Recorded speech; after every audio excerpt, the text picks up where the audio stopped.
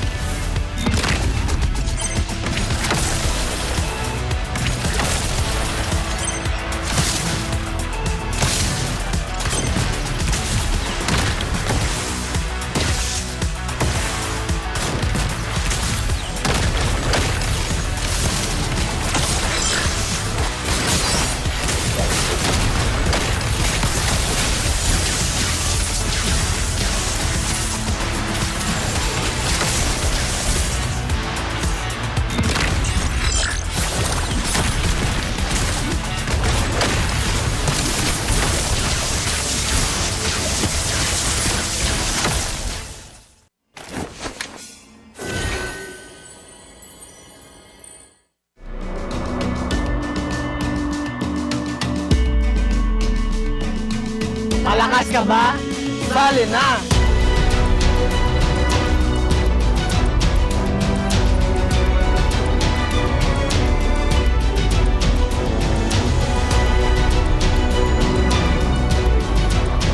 Kita Kids. Kita Kids. Kita Kids. Kita Kids Sa MCC Season 2.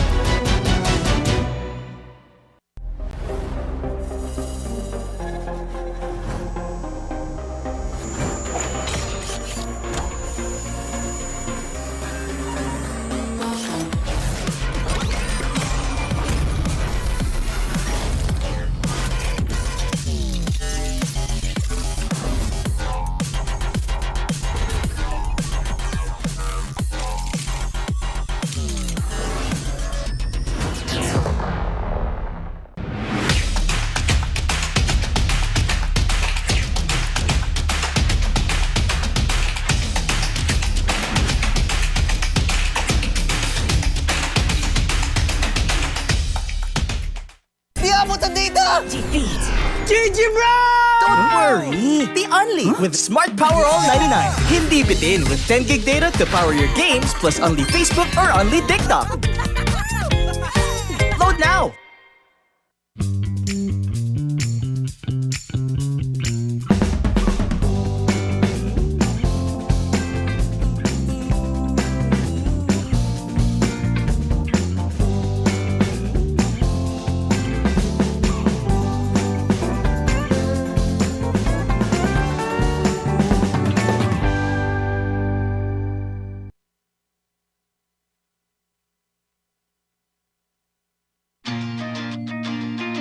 Needs to go to a concert when you can own that stage with your friends.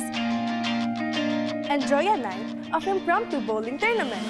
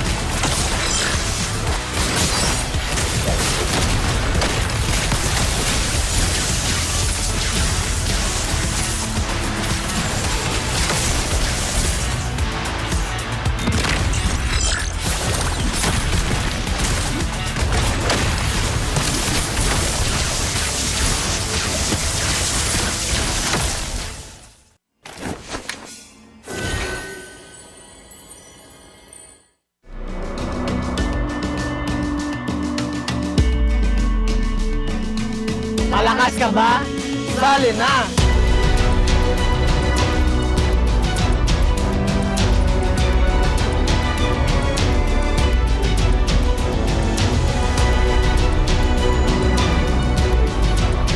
Kita Kids. Kita Kids. Kita Kids. Kita Kits Sa MCC. Season 2.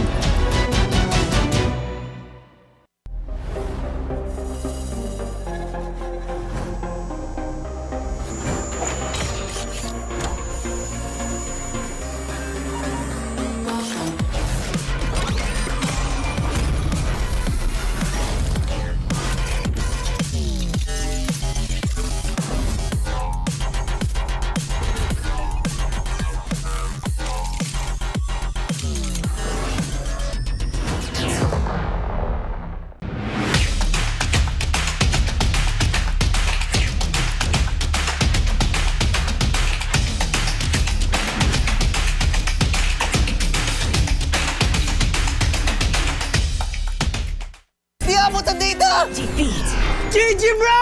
Don't worry! The only with Smart Power All 99. Hindi bitin with 10 gig data to power your games plus only Facebook or only TikTok. Load now!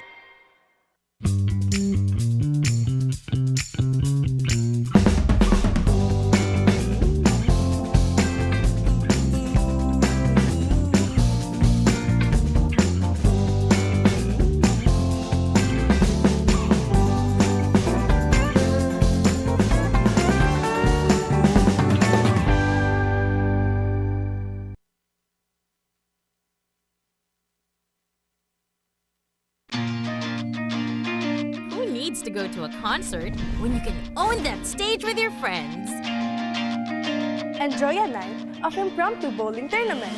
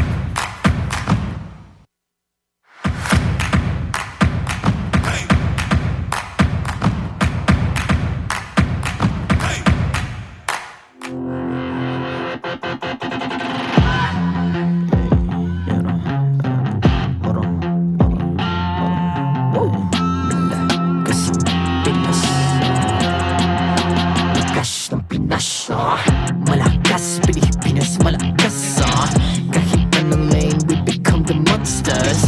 Malakas, Pilipinas, malakas face the golden sun and repping for the 3 stars. Look at us to the top, no ifs, no buts, winning any game para to sa PINAS. Di mo matitin ang aming boses on your level. Nasa kalye man o mobile window, I become a legend. Open fire, we unite, we winners. Built with pressure, the diamonds are made of. Switch na lane na parang gera, HP racing may reset up. Built tagatang buhat ni Hilda, full load SS parang Lyra. Susundan ko ang iyong bakas, kasama patas, tagumpay natin to dahil tayo'y malakas. Para sa Pinas, nasa amin ang alas, hindi tuwa atras, kinikilala sa sa taas kasi kami ang malakas para sa Pinas. Nasa amin ang alas, hindi tuwa atras, kinikilala sa taas, ganito kami sa Pinas. Wow! Hold on, yeah, malakas ang Pinas. We are laging every beat, no surrender, no retreat. Pag nagsama-sama, just imagine what we can achieve. Laging every beat, no surrender, no retreat. Giving 100 all my all, cause we just cannot be defeated. We are unstoppable, immune and invulnerable. Ready ang equipment, lahat frozen, malang crowd control. Pakita ko na jab like beast of the southeast. Sumatawag proud and loud, cause every enemy we devour. Susundan ko ang iyong bakas, kasama pataas, tagumpay natin to, dahil tayo'y malakas para sa Pinas. Nasa amin ang alas, hindi tuwa atras, kinikilala sa taas kasi kami ang malakas para sa Pinas. Nasa amin ang alas, hindi tuwa atras, kinikilala sa taas, ganito kami sa Pinas. Wow!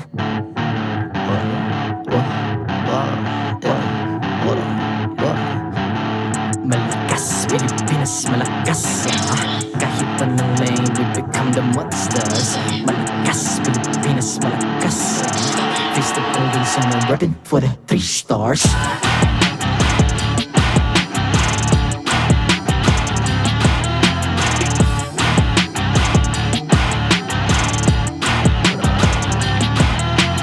Ang lakas ng Pinas, we unite, be the stars. Ang lakas ng Pinas, we unite, be the stars. Ang lakas ng Pinas, we unite, be the stars. Ang lakas ng Pinas, we the stars. Ang lakas ng Pinas, we unite, we the stars. Ang lakas ng Pinas, we unite, we the stars. Ang lakas ng Pinas, we unite, we the stars. Ang lakas ng Pinas, we the stars.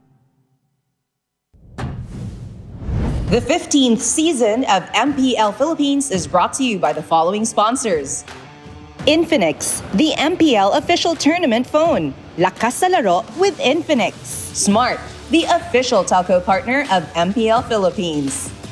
BPI, the official bank partner of MPL Philippines. Mas magandang bukas, buksan sa BPI.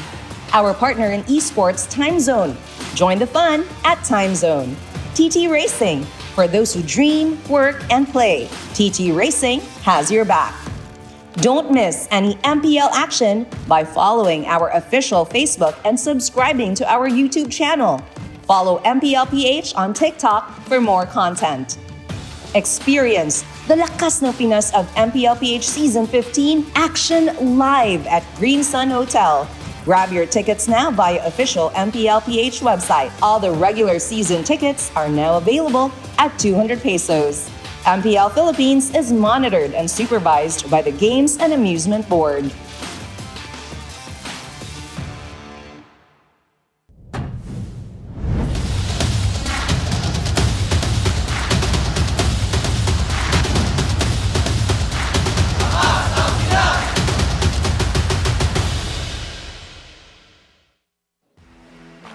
Maligayang pagbabalik dito lamang sa MPL Arena. Ako si Hans Galeria and we are officially starting the second round of Season 15. Kalusi, with all of the matches na kailangan nating asahan, ano bang dapat i-expect ng ating mga MPL fans? Nako Hans, I'm expecting more intense competition, especially sa mga teams na kailangan bumawi.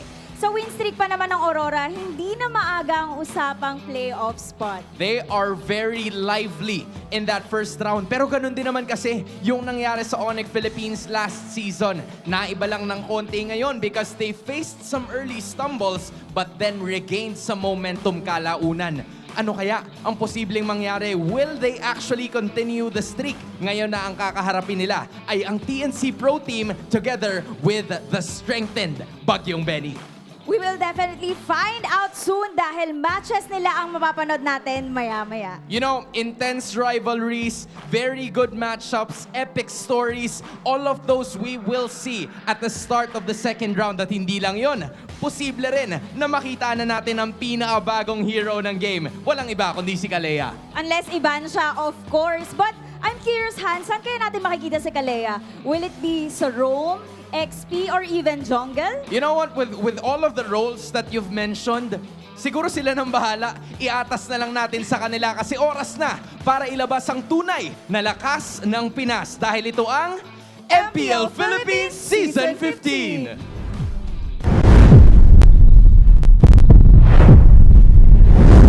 Can't believe how fast time flies because finally we're in the second half of the season wherein we'll witness round 2 matches of the matches we've just witnessed. Will it be the same result or will these teams have their revenge? Welcome to the English Desk. We're together.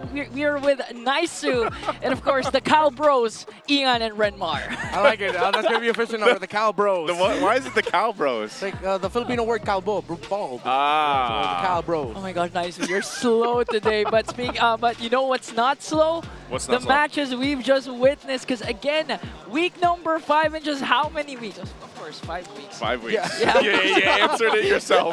yeah. But you know what's faster? What? Of course, our official sponsor, because you can play like a pro with Infinix GT20 Pro, the MPL official gaming phone. Grab yours now and use the voucher code INFIMPL to get us to 1,000 pesos off and exclusive freebies. So GT20 Pro, you can ensure that you will be strong.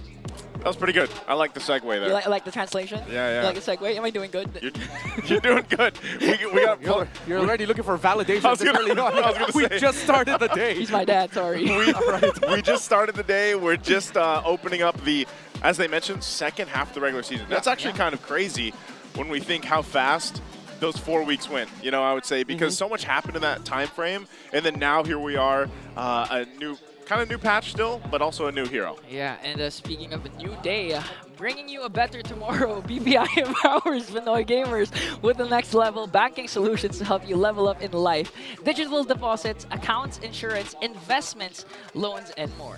And you can start saving for an epic future. Open up your account now at #SaveUpAccount today via the BPI app. Don't miss out on this amazing deal. One ID, 5 minutes, and you already have an account. Open an epic future with BPI. Now, gentlemen, we all know that in the second half, we are already seeing or starting to see the shape of how the playoffs will be becoming. So far, Aurora remains undefeated on top. Is that what you expected coming into the season? Me personally, no. I actually just talked about this previously on my own videos out there. I was one of the people that did not expect this. Now, I didn't think they would be, you know, super inconsistent and whatever people were talking about online.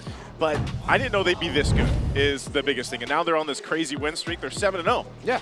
Going into the season, even the members of Aurora didn't expect them to be this good.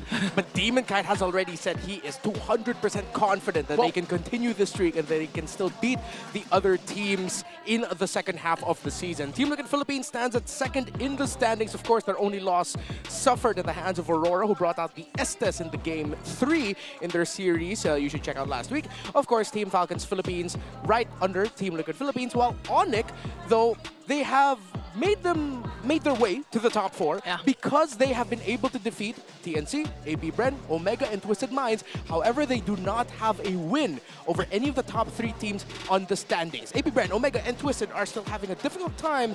Now let's see if their fortunes will change this half of the season. Speaking of major changes, compared to Season 14 and Season 15, we might just witness one of the hottest starts in the season, because so far, looking at the differences, the Season 15 is more intense. Oh yeah, more action, plus 200 kills at this point.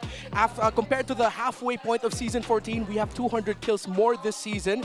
Increase in all kill events are already 2 savages this season, both in the hands of members of Falcons Philippines, while there are also faster game duration extremes, but the game has gotten longer. The longest game of the season, 35 minutes, 45 seconds. Second longest, 30 minutes and 54. The average game time is 16 minutes and 29, although because of the extremes of long games, it feels like it has gotten even longer. If you look at the center of the graphic, you see the blue and red side win rate. It's a little bit even. Let's see how that changes with the introduction of Kalea for this weekend. And of course, for the top heroes pick, this is where we're gonna have to look and see how the meta will change. Suyo, Granger, Phoveus, Farsa, Jawhead have dominated in terms of most picked in the role. While for the heroes band, it's been the same old story. Juician, Fanny, Matilda, Loyi, and Phoveus, same as the heroes pick. How will that change with the inclusion of Kalea is the biggest question heading into this weekend. You know, some things really never change. Speaking of some things that never change, looking at Super Marco, kills with 0, that's living up to his name of Bulletproof, still leading alongside Domin, Kite, and Jome. And apart from that, what shines the most for you in terms of highest records in the game? Before you answer that, I would say, looking at this, it's like a piece of armor, man. I think I would have equipped Season 15 with all those green numbers over there. Oh, yeah. That's a lot of benefits. That's a lot of benefits. That's a lot of defense. I like it. Like our RPG mindset here is like it's throwing me off, man. Yeah, I like it. I mean, that's what we were talking about earlier in terms of like the kill events. Yep. Double kills, maniacs. We've already had 4. All the turtle kills, poor turtles, and the lords as well. So yeah, it's been a very kill-hungry season. Woo. But it has shown. It has, and the one thing I see from this too is our rich guy isn't even a gold laner.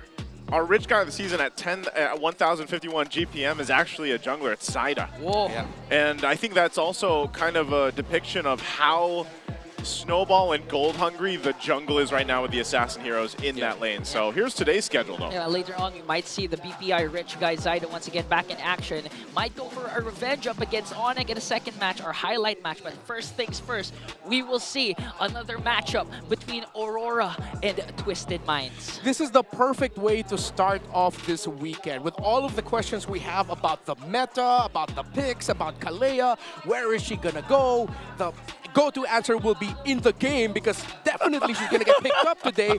It's Coach Master the Basics and Coach Bonchan. We know their track record in terms of drafts, how crazy they've gotten with their picks in the past and even in this season so far.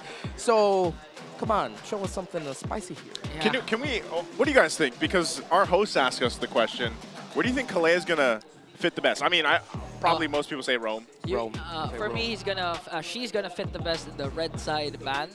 Yeah. For sure, I'm betting 100% ban on the newest hero, Kalea. But again, going back to Renmar's point, the epitome of the Ube lotion. Ube lotion is something different. You only use that on the weekends, and it's only a Friday. The epitome of the Ube lotion. Again, the coaches, Coach Master the Basics and Bonchan, shared the same banner under Blacklist International, and now they're actually reinventing what it means to play an Ube style. I like it. It needed it though, because there had to be some form of an evolution of the Ube strategy. Yeah. We saw little glimpses of it, you know, the past 4 weeks, and now you kind of consider that we still were seeing an evolution of this even before we consider that Kalea is coming in now this week, you know. So and the one that did that the most obviously was Renegade last week, where he just played how many different roams. 2. He even brought out the Estes, right, which had great success. And so now again, this Ube strat, is it going to change more? Is it going to continue to develop? And then you throw in Kalea into the mix. Yeah. Again, when we talk about the Ube strat, it's about utility jungle with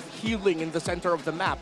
Twisted Minds, I feel like, is the one who has shown that more so far this season. With their attempt to bring in Alice in the jungle, a Angela either as a roam or mid, Florin and or Matilda for Escalera, and even Haji flexing fighters in the mid lane to try and make sure that they can bring in the Alice in the jungle or utility in the jungle. So if you talk about the master of the Ube strat so far, in terms of trying to make it happen yet again, it's been Coach Bonchan. But with Aurora and Coach Master the Basics, literally they have gone back to what made the Ube strat work so hard. It isn't the healing, but it's the understanding of your power spike at the 6 to 8 minute mark. The picks for Yue has been crucial for that. You don't see it on the board there, but the Sicilian is something very important.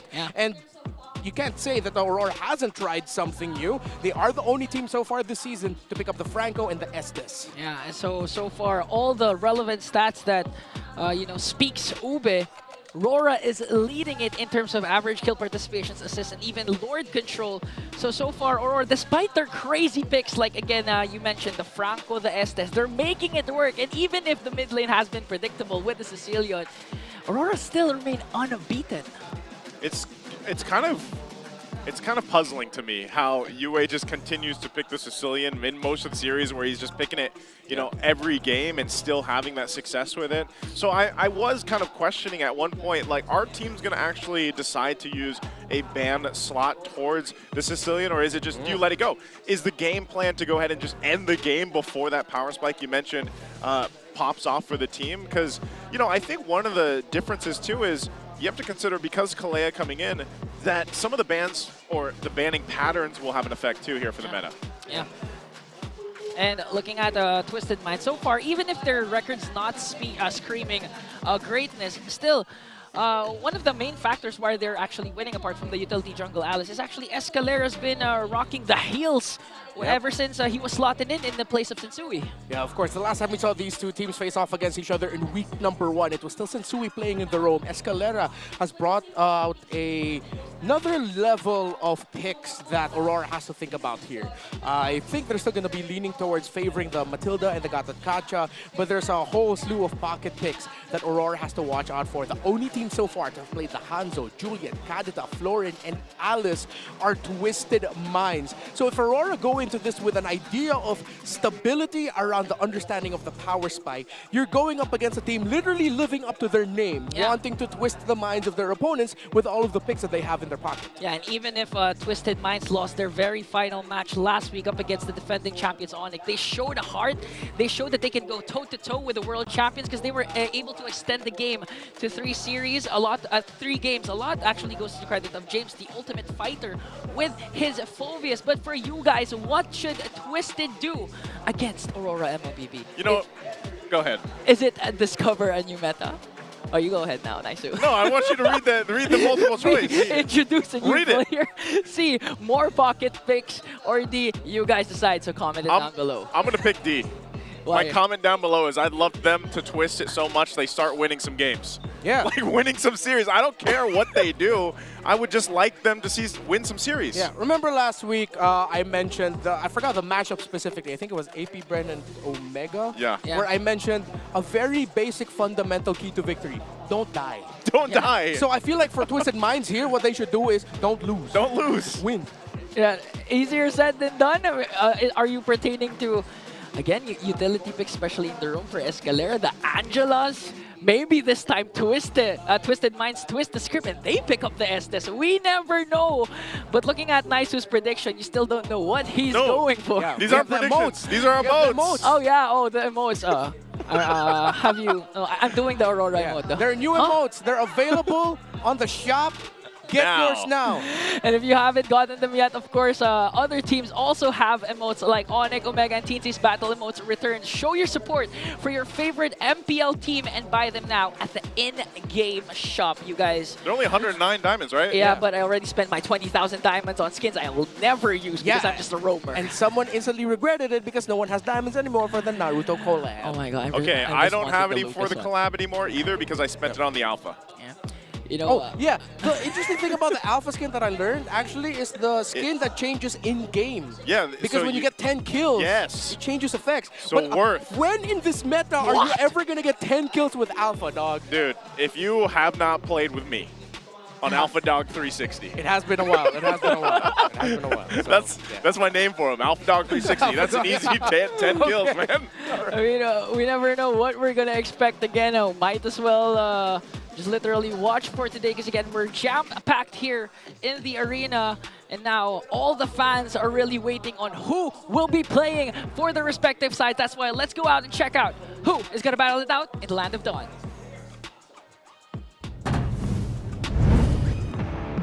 To oversee and uphold the tournament's integrity, guiding us through this match, our marshals, Joshua, Chico, Sent, and David. After ending the first half with a spotless record, can the lights glow brighter in the coming weeks, or will there be a twist in the story? It's Aurora and Twisted Minds. the EXP laners, Mr. Consistent Edward, and the Ultimate Fighter, James.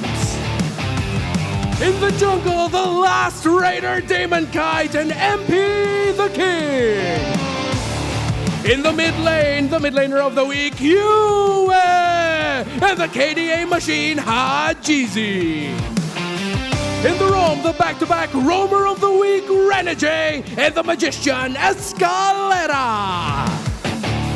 And in the gold lane, our back-to-back player of the week, Damon Kite, and making his debut, Jamal. And of course, their coaches, Coach Master the Basics and Coach Bonchan. We are bringing back another classic because it is time for the face-off. Coach Bonchan, this time around, gusto nyong bumawi. Ano ang palag mo? Hindi ako basta-basta nagiging random post. Coach Master the Basics, the first time you guys met, you guys got the win. Paano mo masisigurado na sa inyo rin to? Ano ang palag mo? Meron na akong bagong page. Random post, bagong page, coaches, fist bump. Players, you can all do the same dahil magsisimula na ang laban sa pagitan ng Aurora Gaming versus Twisted Minds. Kaya naman, casters, rekta sa inyo. Round 2 matchup is about to begin between Aurora versus Twisted Mind. But one thing that stays the same, the consistency of these 5 young men.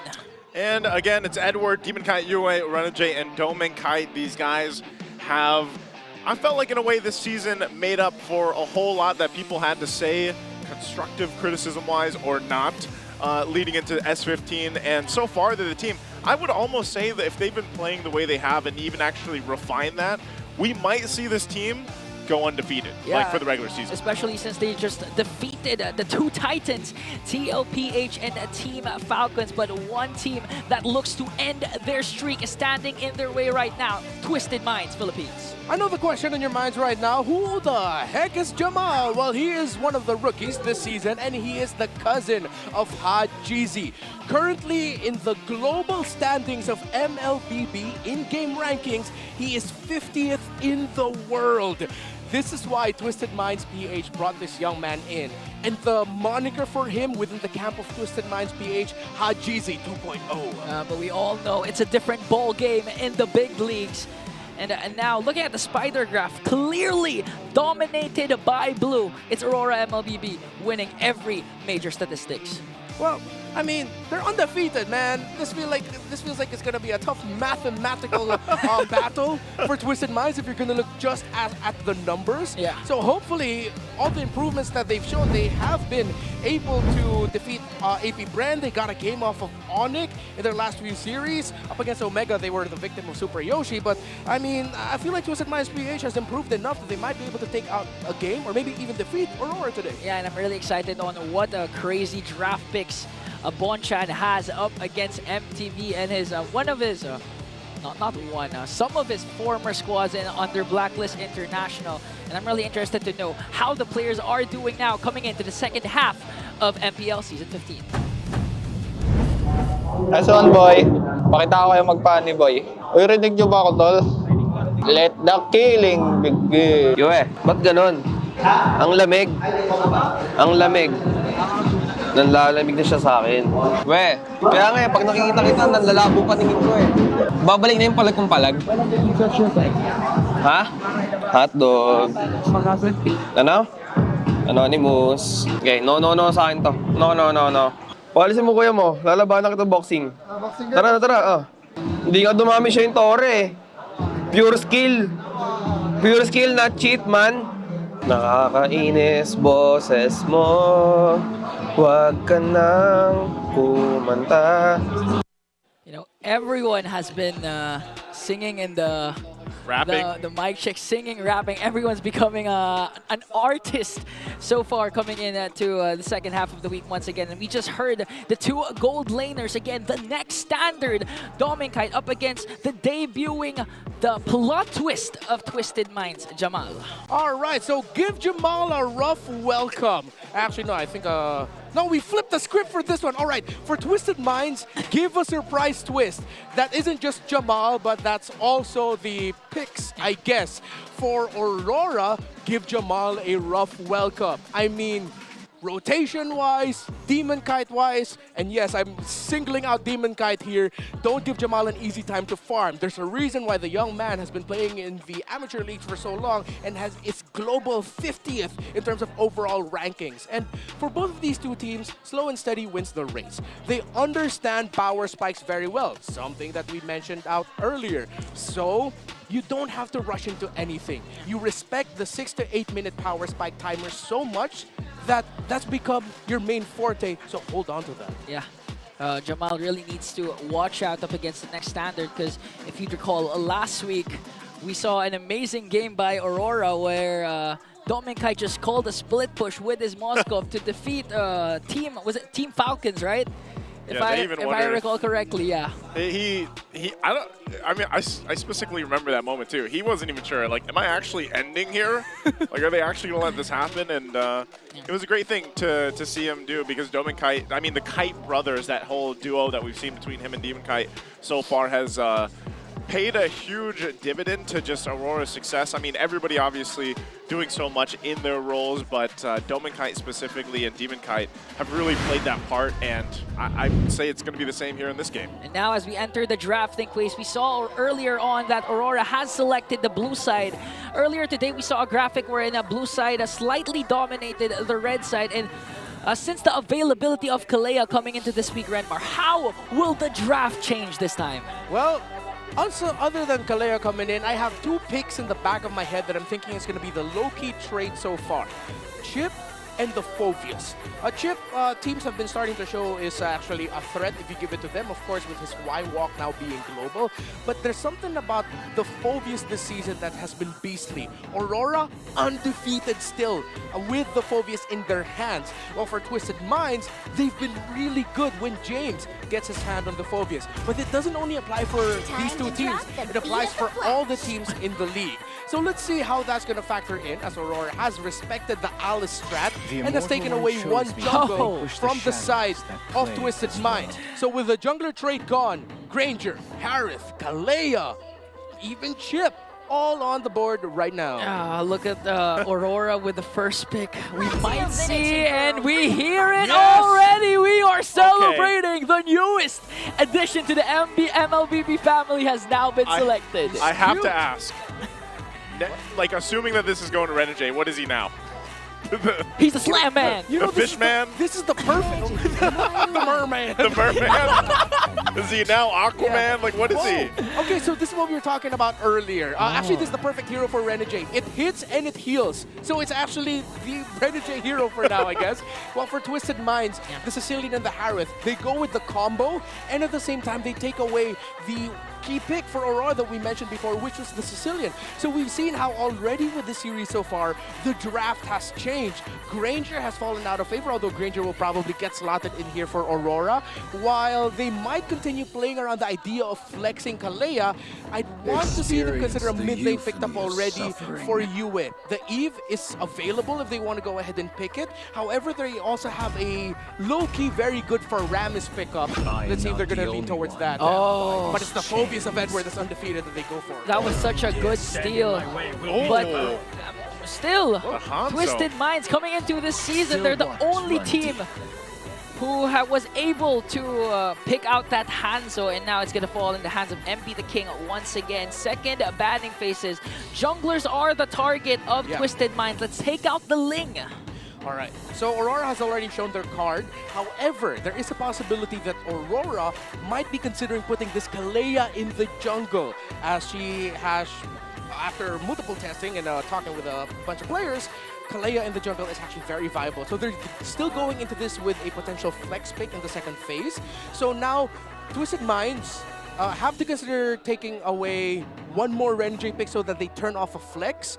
I don't want to see them put too many jungle bans, because I feel like that's already enough, unless they want to take away the Hayabusa from Demon Kite, which has also a pretty good track record for him. If I'm not mistaken, he is 2-0. I was gonna say I think he's undefeated on the Hayabusa. Yeah.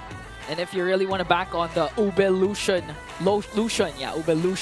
strat again, you could go one of the heroes that you mentioned earlier on, the Alpha, who has an amazing skin, can fall in the hands of Demon Kite if Twisted Minds continues to twist or put a chokehold on how many junglers are remaining for Aurora. Last bans are up. Twisted Minds, again, they are going with the Farsa ban, so they're limiting what Yue can also dish out in the Land of Dawn. I think it might be quite annoying for Aurora or for Twisted Minds to deal with a Faramis plus a Kalea in the center of the map. That's a good amount of crowd control, and you can help it out. However, there's a possibility that despite the nerf onto Hanzo, which reduced the capabilities of his Hanekage form, that's when he goes all angry demon ghosty, you know, that one for skill 1 and the ultimate.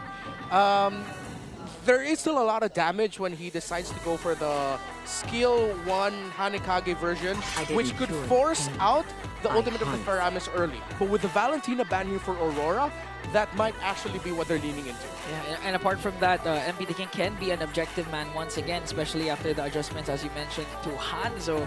So right now, Twisted Minds, they're still lacking a roamer and an XP lane. James's Phobius has now been taken off by Edward, and they stick with the Gatotacha. How will Aurora respond? Last 2 picks. For the mid lane, I think maybe they do go with the Faramis. Yeah, Faramis would be a ton of the utility. It's going to be nice to see UA pick up something else too, just because the Sicilian was taken in that first phase. Yeah. And then for the last one, this is kind of the question too. You mentioned this earlier, Redmar. Is the Kalea going to be? Could it actually? No, it can't be flex anymore, can it? Unless it is in the jungle, which they questioned earlier. But there's a Lucas.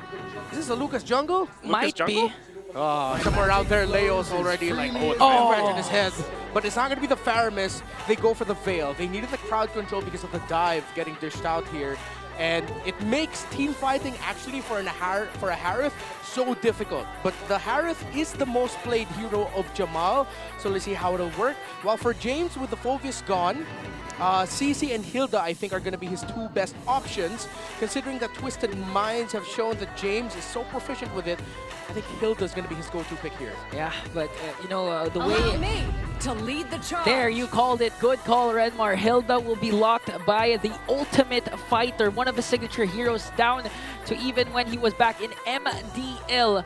The lineups are set. We're seeing sort of switches when it comes to the mid lanes, especially Yue this time doesn't have his signature Sicilian. It's going to fall in the hands of Twisted Minds. And of course, the debut of the much-awaited Kalea will be in the hands of the Merman, Renegade. Yeah, the stable's so excited. Inga's already smacking it. Yeah, because, you know, second half, we already see the Kalea right in action. And for you guys, if you haven't tried out this hero, you gotta try it out. Because, again, it's easy win, a sure win in ranked games. And so far, still, the draft index leaning towards Twisted Minds. Yeah, I think this number is quite skewed considering that we don't have enough data on the Kalea just yet. But then again, Lucas Jungle does not have a glowing track record even since SPS. Yep. So it's been a while since we saw Lucas Jungle that didn't struggle. Let's see how Aurora will make it work. Game number 1. Will we see a revenge tour for Twisted Minds up against the undefeated kings of MLBB? So far, Aurora, or will Aurora continue their dominance?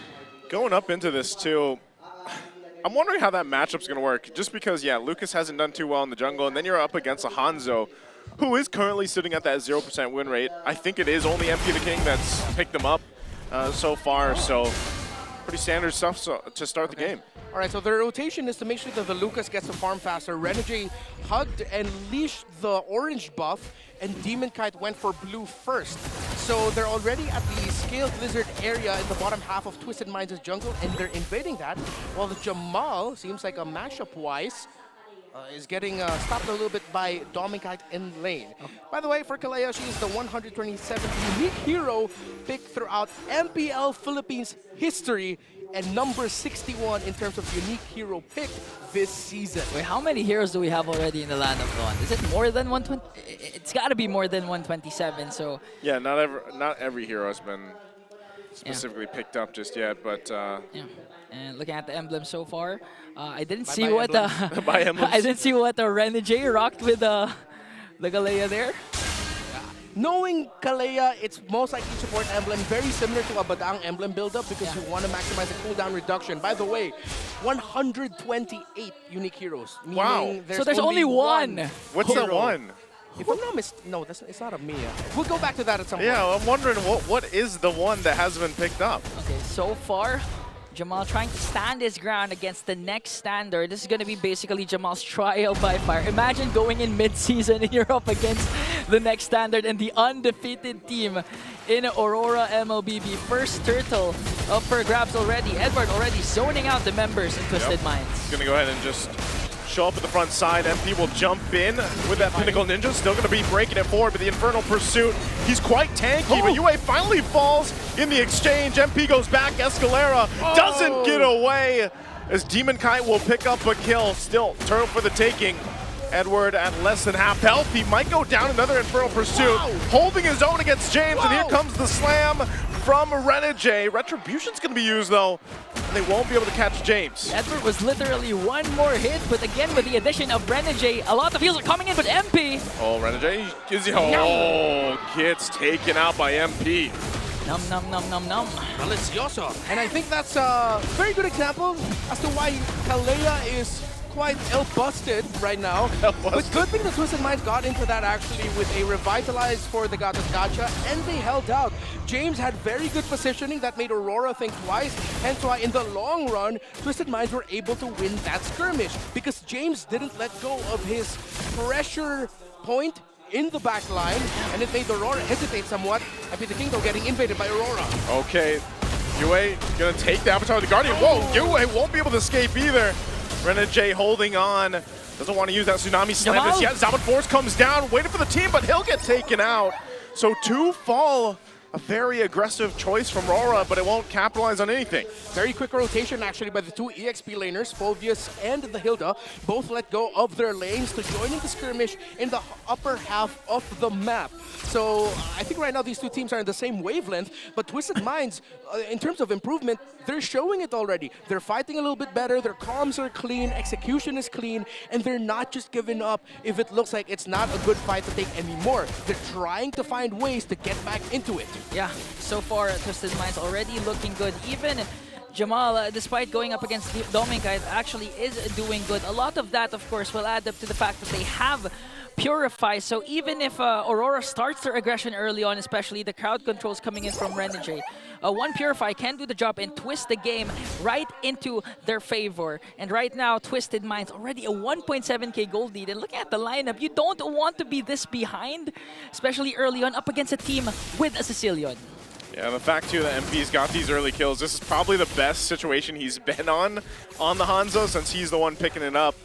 So on his way to go ahead and scale up, goes in now for Edward, might be able to pop off the feast. Infernal Pursuit again, comes through, has to flicker defensively, but he's still alive, goes down, jumps on in, and Edward survives the 2v1. Oh my god, the Brave Star worked, but look at this! There's a Tsunami Slam once again. Renegade will back off, bought enough time, but Escalera popped the Revitalize. Jeezy goes down, and Avatar of the Guardian going to be used from Escalera.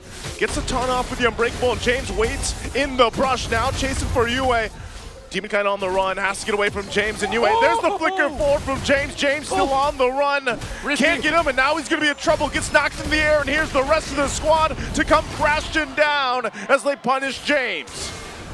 Twisted Minds slipped on the discipline there. In lane, Jamal gets single-handedly taken out by Dominkite, while James committed the flicker, tried to outplay the Lucas in the beast form, the Sacred Beast form, just wasn't the right call there by James. And now the early efforts of Twisted Minds have slipped out of their hands, and it's going to the side of Aurora now, with them being able to break the first tower in game. Okay, Jamal pops his Purify already. They're trying to go in, flickers out for Aurora, but Twisted Minds going for the chase. MP looking to get the feast off again on UA. Hajizi will clean up their kill, but enough damage from MP to cap it off. So they do get a kill in that, but they did get the Purify. Again, they have to play around Renege's pressure with that Kalea and that Tsunami Slam. Really a back and forth matchup happening right now. BennyQT already has his Hunter Strike and Sky Piercer, so you can expect the range and the aggression that Aurora can bring. They can pour it on to Twisted Minds at any given moment. But looking at the matchup, it's all boiling down to extended team fights. So far, if Twisted Mind, if they don't have the Revitalize, they're having a hard time, especially countering out Edward's Brave Smite, and not to mention the heals coming in from the Hitman, the Merman rather. The Merman. Well, Aurora has to look out, though, for MP the King. 2 kills already, and both of them coming from the back off of being able to maximize the Soul Snatch. That is the name of his Demon Feast when he is in the Forbidden Ninjutsu or the Hanekage form. And that was the one, if I'm not mistaken, was nerfed a little bit. The buff was in the human version, the Demon Feast form. Okay, now Twisted Minds trying to aid Jamal in his own lane.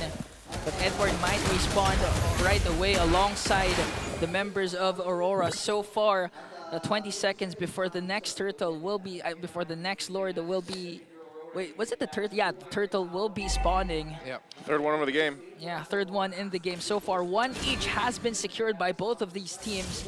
And again, it's going to be a matter of who's going to, so far, do a crowd control first, because we haven't seen much crowd control coming in from the Hitman himself. Yeah, it keeps getting cleaned out or purified out. So we've seen it a little bit, usually onto Escalera.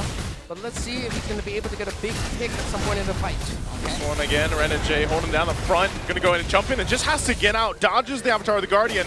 But they're going to respect MP as Haji fell, and now they're going to fight for it. MP gets the turtle. Last one of the game, but they're still going to force the fight. Jamal in trouble, too. Under this Almond Force. Won't be able to escape BennyQT. And they get Escalera, too. They might have lost the turtle, but they got 3 kills. And it's looking like they're planning to extend that by going for the middle lane. MP the King trying to delay the push of Aurora, but this time you can already feel a Renege. He has the capability to go ahead and do that. He's jumping on in. They're going to be looking for James. James won't be able to survive the shots coming out from BennyQT. Now the mid turret, the tier 1's going to fall. MP again goes in, finds it, and takes out Renege. He's really using that Soul Snatch very well as an execute. Although Aurora does have the lead here, they were able to win the last team fight. Good call by Aurora, specifically BennyQT. Go ahead and chase Hajizi. The Sicilian is the key piece for the Twisted Mind strategy here. And although he has suffered 2 deaths, the farm has been going well for him. He has a big lead compared to US Vale, who only has around 4K, while he's getting closer to the 5.5, 5.6 mark. I'm talking about Hajizi. And when it gets to the very late game, Twisted Minds actually has a very gnarly late game lineup that can defend quite well around the raw damage between the Harith, Sicilian, and the Hanzo. The only question will be is if Escalera and James can hold out long enough for their main damage dealers to do their job. So far, we've seen Escalera and James actually try and isolate the backline of Aurora, but the mobility of Aurora that they're showing just goes to show how capable they are for going this. But look at this! Look at the damage for him. Even Edward, he's not taking enough. He gets back MP, but there's the knock-up into the windstorm. UA finally catches MP, gives him his first death. Okay, so the #1 problem that Aurora was facing was MP the King's Hanzo, and they were able right away to make quick work of that. Heads-up play coming in from UA for finding where the body is lying, setting up Aurora for might be a clean Lord take, because Twisted Minds, they have to give this away. All right, the first Lord now going to the side of Aurora. Twisted Minds will have to play from their defense. Luckily, Hajizi didn't have a hard time farming up. Now the question is if it's Jamal on the board. In terms of the items, he's already up to, well, only the Feather of Heaven. Still waiting on his third. Once the third item gets locked in for that Harith, the defense for Twisted Minds is going to go well, since Magic Lantern is already up for the Sicilian. Look at BennyQT, though. No death just yet. Already up to 4 items with the Sky Piercer, Sea Halberd, and Malefic Roar after a Hunter Strike. So other than the question of will the front line of Twisted Minds be able to hold on long enough for their backliners to deal damage, can they even reach Thumbing? Close call there. But still, Aurora, the Pinnacle Ninja, it's just quick work for them. It's just easy work. They can actually burst him down right away. as you mentioned, Renmar, the damage so far from Aurora clearly is there, and they might be even able to take away an inhibitor turret if things go well for the Northern Lights. Again, their Holy Shields still for Twisted Mind has been popped. That's good pop there for Aurora, so the Lord can CJ onto the bottom lane. Go ahead and pop those down. Lord will charge in at the bottom base turret. Twisted Minds holds on, they can clear it out. MP's now going to join the fight, jump in, takes a ton of damage already, has to go back. Returns back to his body.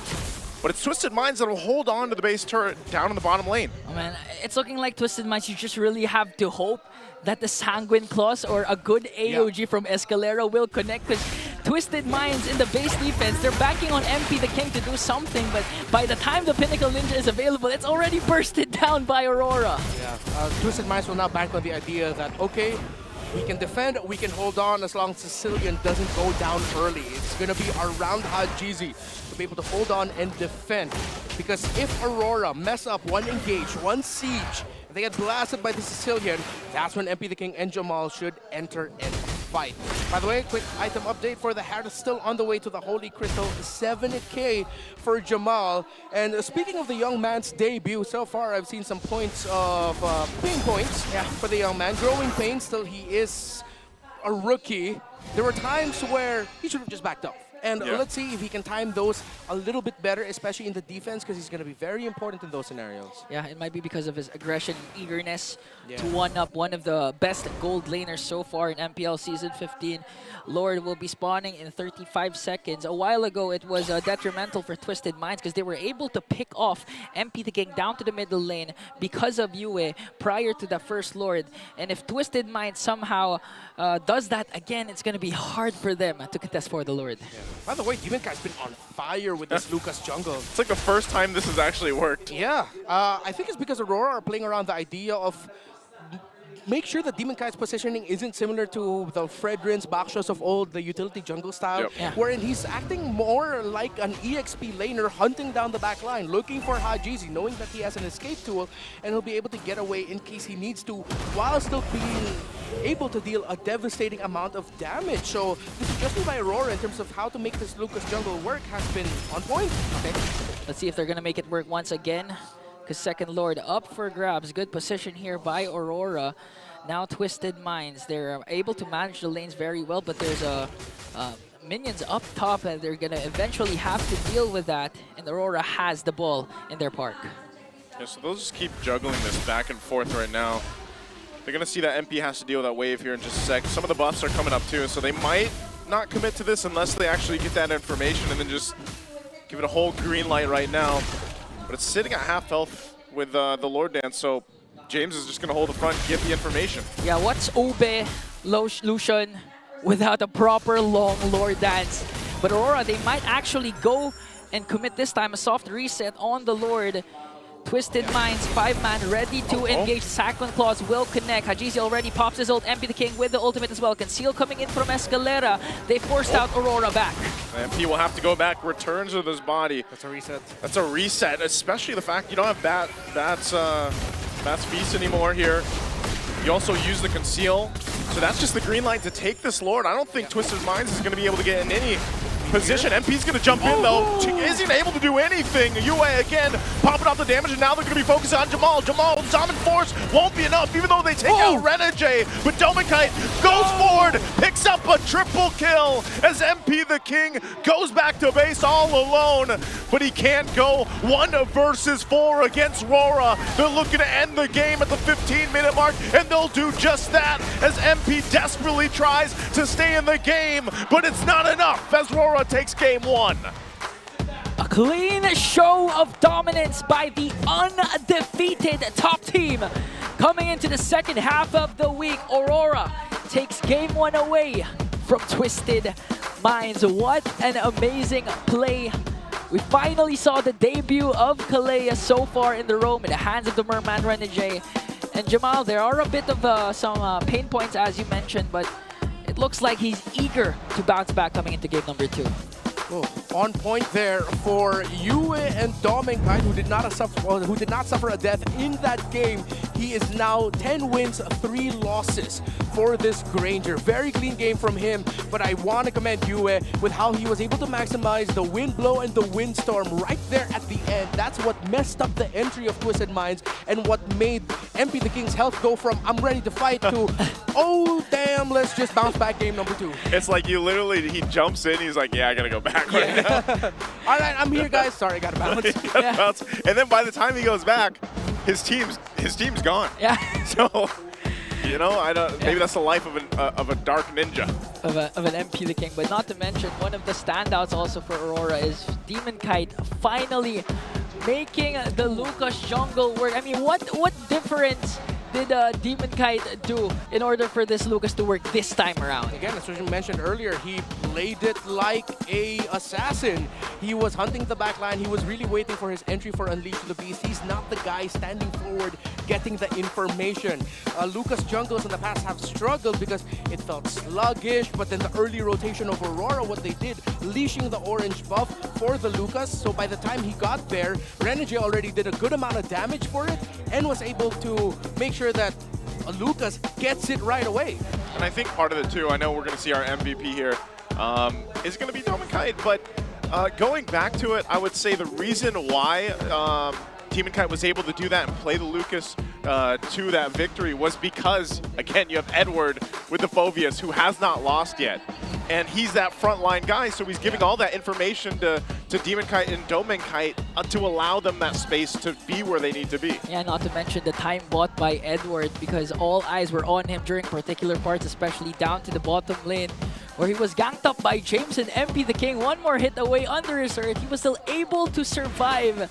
That's how good Mr. Consistent was during game number 1. And looking at the early start, actually, Twisted Minds, it looks like they were in full control because there was a part even that Twisted Minds had an almost 2K gold lead. This is where they slipped, and this is where I'm thinking Jamal should have just backed off instead of diving into this with his dashes and the Zaman Force. I knew he was under it. I know that there are members of Aurora low, but at that point, it was a losing effort for Twisted Minds. But the MVP highlights, of course, will highlight what DomenKite brought to the table here, which was stability and consistency. Staying alive, being very difficult to take down. He's one of the best, if I'm not mistaken, the best Granger so far statistically this season. DomenKite, man dubbed as the next standard. He's top gun this season 15. Yeah, and he's showing what he's capable of, even up against a team as resilient as Twisted Minds.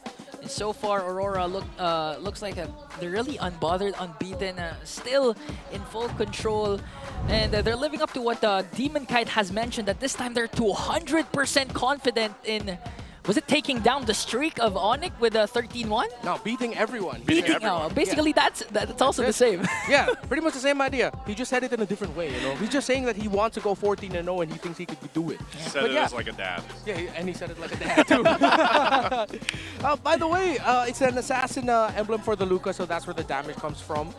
But it also went sort of like hybrid. It used raw damage to be able to use Spell Vamp to bring his life back to a healthier amount. So instead of building for defense, except for that Brute Force Breastplate and those Queen's Wings, he went for raw damage first, then with items with good Spell Vamp and cooldown reduction. So that's how he stayed alive. That's how he was able to stay tanky for Aurora. But again, they didn't play this as like a utility jungle where he's holding the front.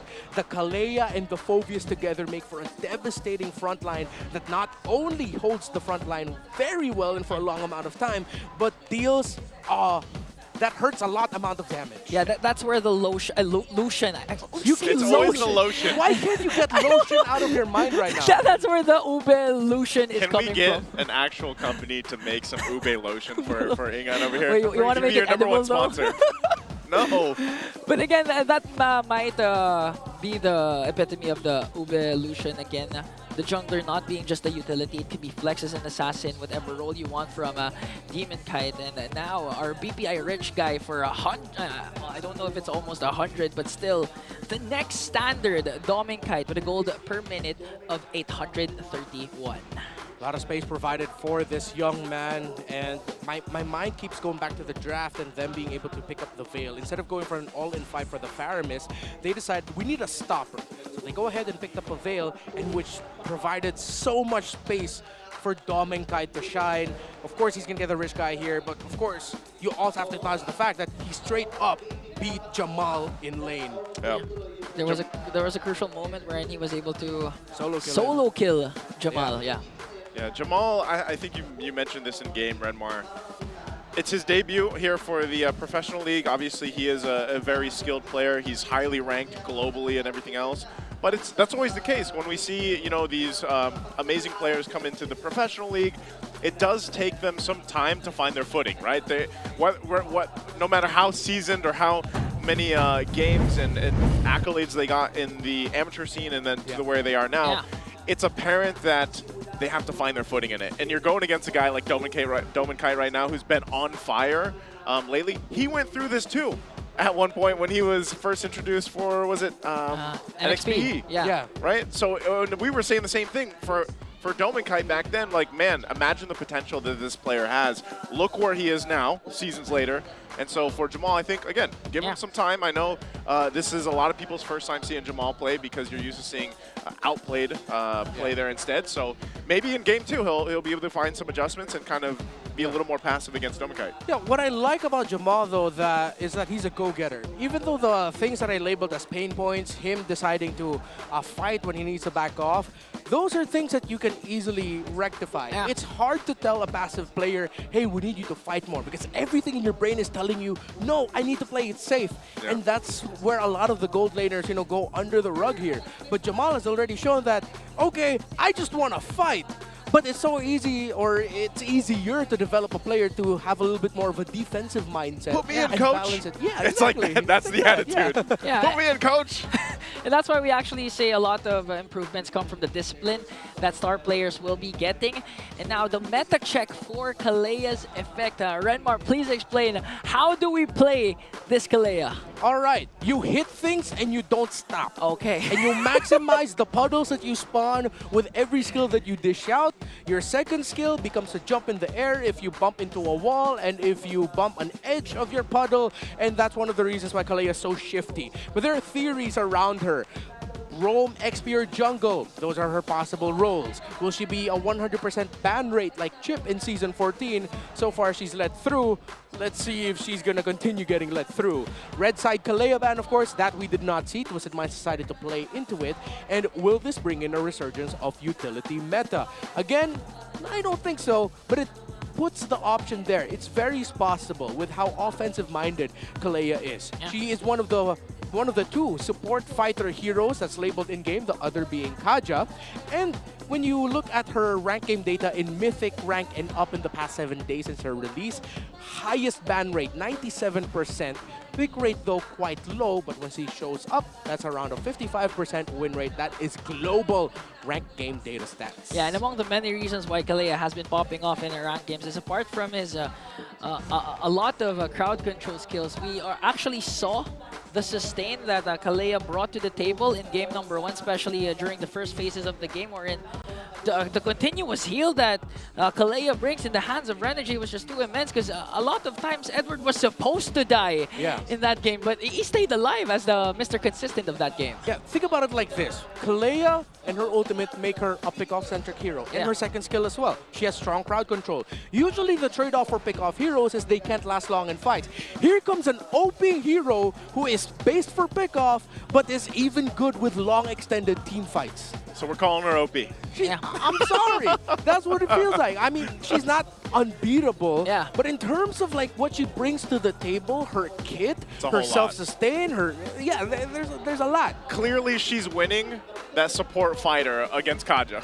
Yeah. like Kaja's got his divine judgment, but that's it. That's about it. That's it. His other abilities aren't as useful as Kalea's kit here, and I think one of the things that really plays a part too is you saw how effective it was when, again, just the ultimate alone, the Tsunami Slam, it's going to force out all those purifies. So if you actually are able to just go ahead and, let's say you catch someone or you don't, but you get a purify or it's picked up by a team, that's going to force those battle spells to come out. There's going to be multiple purifies.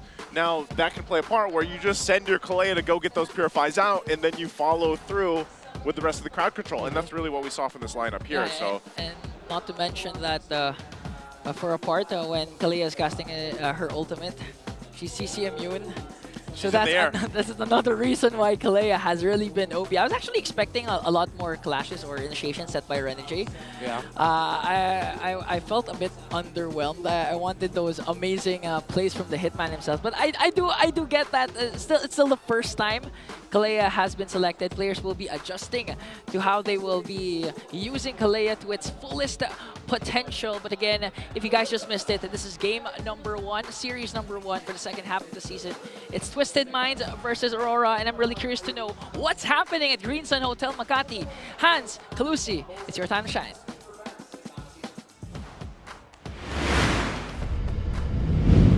Maraming salamat sa ating mga casters. Kanina lamang ay may chance tayo para makapanayam si Jamal making his debut match for today together with Coach Bonchan representing Twisted Minds. Kalaban nila ang Aurora Gaming who's currently up in the series 1-0.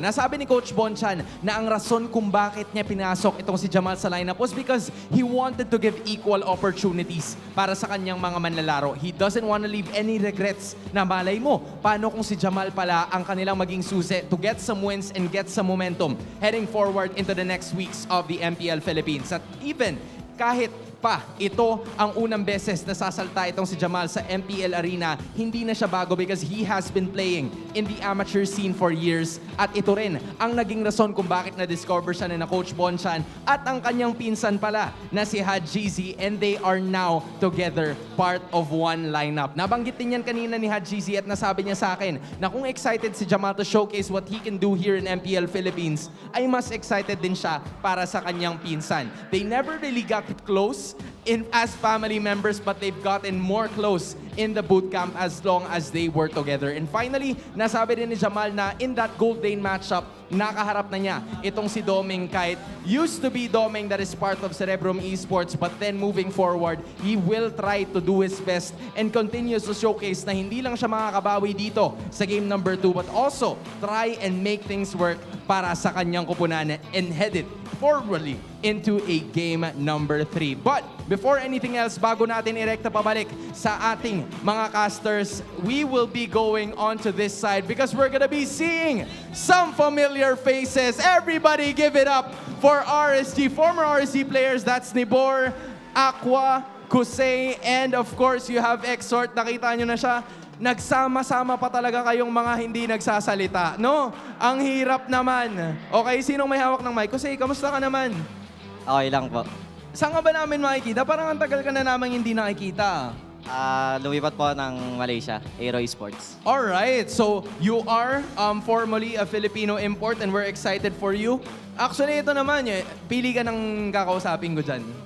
Kasi hindi, na tumingin na. Sige, Nibor. Nibor, parang ang tagal ka namin hindi nakita. Kamusta ka naman? Ano nang pinagkakabalahan mo ngayon? Okay lang po. Nag-RG lang, RG boy. RG boy ka muna today, RG boy. So, may chance ba na makita ka namin like in the future with like an MPL team, NDL team? Nandun pa rin ba yun? Kino-consider mo pa rin ba siya? Opo, inaantay ko lang po matapos yung, basta yung ano. Okay, inaantay niya lang matapos yung basta, kung ano man yung kailangan matapos. Exort, parang nakita ka namin dito last week nagkaayaan lang ba? Paano ba nangyari to na magkakasama na naman kayo ulit? Biglaan lang po nagkaayaan. Tapos gumawa na bigla ng GC. Tapos ayun po, sumama na po kaming lahat. Kasama ko po dapat si Irad pero hindi siya natuloy. Okay. So Irad, sayang naman kung napapanood mo to, nakaligtas ka kasi na-interview yung 4. Aqua, kamusta ka naman? Parang, ang tagal ka na kasi namin hindi nakikita. Na-miss ka na namin na nandyan ka sa entablado. What do you think of the matchup so far ng MPL Philippines? Itong Aurora versus Twisted. Nakaka-enjoy po manood. Sarap. Nakaka-enjoy manood. Parang mukha namang nag-e-enjoy ka. Tapos may nabanggit din sa akin kanina yung Kalea daw. Nalaro mo na ba yung Kalea sa RG or nasubukan niyo na ba siya, boys? Oo po. Medyo medyo parang daya niya gamitin. Madaya yung hero. Nararamdaman mo. Exort, ikaw? Oo, madaya siya pero mayroon naman din siyang counter ngayon. Meron na. Na-miss nyo ba maglaro sa MPL Philippines? I wanna know, honestly. Ikaw, Exort. Para sa akin, kasi parang Philippines yung pinakamalakas na bansa sa buong mundo eh. Kaya parang nakamiss din maglaro dito. Philippines ang pinakamalakas sa buong mundo. Just respect. Ikaw, Nibor, sa'yo ko sisimulan, tapos dito na tayo sa dulo bago natin i-toss pabalik sa ating mga casters. What do you think of this matchup? Aurora or Twisted Minds? Twisted po, 1-1 yan. Twisted. Dito po ako nakaupo eh. Ano? Twisted po, dito po ako nakaupo. Sa Twisted ka kasi nakaupo. Okay. Okay. So, Twisted 2-1 ka. Okay? 2-1. Exhort? Ano? Twisted din, 2-1. Twisted 2-1. So, dalawa na para sa Minds. Aqua? Twisted din, 2-1. Twisted 2-1. And finally, Kusei? Twisted 2-1. Sorry, Kite. Wala eh.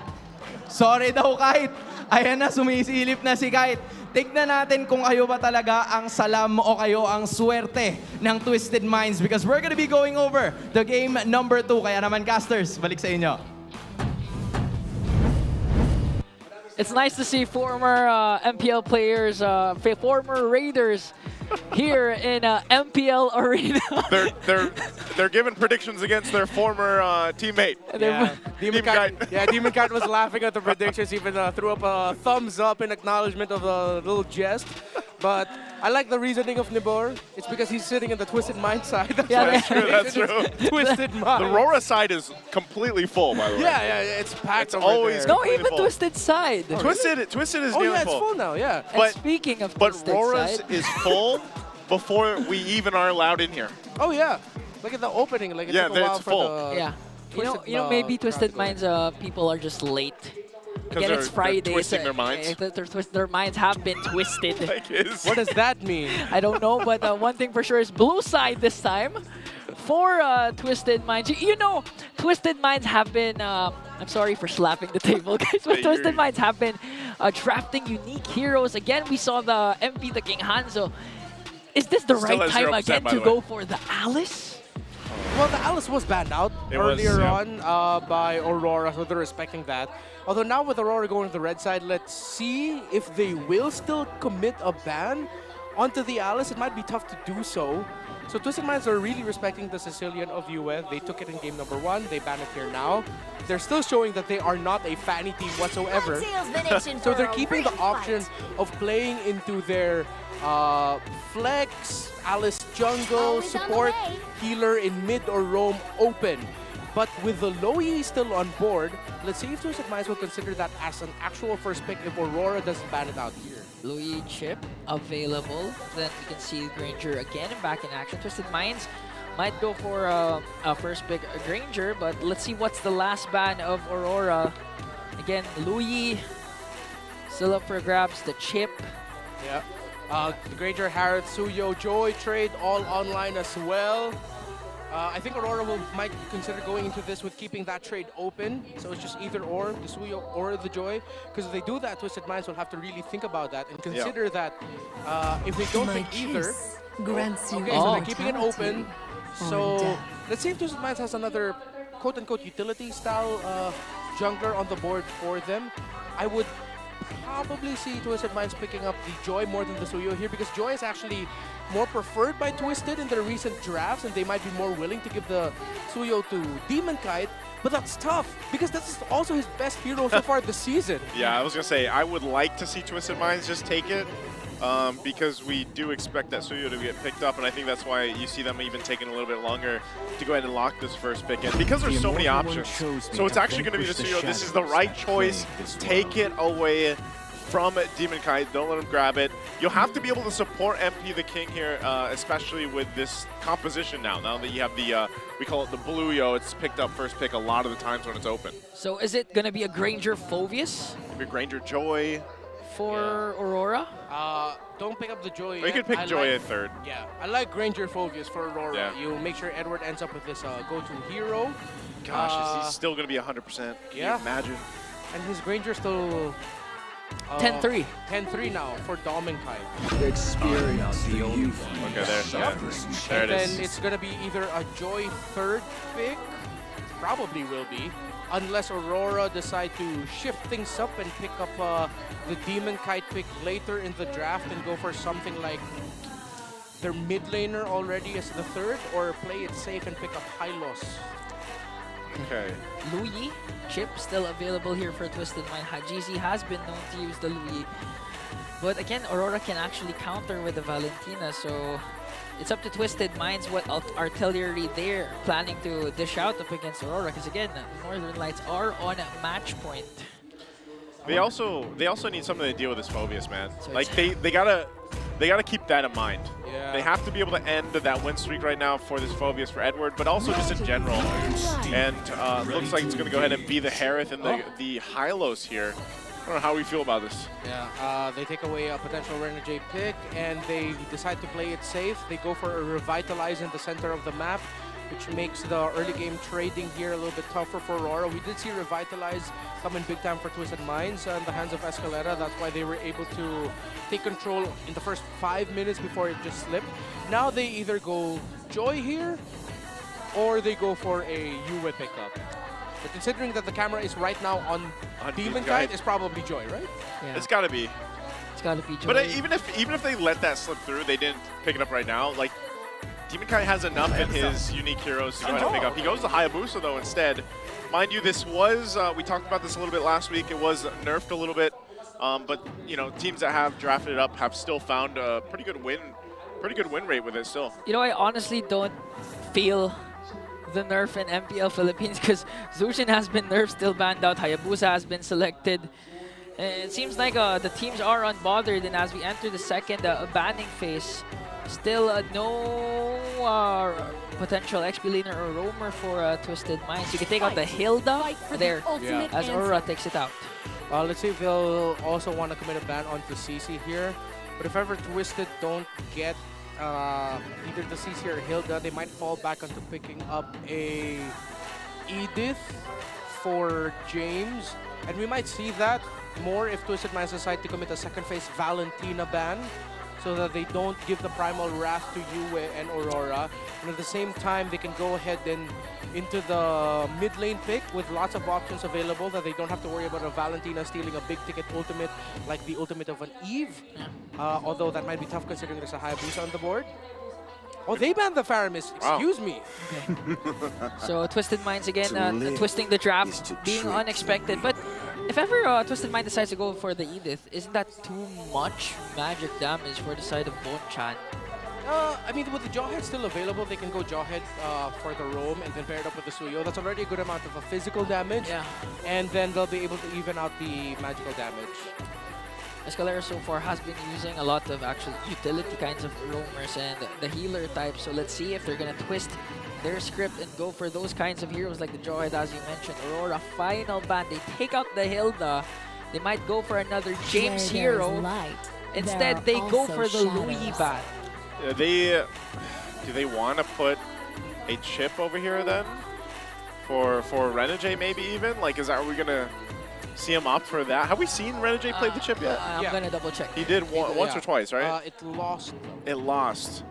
And that's the thing about Renegade too. Like he showed so many unique heroes so far up to this point that you know, you can go ahead and ban out some of those options for the roam, but ultimately he's going to have something to play, and he's been able to find success with it.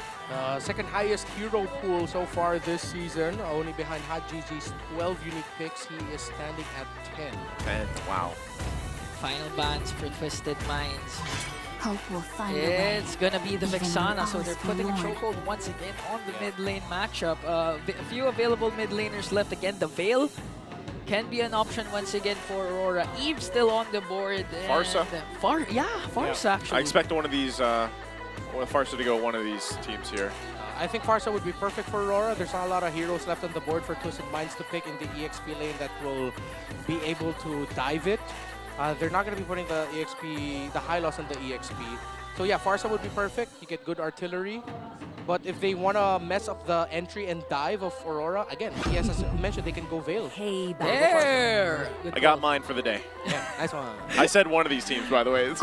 Could Glue be a good option for Twisted Minds? Yeah, it needs to be something like a Glue now. It can't be the duelist type. You need help for your sustain and tankiness. However, that makes you a full dive comp that might make a mid laner that is backline focused struggle. I think Twisted Minds needs an option for the late game. Unfortunately, with the Sicilian banned out by them, best option for that is gone. So this might be a tough swerve here for Twisted Minds. I still think they might just accept their fate and lean towards the Edith and then pick up a Valentina so that you aren't worried about being alone in the back. Oh, there you go. Okay. Oh! Valentina Glue, you mentioned the Glue earlier. There it is. Probably one of the better heroes and options going against the Phobius. Valentina, you cover your bases. You can also take the Feathered Airstrike for yourself if you want to go ahead. And also depending what this last pick in the roam is going to be. So there should be at least a couple ultimates that are actually very valuable to go ahead and take. Okay, so based on the picks of Renegade, he's been picking a lot against second comes of most unique heroes. I'm really wanting to see the Tigreal at this point, honestly. I want more action for today. Speaking of action, it might be badangable for him. Oh! Badangable. It's badangable. It's badangable. Hey, this game is badangable. Let's go. Come on. Bring your ube lotion and let's go. It's not. It's a jawhead. Okay. Whoa. That sounded like a jawhead. I thought it was a jawhead. This is definitely Frankable. Yeah. Because Franco, they go for pick-off instead. Back to the hook, man. Yep. Last time Renegade rocked this Franco, or the first time he did, was up against Team Falcons. And up against the Harriet as well of Super Marco. This time, will he be able to replicate an amazing performance to seal the deal and sweep Twisted Minds?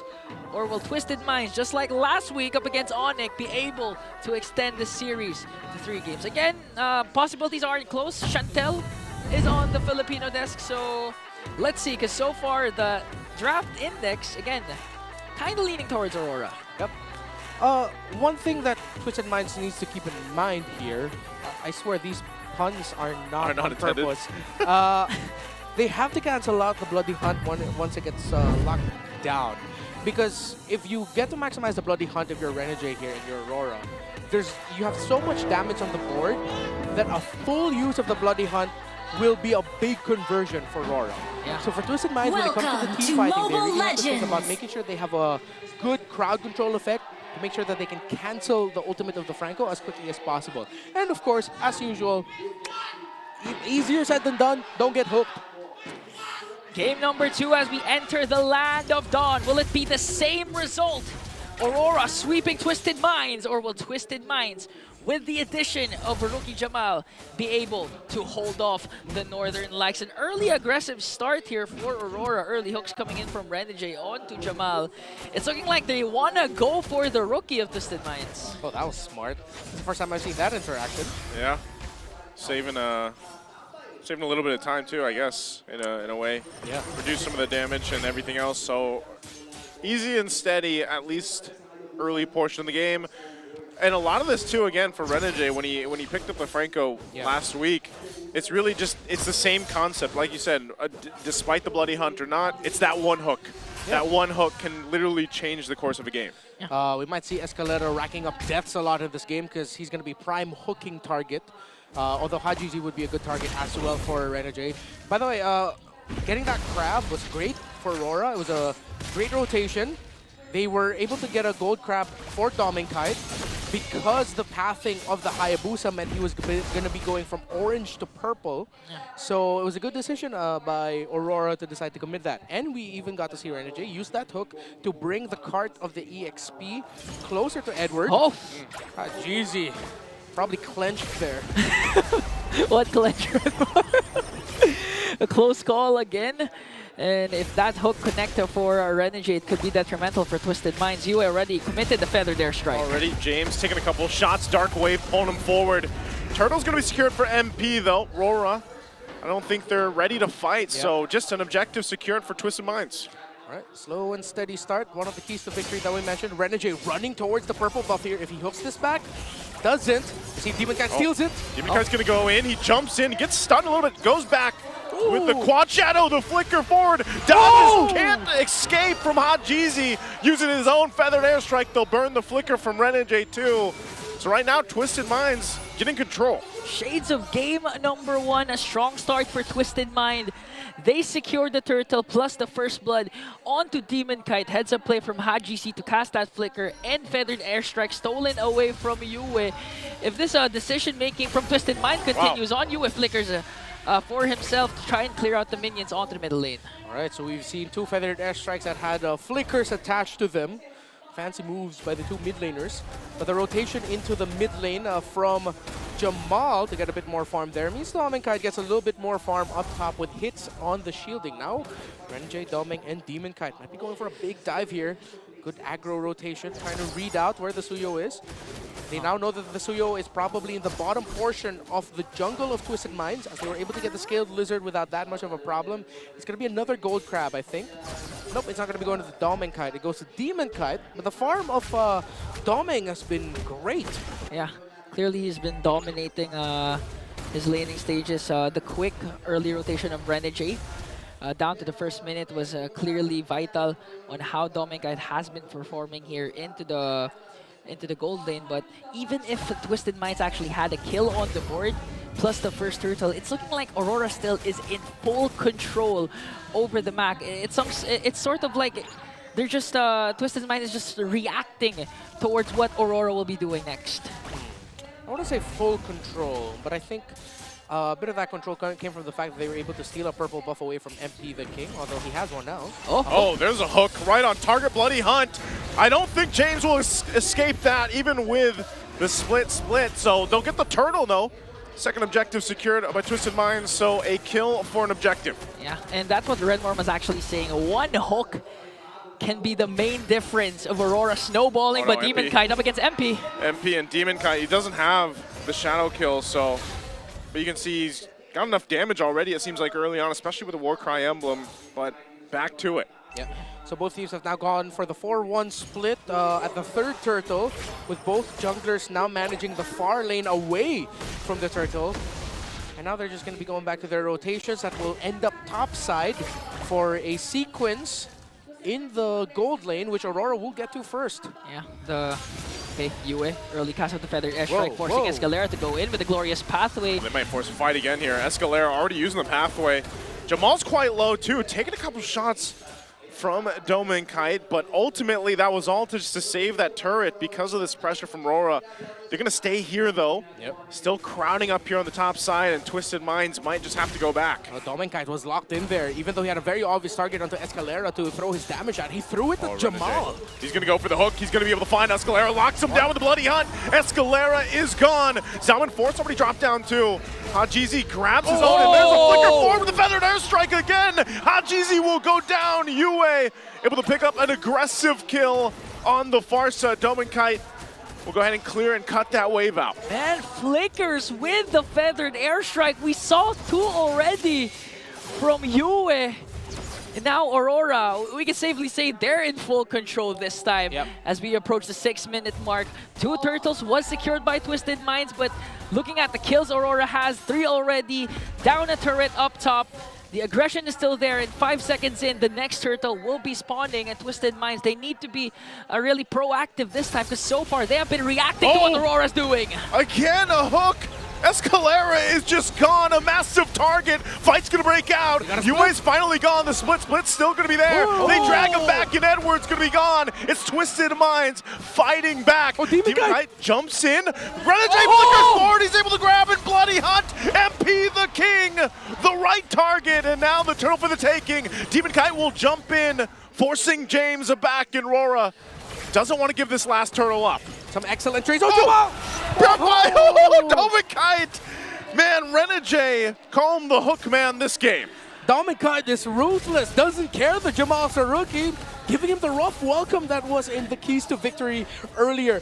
Great trades of abilities. We thought Twisted Minds was able to win it out, but the hook coming in from the hook man was able to turn things around in favor of Aurora, who will now march through mid. Will not be able to break the tower though. So now Twisted Minds, they've shown Aurora, you know, we can tango with you guys too. We can dance, we can fight, but Aurora will conserve their abilities for turnarounds late into the fight. Great flicker hook read by Renjay. It's something I wanted to say earlier. Yu has been having an all-star performance, not just in this game, but in this season. He's been so great. His partnership with Renjay in the center of the map alongside DemonKite has been mint. Yeah, the mid duo of Aurora still shining so bright. We mentioned that one hook can change the game. What about two? And Renegade, 2 consecutive iron hooks connected. Make it 3!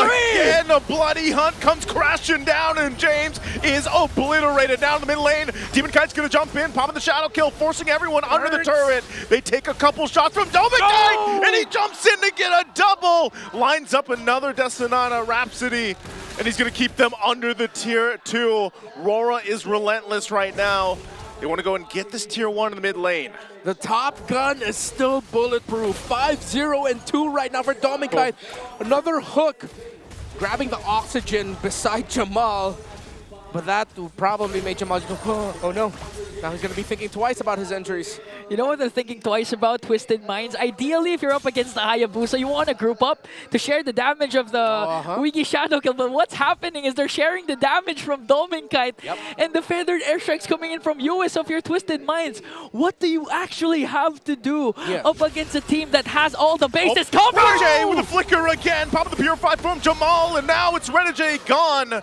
They actually disengage from that. Hajizi holding on to his own bloody hunt. They're going to jump in. Edward wants to fight it out. Dark Wave going to be not enough as Escalera falls into the jungle. James goes. He's getting slam dunked on, and Edward jumps in on the turret with the support from the backside. They're looking for the last kill. MP with the triple, but BennyQT will shut him down and clean it up. BennyQT in front of his former Raider teammates, the last Raider, stands tall in front of Twisted Minds, and they will be able to get this Lord. We thought that would be a big turnaround for MP the King, being able to get a massive string of kills there near the end, but he took too much damage. The Phobius of Edward has been devastating, and Aurora have shown that they fight so well around it. As you look back at the instant replay, Edward setting the aggression. James, unfortunately, was not able to get a grab onto anyone. Edward flickering past the wall to get the Dark Wave in, setting things up even more so for Aurora. MP the King going in, able to secure the kill, but was not able to take down BennyQT. A good re-engage from Aurora. A lot of ultimates has been expended just to try and take down the Hitman Renegade. That's why it was a go signal for the Northern Lights to go for the kill, and now the top turret has been taken down by Twisted Minds. Inhibitors left. The UA with the feathered airstrike. They're not giving Twisted Minds a chance to try and go for positions to try and counteract what Aurora has been doing. Lord marching in onto the bottom lane. I think all outer turrets will be demolished by the Northern Lights. Lots of dive and reach for Aurora as they march in with the Lord. It's going to be a very tough defense for Twisted Minds. They're very close range in terms of their damage profile. Okay, 10 seconds before Renegade has his flicker. BennyQT and UA has theirs. Lord sieging in onto the top lane. Holy Shield has been popped, and Twisted Minds will make quick work of that. There's another siege minion on the way to the top. Aurora will go in through the mid as well. Hajizi really needs the feathered airstrike. Feathered airstrike going to be dropped down. Artillery dropped. BennyQT's going to jump in, looking to get the kill on James. And BennyQT will follow on through as James is taken out of the picture. Now the bottom turret going to be worked on here by Aurora, still looking to take the mid. They've got no push from the minions though, so they might just get that bottom turret. Raw damage, reach, poke. Twisted Minds cannot get into position with a good fight, and James cannot live long enough to get a good grab in. Where's Pathway going to be used just to save the turret again? A feathered airstrike. BennyQT not going to enter. This time, BennyQT goes way under the turret, but enough to just put pressure now in the mid lane. They focus on the top. They'll get the shield down and the buffs. So it's Aurora, again, in full control at this point in the game. Imagine Aurora has such a good draft that they can dish out the damage without having to fully commit or fully dive up against Twisted Minds. Even despite the glorious pathway set up by Escalera, BennyQT literally just went in, again, a raw damage as you mentioned. Even if they were sharing the Wiki Shadow Kill, 4 members of Twisted Minds, he was able to still take down one. And that's a sign for Twisted Minds that you can't just make crazy plays out of nowhere, because the punish that Aurora can do is just too immense. 12 minutes in, 25 seconds before the Lord. We might see another hook. Oh, a hook's going to land again. Escalera trying to run away. Feathered airstrike, though, as BennyQT will clean up the kill. 10-1 and 4 on the Granger. This guy, they can't even reach him, and Renegade continuously landing the hooks. Now their eyes are set on this mid turret. Again, a couple of warning shots. BennyQT gonna jump in, just being a distraction. And Hook again, he's gonna find James. James won't be able to escape. The damage is way too much. That's it. And now Aurora looking to end the game here. They've got one cannon minion, the West of the Waves, pushing down in the mid lane. It's only a matter of seconds. They can't defend it. The lights are too bright as Aurora will sweep Twisted Minds. 8-0 for the Northern Lights. Consistency is key, and they're consistently dominating MPL Season 15. Twisted Minds just looked read by Aurora Gaming, who had some very clear ideas on how to approach this series, the drafts, and executed it to near perfection. If you're still doubting the Northern Lights, I don't know, man. They're 8-0, but they're looking really damn good doing it. 8-0, led by the man in front, the Hitman, the Hulkman, the Merman, the Everything Man, whatever you want to call him. Renegade has been phenomenal, and I'm pretty sure a lot of people will be playing a Franco again in ranked games. Oh no. I hope so. You know, I guess I don't know if I've seen a Franco that active, landing that many hooks back to back to back. Yeah, like 2-3 big flicker hooks too. Yeah, and I don't know, man. I think that was one of the better, or one of the best performances I've ever seen on a Franco so far.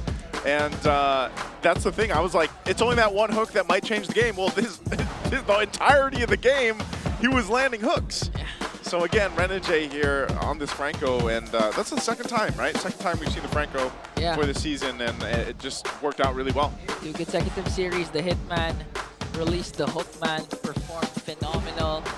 And clearly the fans are happy and excited to hear how the Northern Lights are doing with an amazing win. Hans Calusi, take it away. Week number 5, still undefeated, Aurora Gaming. Gentlemen, congratulations. Picking up where you left off. Week 4, ngayon Week 5, panibago to at kita mo na Calusi kung sino yung may hawak ng mic. Renegade, ano yung cheers kanina? Nasaan? Nasaan? Oh, they are alive and well, Calusi. Pag-usapan natin, Renegade, si Kalea. Dahil debut pick ni Kalea and nakita natin si Kalea sa Rome. Gusto ko lang malaman, gano'n nyo ba katagal pinractice si Kalea? Saka nahirapan ba kayo practicein siya? Parang ano po, 2 days po namin pinractice yung Kalea. Tapos ano po, hindi naman po kami nahirapan kasi madali naman po siyang gamitin. 2 days lang, Hans. Grabe naman yun. Sana pwede yun din sa atin, no? Sana nag-apply din sa atin. Hindi ko kaya yun. 2 days, okay. Marami nagsasabi, Renegade, na ikaw ang best roamer dito sa MPL Philippines. Ano namang masasabi mo doon? Tingin ko naman, hindi pa. Kasi, siguro pag nag-champion na, katulad ni Doming, pag nag-champion na, tsaka natin sabihin na best roam. Pero sa ngayon, talagang, ang goal ko lang talaga is, mapakita lang namin yung best namin. Hindi ko iniisip kung ako yung best roam or basta manalo kami ng team, okay na ako doon. Humble. Pero tingin ko agree dito best roamer ba si Renegade? Marami ang naniniwala sa'yo, Renegade. The people got their answer. This time, kakausapin ko naman yung matagal ko nang hindi nakakausap. Edward! Edward, parang ang tagal ka namin hindi nakausap. Eto, may napansin lang kami Parang pag Phobius yung ginagamit mo, matik ang panalo. Record mo, Season 15, 8-0 when Edward is using the Phobius. Okay? So para lang magkalinawan tayo, Edward, malakas ba para sa'yo, pinakamalakas ba ang Phobius sa XP lane? Or ikaw ba ang pinakamalakas na XP laner ng Season 15?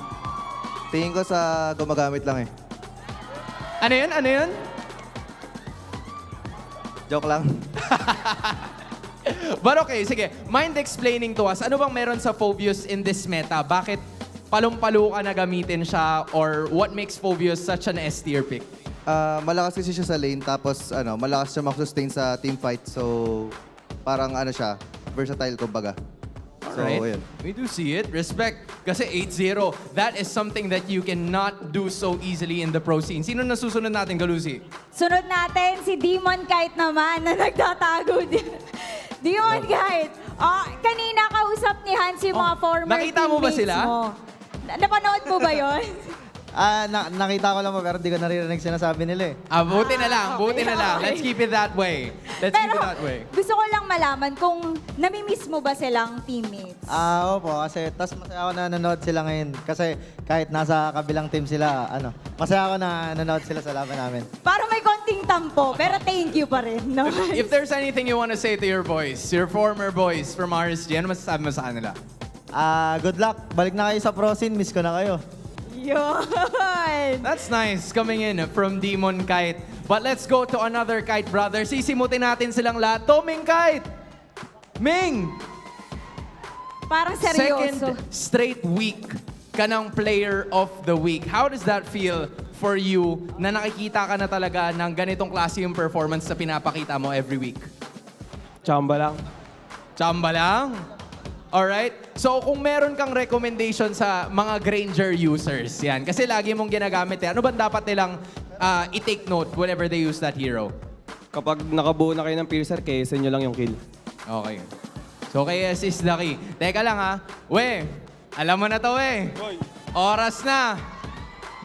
May request ka ba ulit, Yue? I got this. I got this. I got this. So, sino ang mapalad na manlalaro na magpo-promote para sa araw na to? Ituro mo. Ilapit mo yung mic. Yan. Si Demon Kite. Bakit siya? Bakit siya? Ang lupit. Ang lupit. So, Demon Kite, oras na. Wala kang jacket ngayon. Ipakita mo naman yung jersey na yan. Asa mo yung jersey? Hey! Sheesh! Asa na likod? Yun. Okay. At ano pa ba ang dapat na abangan natin sa Aurora? Maraming salamat sa mga sumusuporta ng Aurora. Tapos, available na din itong jersey namin guys sa Shopee din. Sa mga nanonood, sa mga online fans namin or offline fans, pwede kayo manood sa KMC ng watch party namin din. Yung battle emotes namin, available na, bilhin nyo na rin. Ha? Grabe! Memorize na nila! Ganun talaga kapag palagi kang nandito sa stage and you're winning. Once again, your winners, Aurora Gaming! Gentlemen, you may now take your walk of victory.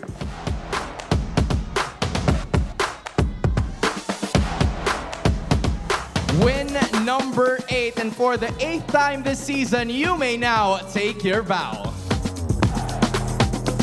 You know, in spite of all of the achievements na nakuha na ng Aurora, they're very much level-headed, na parang everybody is a threat to them still. Sabi nga nila, hanggat wala pa yung championship, tuloy-tuloy lang ang practice, tuloy-tuloy lang ang connection nila. They're simply picking up where they left off, getting a sweep against Twisted Minds. Balik tayo sa ating mga casters kung ano ba ang thoughts nila about this game. 8-0 once again with a sweep for the undefeated Aurora MLBB. And just like what Hans and Clusi has mentioned, I like that these 5 young men, they play like veterans, but their mindset are like rookies. They're eager to go head-to-head with anyone standing in their way. And of course, our series MVP, the Hitman, Renegade. This Franco was really good. I feel like Demon Kite was looking at Renegade. He's like, you know what? You remind me of a former light. Oh. Former light. Oh. Wait, no, I mean, he is still light. Yeah, but you know what I mean. A former friend. A former friend. Well, they're still friends. Was also light. Yeah, they're still friends. There is no beef between Demon Kite and Light. I just want to make it known. Someone might misunderstand us again. Okay, the Clippers already clipped that. Yeah, no, please don't. And cut the part. Yeah. No, but yeah, it's clear that Renegade's impact here as the Franco was quite obvious. Yeah. We talked about it that Escalera might actually be the recipient of a lot of hooks, but it wasn't just Escalera. There were times as well that they didn't hesitate to put the hook onto James, knowing that they had enough damage to blast him before he can get a split off. And the times where James could not get the grab onto anyone were the times where Aurora lost. The one time James got it off, Twisted Minds won that team fight. And Aurora played around their idea of... let me just tell you guys what Aurora's been doing this season. Tell us. Demon Kite has thrived with heroes such as the Granger, the Carry, and the Moskov. heroes that like playing in the back. Sometimes the Moscow plays a little bit up front, but he can reposition really well. But he's been quite abysmal in terms of playing the Harith, 1-4 this season. While Aurora, playing around those backline-focused heroes, would just go for dive, pick off. Renegade gets one, good. Domikite's happy. That's one less problem to deal with, and the rest of Aurora will just go ahead and be aggressive, dive on that, so Domin can deal the damage. So that might be one way in going up against Aurora, take out those kinds of heroes that BennyQT excels in. But a dominating win. It was just 13 minutes. I just thought that too. I was like, wow, 13 minutes. 3 minutes below, or more than 3 minutes below our game average coming into week number 5, dominated by Aurora.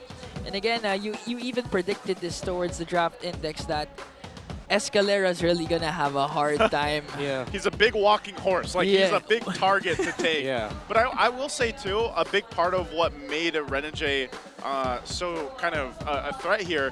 I mean, he did this in the last series. This is what we were talking about last game. Sorry, is the value that he gets by getting the Purifier out. Now, this game, it was only Jamal that was running the Purify, but the amount of times, whether he was playing the Kalea or the Franco in this game, he's on point. So he's able to burn out the Purify, and then, you know, this time he can get a hook off from a distance. Yeah. One of the big factors as to why the front line of Aurora felt so devastating is because Edward actually rushed the Radiant Armor, meaning that the main damage dealers that he would have a problem with, mainly the Valentina and the Harith, wouldn't deal so much damage to him, and he'll just be able to jump and dunk on everyone's faces. Air Edward would be coming back online. So for Aurora, again, they just doubled down on that thought of, you know what, we had a bit of a reputation of being a little bit more passive towards the M6 World Championship. The times in SPS where we lost, they were passive. The times in SPS where they won, they were aggressive. So this season, they've doubled down on that. Letting BennyQT shine. Edward on the Phoveus is just non-stop. Supplementing Renegade very well for whatever kind of roamer he's paired up with. Most importantly, Yue and BennyQT being able to just damage from afar and not having to deal with so much trouble, since Aurora go in usually in the draft, are going into the second phase with a lot of the backline heavy access heroes already off the board. That's why they were willing to play into the Suyo. We thought about it, but now, with everything on the table, maybe the Joy could have been a little bit better, since they could have at least accessed the Farsa, but then you have to deal with the Phoveus and the Franco there. So, Coach Dexstar, Coach Master the basics, all the criticism tossed towards them about their drafting, they've shut that up at this point. They've just been so good this season. Yeah, and not to mention, Renegade actually went with a fleeting time. That's why we saw a lot of highlights coming in from this Franco. And again, it was utilized because Edward became so defensive that Renegade wasn't really a sandbag for them. And the PPI Rich guy, once again, I'm so used to seeing this guy in this section, in this portion of the match. BennyQT this time, a higher gold per minute compared to game number 1 with his signature Granger at 894. Yeah, just again, it's at one point, you know, you're like, man, BennyQT, most of the time he just gets to be the rich guy because his team sets him up so much. It's the whole concept of just having that, I mean, one-on-one in the lane, he's usually winning. Think about who BennyQT has faced off individually, how many times he's usually outplayed those other opposing gold laners. But then when it gets to the team fights, his precision on whether it's the Granger, whether it's the Harith, whether it's even the Mozkov or carry, he's able to play so well because of the space that he gets. But, you know, you guys made a good point.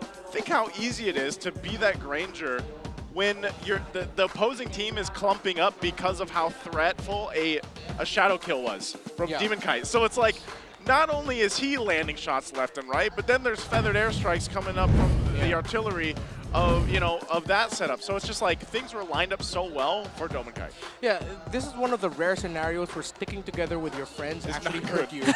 Where it's not a good thing. So I'm glad that Egan pointed that out, that we even got to see it in full time. Demon Cat was like, yo, what's up? Let me damage you. All right, friends, let's do it. Let's stick together. Wait, where's all this damage coming from? Why are we dead? That's the Kite Brothers, man. Yeah, that's the Kite Brothers for you. Yeah, and that's the thing, you know, at this point, Aurora, every single member has been playing their part to the point that TBH, honestly, anyone from their group can be a player of the week TBH. at this Yeah. point, not just I was Dominica. like, TBH, honestly, yeah. TBH. Yeah, you know, I'm just trying to stretch my words right now. To be here. To be here. TBH, TBT, IG, OG. TBT, the Hitman, is the one thing that they have to watch out for. What? Does that make us feel old? Yeah, a little bit. A little bit. I mean, we have to hear what the TBH. young guns have to say. TBH, let's throw it over. Aming. 7 seconds ako, 7 seconds. Wala siya man. Oh, may kagat pa, may kagat pa. May kagat pa. Micro lang. Pero kay. Duplicator lang to. Nausog ko. Nice, boys. Pinipirit. Lord. Tapos ata, boy. Tapos ata to. Ingat ha, pre. Tower ba? Tower lang. That was so calm. Honestly, Yeah, that was the rare times I actually understood what was being said in the Instead mic of check. That's usually what the mic checks sound like. Yeah. And again, guys, we have a lot in store for you guys. Not just MPL all around the world. There are a lot of tournaments that we have to watch out for, like the SPS Mobile Masters, which is the culmination of the Snapdragon Pro Series tournament. The best teams from Southeast Asia, Europe, MENA, Turkey, Latam, and China will gather in Jakarta, Indonesia, starting on April 7th. The winner of this tournament will be dubbed Champion of Champions. So support our representatives, Onic Philippines and Team Falcons. Scan the QR code on your screens right now and buy your tickets. As a longtime fan of esports, it's so cool that we get to see a Masters level event finally for MLBB. I know, just a quick question later on, but guys, apart from SPS, there's also the Athena Cup happening right now. This is an exclusive league for female pro players and the official qualifier for the MLBB Women's Invitational. The tournament has been taking place since March 7th up to May 27th. Let's all support this growing league that empowers more women for our esport pros. Don't miss out on this amazing tournament. Guys, I was just about to ask, so if SPS will be crowned the champions of champions, whoever wins that, can you safely call them world champs? Masters champions. Masters champions. At the end of the day, the official world championship is still the M Series, but they are the Masters champions, and that is still a hella cool title. Yeah. I'm a master champion. I'm a master champion, and speaking of former champions, we have Onic Philippines again going head-to-head for the second time against TNC.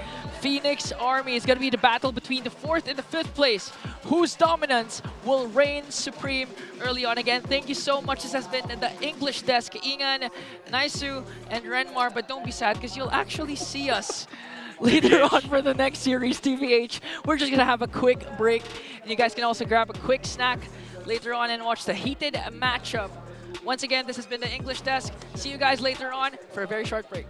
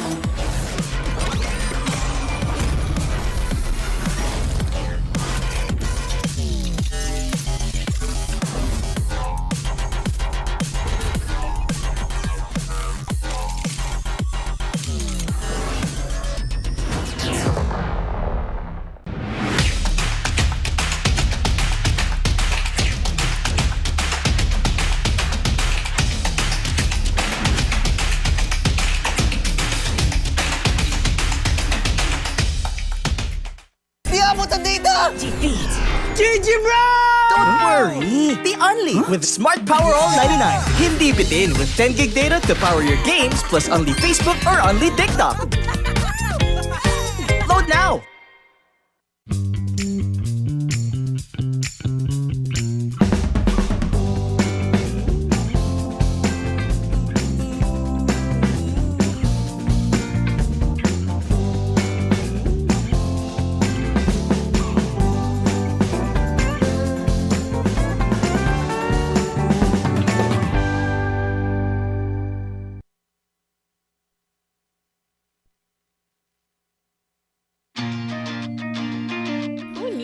to a concert when you can own that stage with your friends. Enjoy a night of impromptu bowling tournament.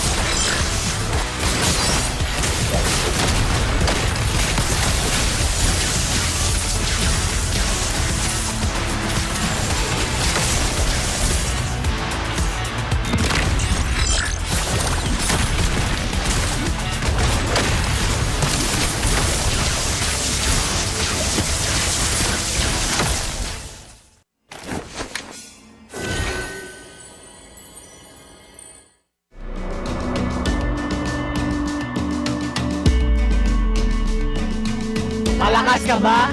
Sali na!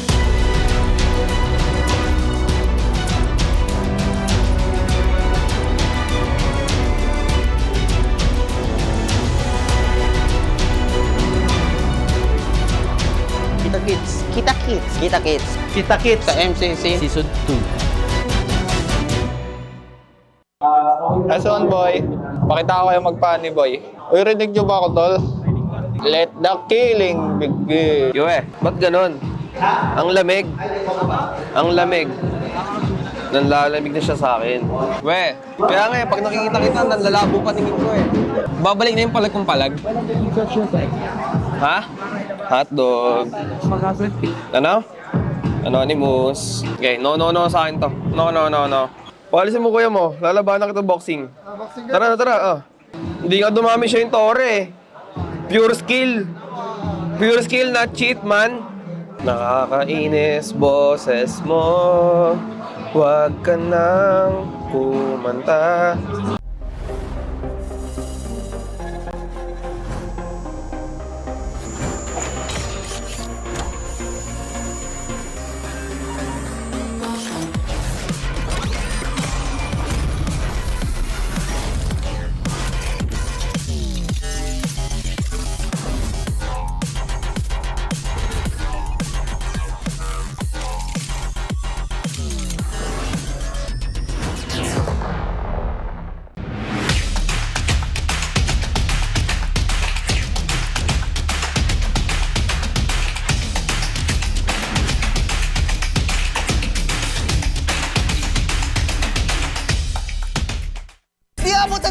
Defeat GG bro! Don't worry, the Only with Smart Power All 99. Hindi bitin with 10 gig data to power your games plus Only Facebook or Only TikTok. Load now!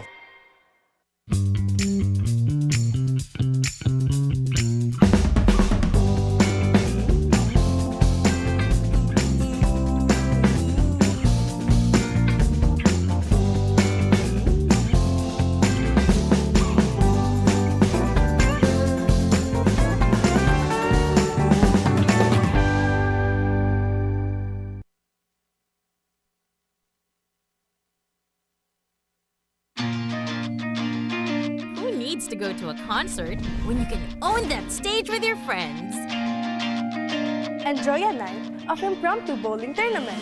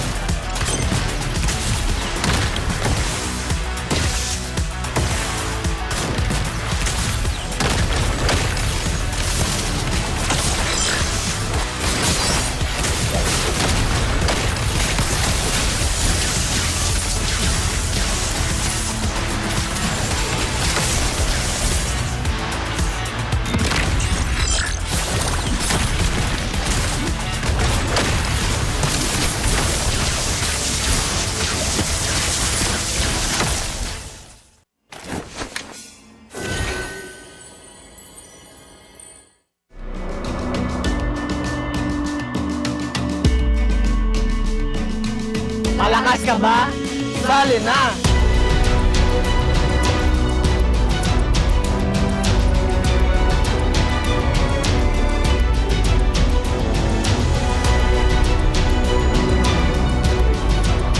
Kita Kids. Kita Kids. Kita Kids. Kita Kids. Sa MCC. Season 2. Lesson boy, pakita ko kayo magpani boy. Uy, rinig nyo ba ako tol? Let the killing begin. Yue, ba't ganon? Ang lamig. Ang lamig. Nanlalamig na siya sa akin. We, kaya nga pag nakikita kita, nanlalabo paningin ko eh. Babalik na yung palag kong palag. Ha? Hotdog. Ano? Anonymous. Okay, no sa akin to. No. Palisin mo kuya mo, lalabanan kita boxing. Tara. Hindi nga dumami siya yung tore eh. Pure skill. Pure skill, not cheat man. Nakakainis boses mo.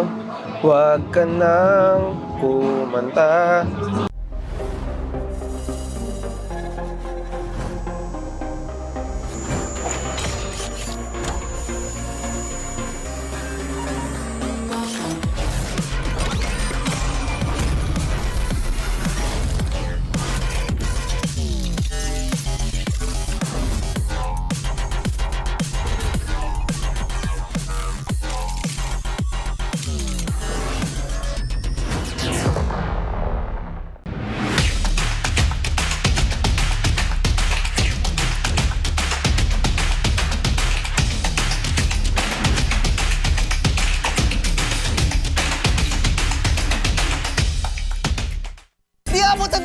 Defeat GG Bro! Don't worry! The Only with Smart Power All 99. Hindi bitin with 10 gig data to power your games plus Only Facebook or Only TikTok. Load now!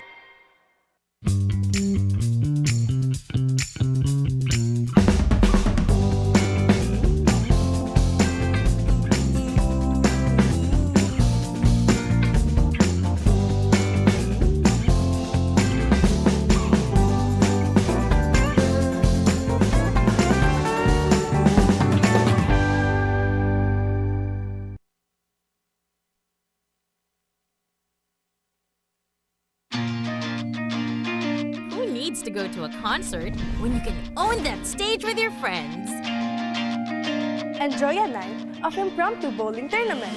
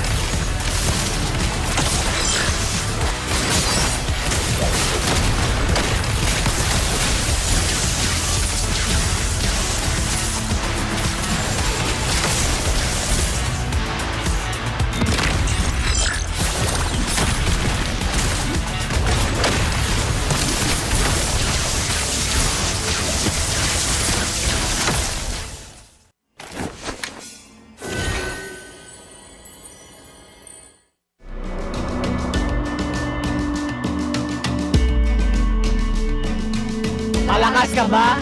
Sali na!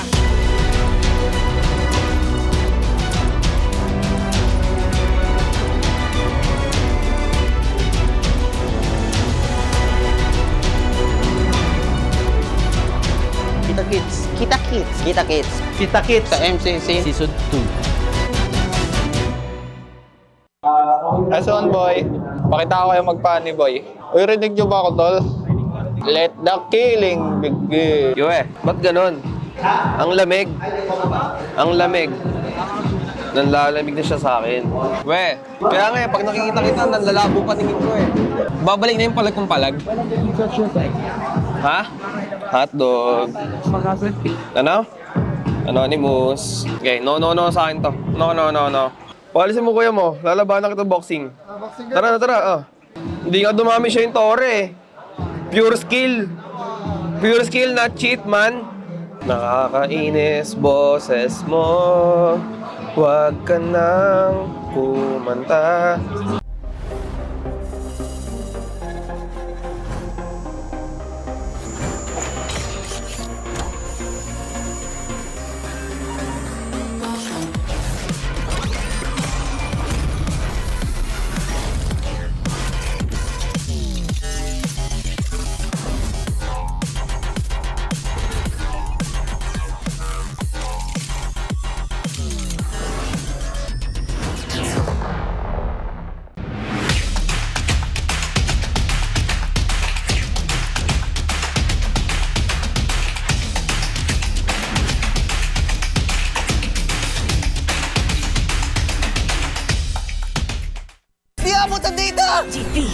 GG bro! Don't worry! The Only with Smart Power All 99. Hindi bitin with 10 gig data to power your games plus Only Facebook or Only TikTok. Load now!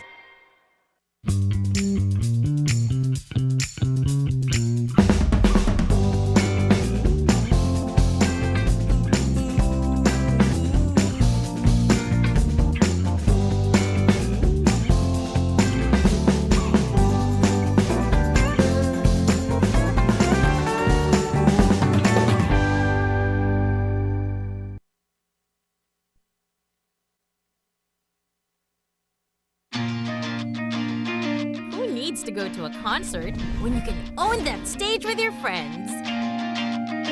Enjoy a night of impromptu bowling tournament.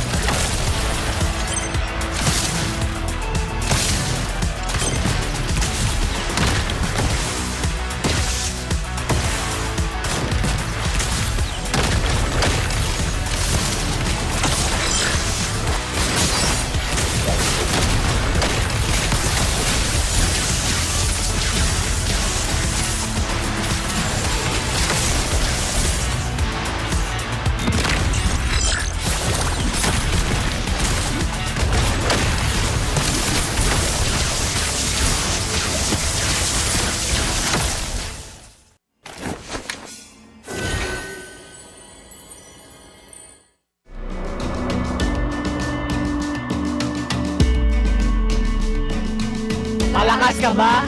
Sali na!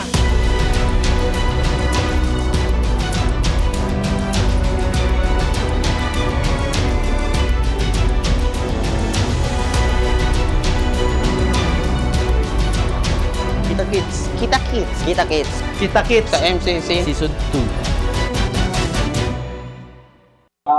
S1 boy, pakita ko kayo magpani boy. Uy, rinig nyo ba ako tol? Let the killing begin. Yue, ba't ganun? Ang lamig. Ang lamig. Nanlalamig na siya sa akin. We, kaya nga pag nakikita kita, nanlalabo paningin ko eh. Babalik na yung palag kong palag. Ha? Hotdog. Ano? Anonymous. Okay, no sa akin to. No. Palisin mo kuya mo, lalabanan kita boxing. Tara. Hindi nga dumami siya yung tore eh. Pure skill. Pure skill, not cheat man. Nakakainis boses mo. Huwag ka nang kumanta.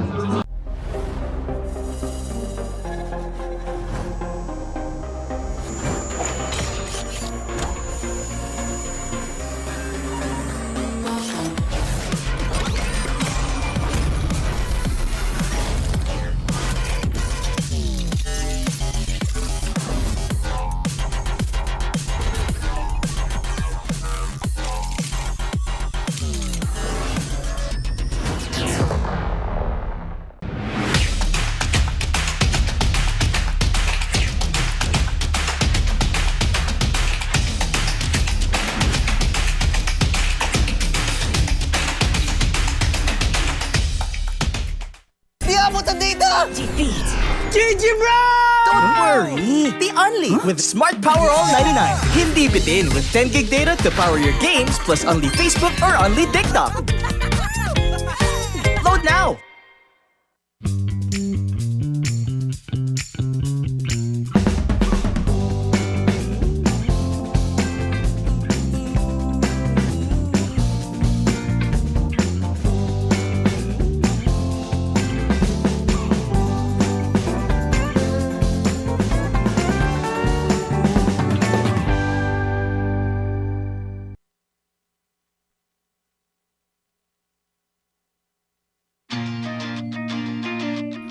to go to a concert when you can own that stage with your friends. Enjoy a night of impromptu bowling tournament.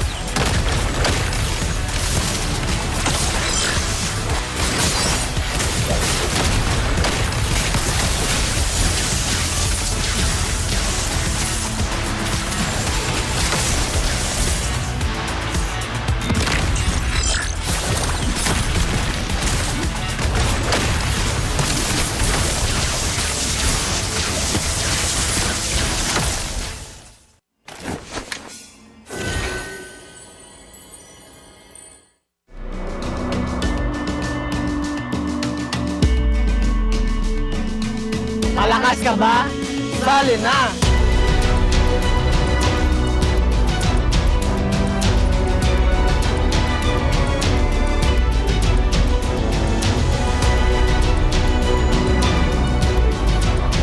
Kita Kids. Kita Kids. Kita Kids. Kita Kids. Sa MCC. Season 2. S1 boy, pakita ko kayo magpani boy. Uy, rinig nyo ba ako tol? Let the killing begin. Yue, ba't ganun? Ang lamig. Ang lamig. Nanlalamig na siya sa akin. We, kaya nga pag nakikita kita, nanlalabo paningin ko eh. Babalik na yung palag kong palag. Ha? Hotdog. Ano? Anonymous. Okay, no sa akin to. No. Palisin mo kuya mo, lalabanan kita boxing. Tara. Hindi nga dumami siya yung tore eh. Pure skill. Pure skill, not cheat, man. Nakakainis, boses mo. Huwag ka nang kumanta.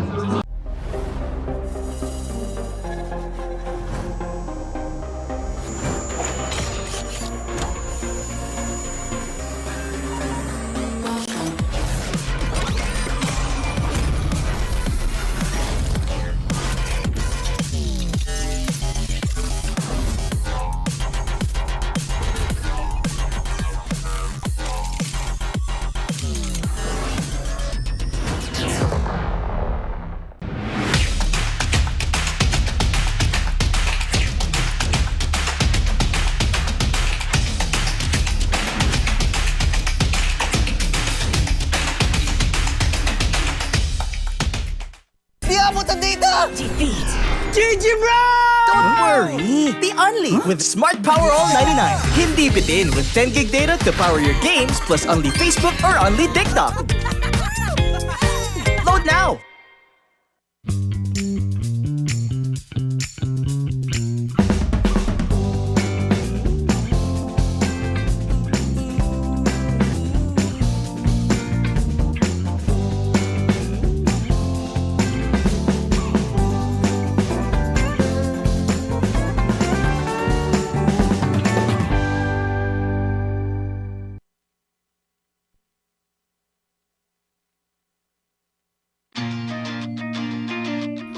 to go to a concert when you can own that stage with your friends.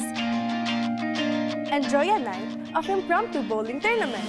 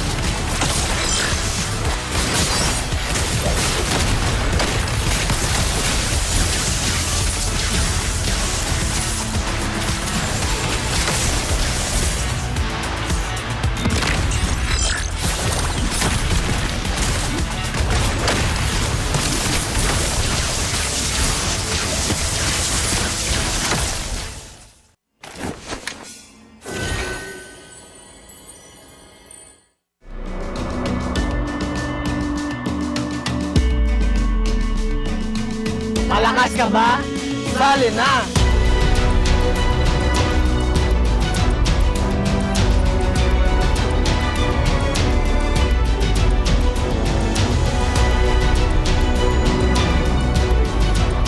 Kita Kids. Kita Kids. Kita Kids. Kita Kids. Sa MCC. Season 2. S1 boy, pakita ko kayo magpani boy. Uy, rinig nyo ba ako tol? Let the killing begin. Yue, ba't ganun? Ang lamig. Ang lamig. Nanlalamig na siya sa akin. We, kaya nga pag nakikita kita, nanlalabo paningin ko eh. Babalik na yung palag kong palag. Ha? Hotdog. Ano? Anonymous. Okay, no sa akin to. No. Palisin mo kuya mo, lalabanan kita boxing. Tara na. Hindi nga dumami siya yung tore eh. Pure skill. Pure skill, not cheat man. Nakakainis boses mo. Huwag ka nang kumanta.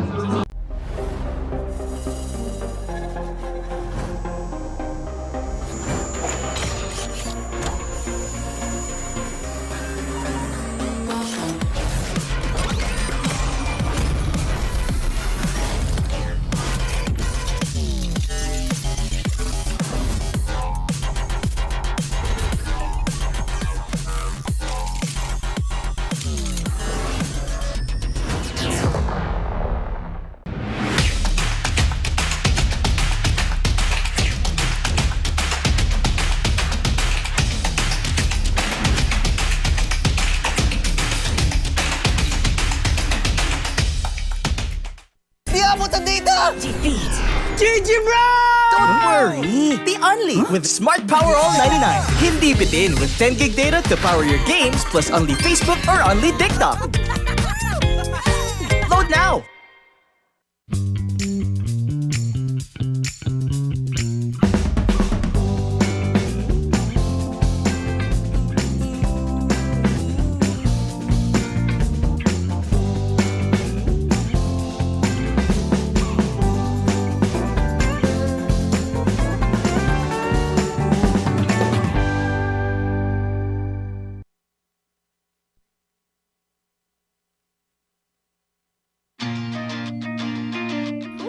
go to a concert when you can own that stage with your friends? Enjoy a night of impromptu bowling tournament.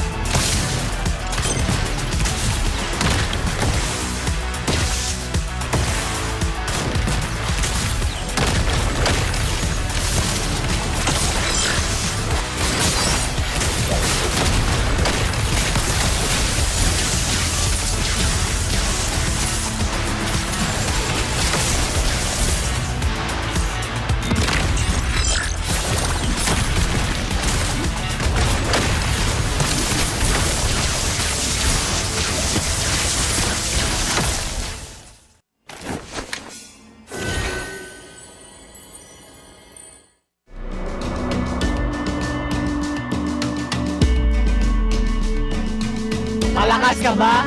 Sali na!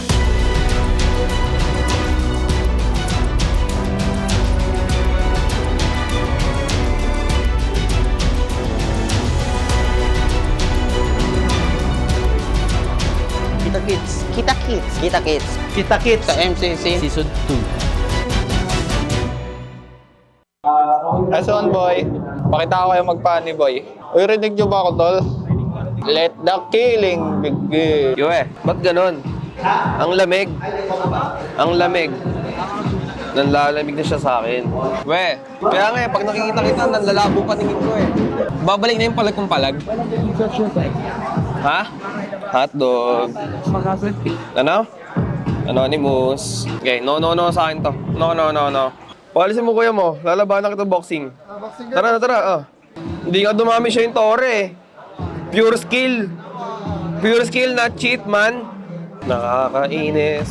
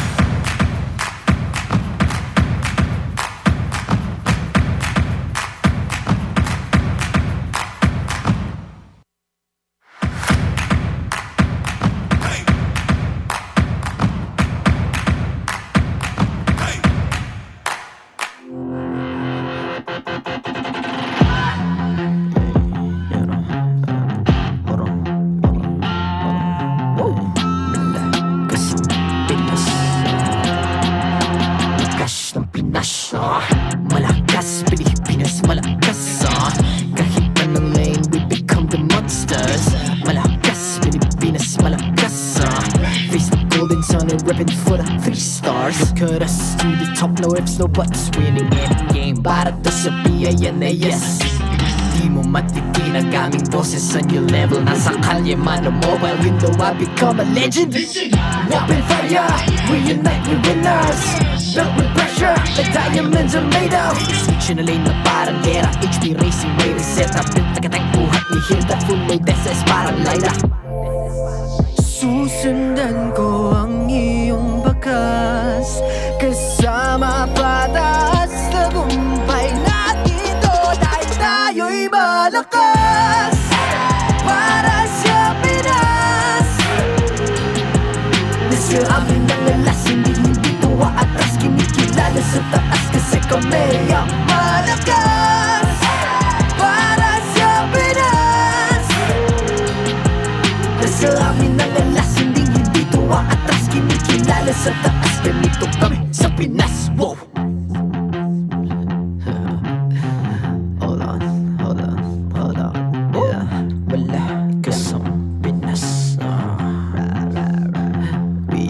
Laging every beat, no surrender, no retreat. Pag nagsama-sama, just imagine what we can achieve. Laging every beat, no surrender, no retreat. Giving 100 all my all, cause we just cannot be defeated. We are unstoppable, immune and invulnerable. Ready ang equipment, lahat frozen, malang crowd control. Pakita ko na jab like beast of the southeast. So matawag proud and loud, cause every enemy we devour. Susundan ko ang iyong bakas, kasama pataas. Tagumpay natin to dahil tayo'y malakas. Para sa Pinas, nasa amin ang alas. Hindi tuwa atras, kinikilala sa taas. Kasi kami ang malakas. Para sa Pinas, nasa amin ang alas. Hindi tuwa atras, kinikilala sa taas. Ganito kami sa Pinas. Wow!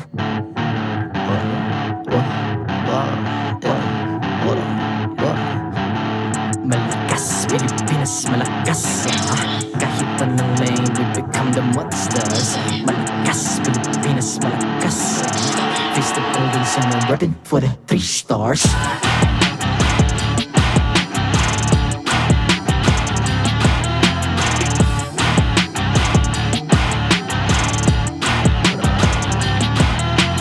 Ang lakas ng Pinas, we unite, be the stars. Ang lakas ng Pinas, we unite, be the stars. Ang lakas ng Pinas, we unite, be the stars. Ang lakas ng Pinas, we the stars. Ang lakas ng Pinas, we unite, we the stars. Ang lakas ng Pinas, we unite, we the stars. Ang lakas ng Pinas, we unite, we the stars. Ang lakas ng Pinas, we the stars.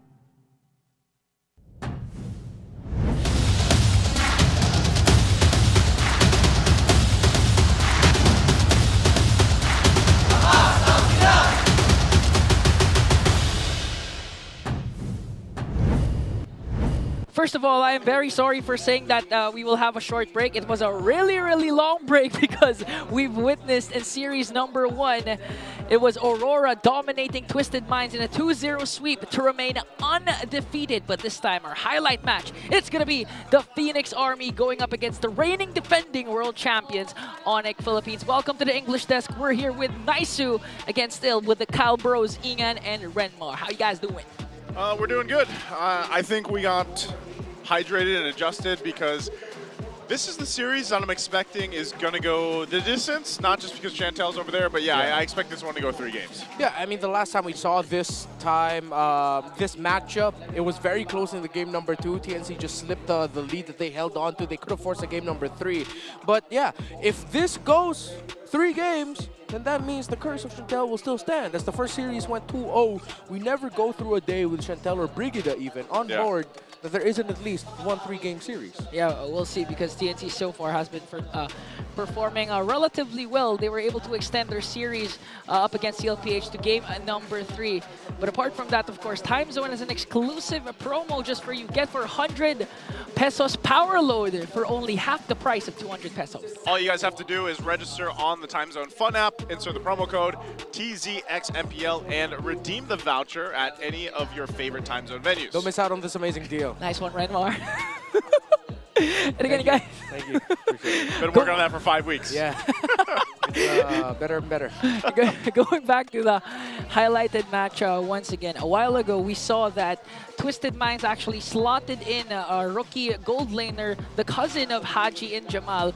And this time, we might see BennyQT again in action. But before all that, get a 2,000 pesos discount on your next purchase by using the TT Racing X MPL Philippines exclusive voucher code MPL2000. That's 3 zeros over at ttracing.ph. Plus, don't miss out on exciting TT Racing gaming chair giveaways during the MPL Philippines. Stay tuned for more info.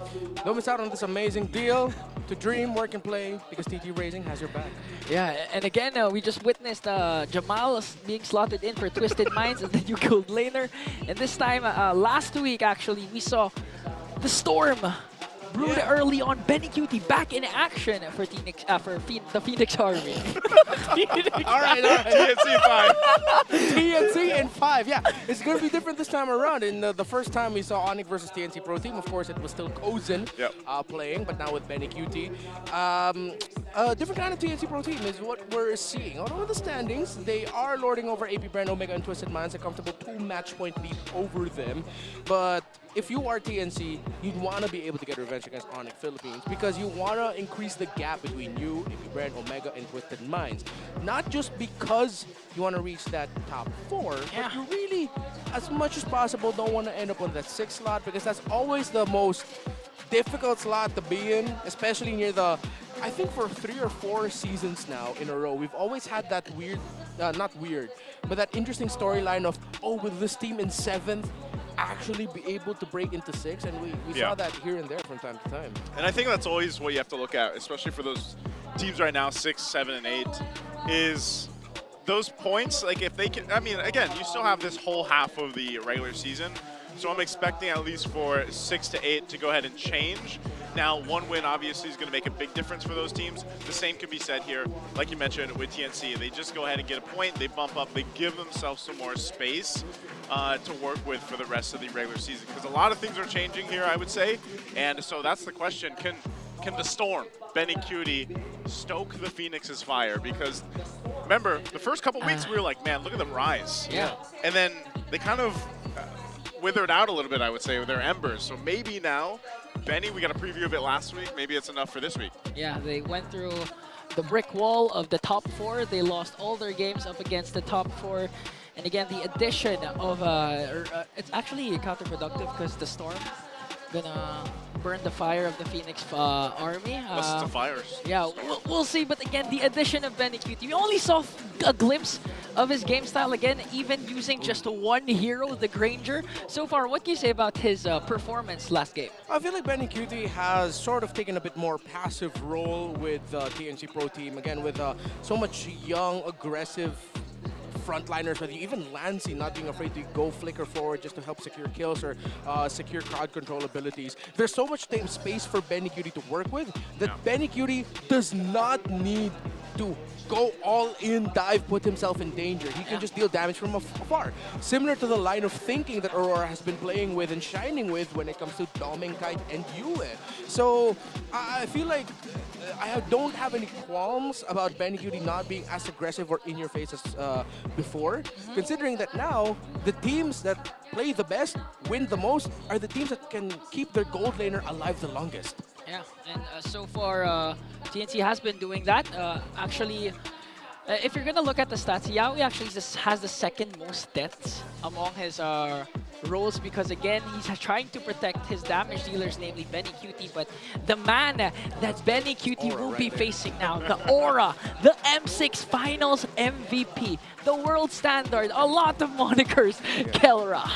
All right, so this is his mid-game stats. The first 8 minutes of the game. This is what BennyQT has to surpass, the standard that the gold standard has set. Average level by the time the 8-minute mark kicks in, he's level 9. 78 total kills, 23 of them in the mid-game, 55 of them coming after the 8-minute mark and onwards. You see the average gold to gold differential actually is 5,713. So negative minus 76 in the gold differential, meaning that he almost always has a comfortable lead or has a lead against his opposing gold laner. 59% as well on the kill participation. So Onic Philippines puts a lot of importance in Kelro's involvements in their major sequences past around the 4 or 5 minute mark when the laning phase is done and they need their gold laner to join in the fights. Yeah, considering the fact that compared to Season 14, our average game time now is 5 seconds above, and it's around 16 minutes. So you really feel the power spike of the gold standard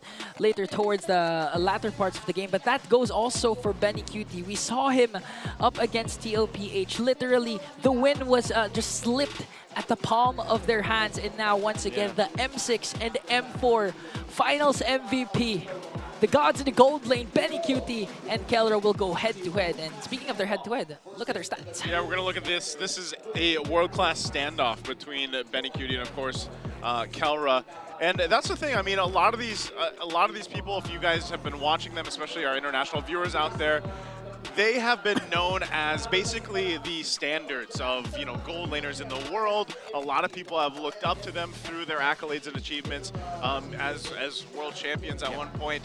And, this is the thing. It's Kelro's era right now. That's, like, the biggest thing. And most people will say, he dominated M6. He dominated a lot of their tournaments leading into S15. Then it's like, what happened, though? Was it a whole team thing? I don't think you can also just say that it was, Kelro faltering in the gold lane. I think he still is mechanically very good toe-to-toe against all the gold laners. But obviously, Onic Philippines has struggled to find what made that super fam so strong at one point. It was Kelro himself that said, we are looking for that connection again. Yeah. And I feel like now that we started to see that last week, I'm wondering if they can continue it on into this week and ahead. Yeah, considering how TNC Pro Team, especially BennyQT, has sort of gone dad mode with this team. Yeah. And what I mean by that is that he knows there's already an existing connection and the chemistry with the other 4 members that he didn't get to play with for majority of the season since it was Kozen, and he still had to go through that whole route of be listed in MDL and then eventually be put into the MPL team. But again, he's like, you know what, kids, you gotta do you. You gotta do you, Daddy Benny just gonna be here in the back. I'll do what I can. Daddy Benny. But he's just in like a supportive dad mode for the rest of the squad. That's me. Yeah. Supportive dad mode like Naisu. Yeah. But again, one of the most hated community polls is standing right on your screens. Prime versus Prime. Is it the BennyQT Prime or Kelro Prime? Which one is better for you guys? What do you think, Ingan? For me, I have to say that I think Oheb. For me, is Oheb. That's not biased. I don't want to answer this question, guys. We'll see later. They're going to duke it out in the Land of Dawn. But again, things you can carry in the Land of Dawn are these amazing battle emotes. Each of your favorite team has their own. You can get it for only 109 diamonds. Luckily for us, we have actual emotes that you cannot buy. It's exclusive for us, guys. Imagine if you went around your daily life and you just had these. Like, you could actually spam real emotes in real life. Renmar, how would you spam your real TPs? I will be non-stop spamming the old Team Liquid one, the flexing horse. The flexing horse. I will probably go to the equivalent of over-emoting prison for doing that. I wonder if... I don't know. The old ones, the last season ones, they don't expire at all, right? You they don't. You keep them, okay. This is going to be the permanent emotes, but now, guys, predictions. We have to answer the question at hand. Who do you think will be winning? I'm going with Onic 2-1. You're going with Onic 2-1? Yeah. Okay, I'm going also with Onic 2-1. TNC in 5. TNC in 5, he says. TNC in 5. Okay. TNC in 5. Again, this is a much-awaited matchup because the last time these two teams have met, it was still Kozen who was repping the gold lane for the Phoenix Army. Now the addition of BennyQT back in the lineup alongside his former squads back in Echo, Yahweh and Zyda. It looks like the Storm has something in store for us later on up against the rejuvenated World Champions Onic Philippines. Let's see who's going to be battling it out for our highlight match. This is Onic Philippines versus TNC Phoenix Army. To oversee and uphold the tournament's integrity, guiding us through this match, welcome our marshals, Joshua, Patrick, Sent, and Chico.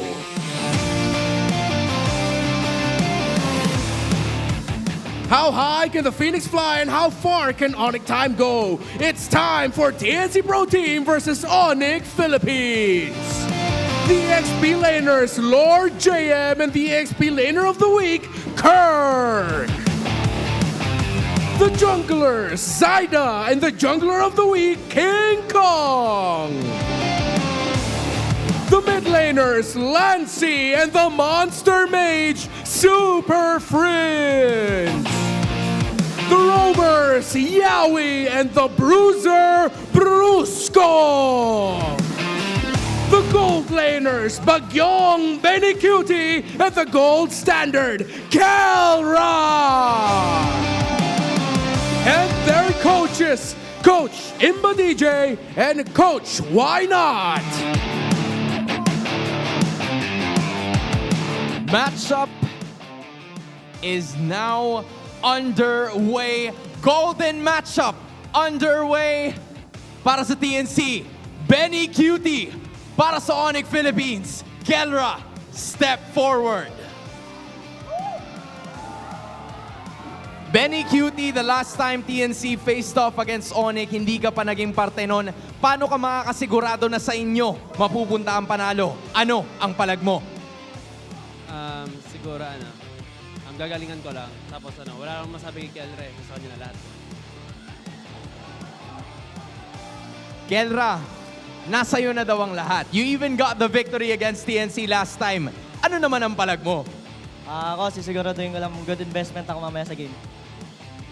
Good investment between these two gold laners. We're about to find out.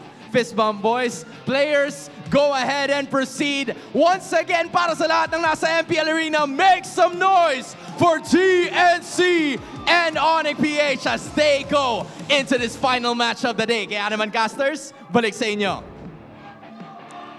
Will we see the fire reignited for the Phoenix Army as they slot in once again the Storm, the finals MVP for M4, BennyQT back in action. BennyQT back in action alongside Yahweh, Lancy, Zyda, and Lord JM. I felt like going the opposite way one time, and we did it. So I think with this, again, TNC Pro Team, they found out what worked for them in the earlier part of the season. They did so many great things, but then they started to kind of struggle a little bit. Now, with the change of the meta that we've seen shift a little bit, obviously it's still going to be kind of finding a place here. This gives so much room for them to bring what made them so good in those first weeks to the table here now for the second half of the season.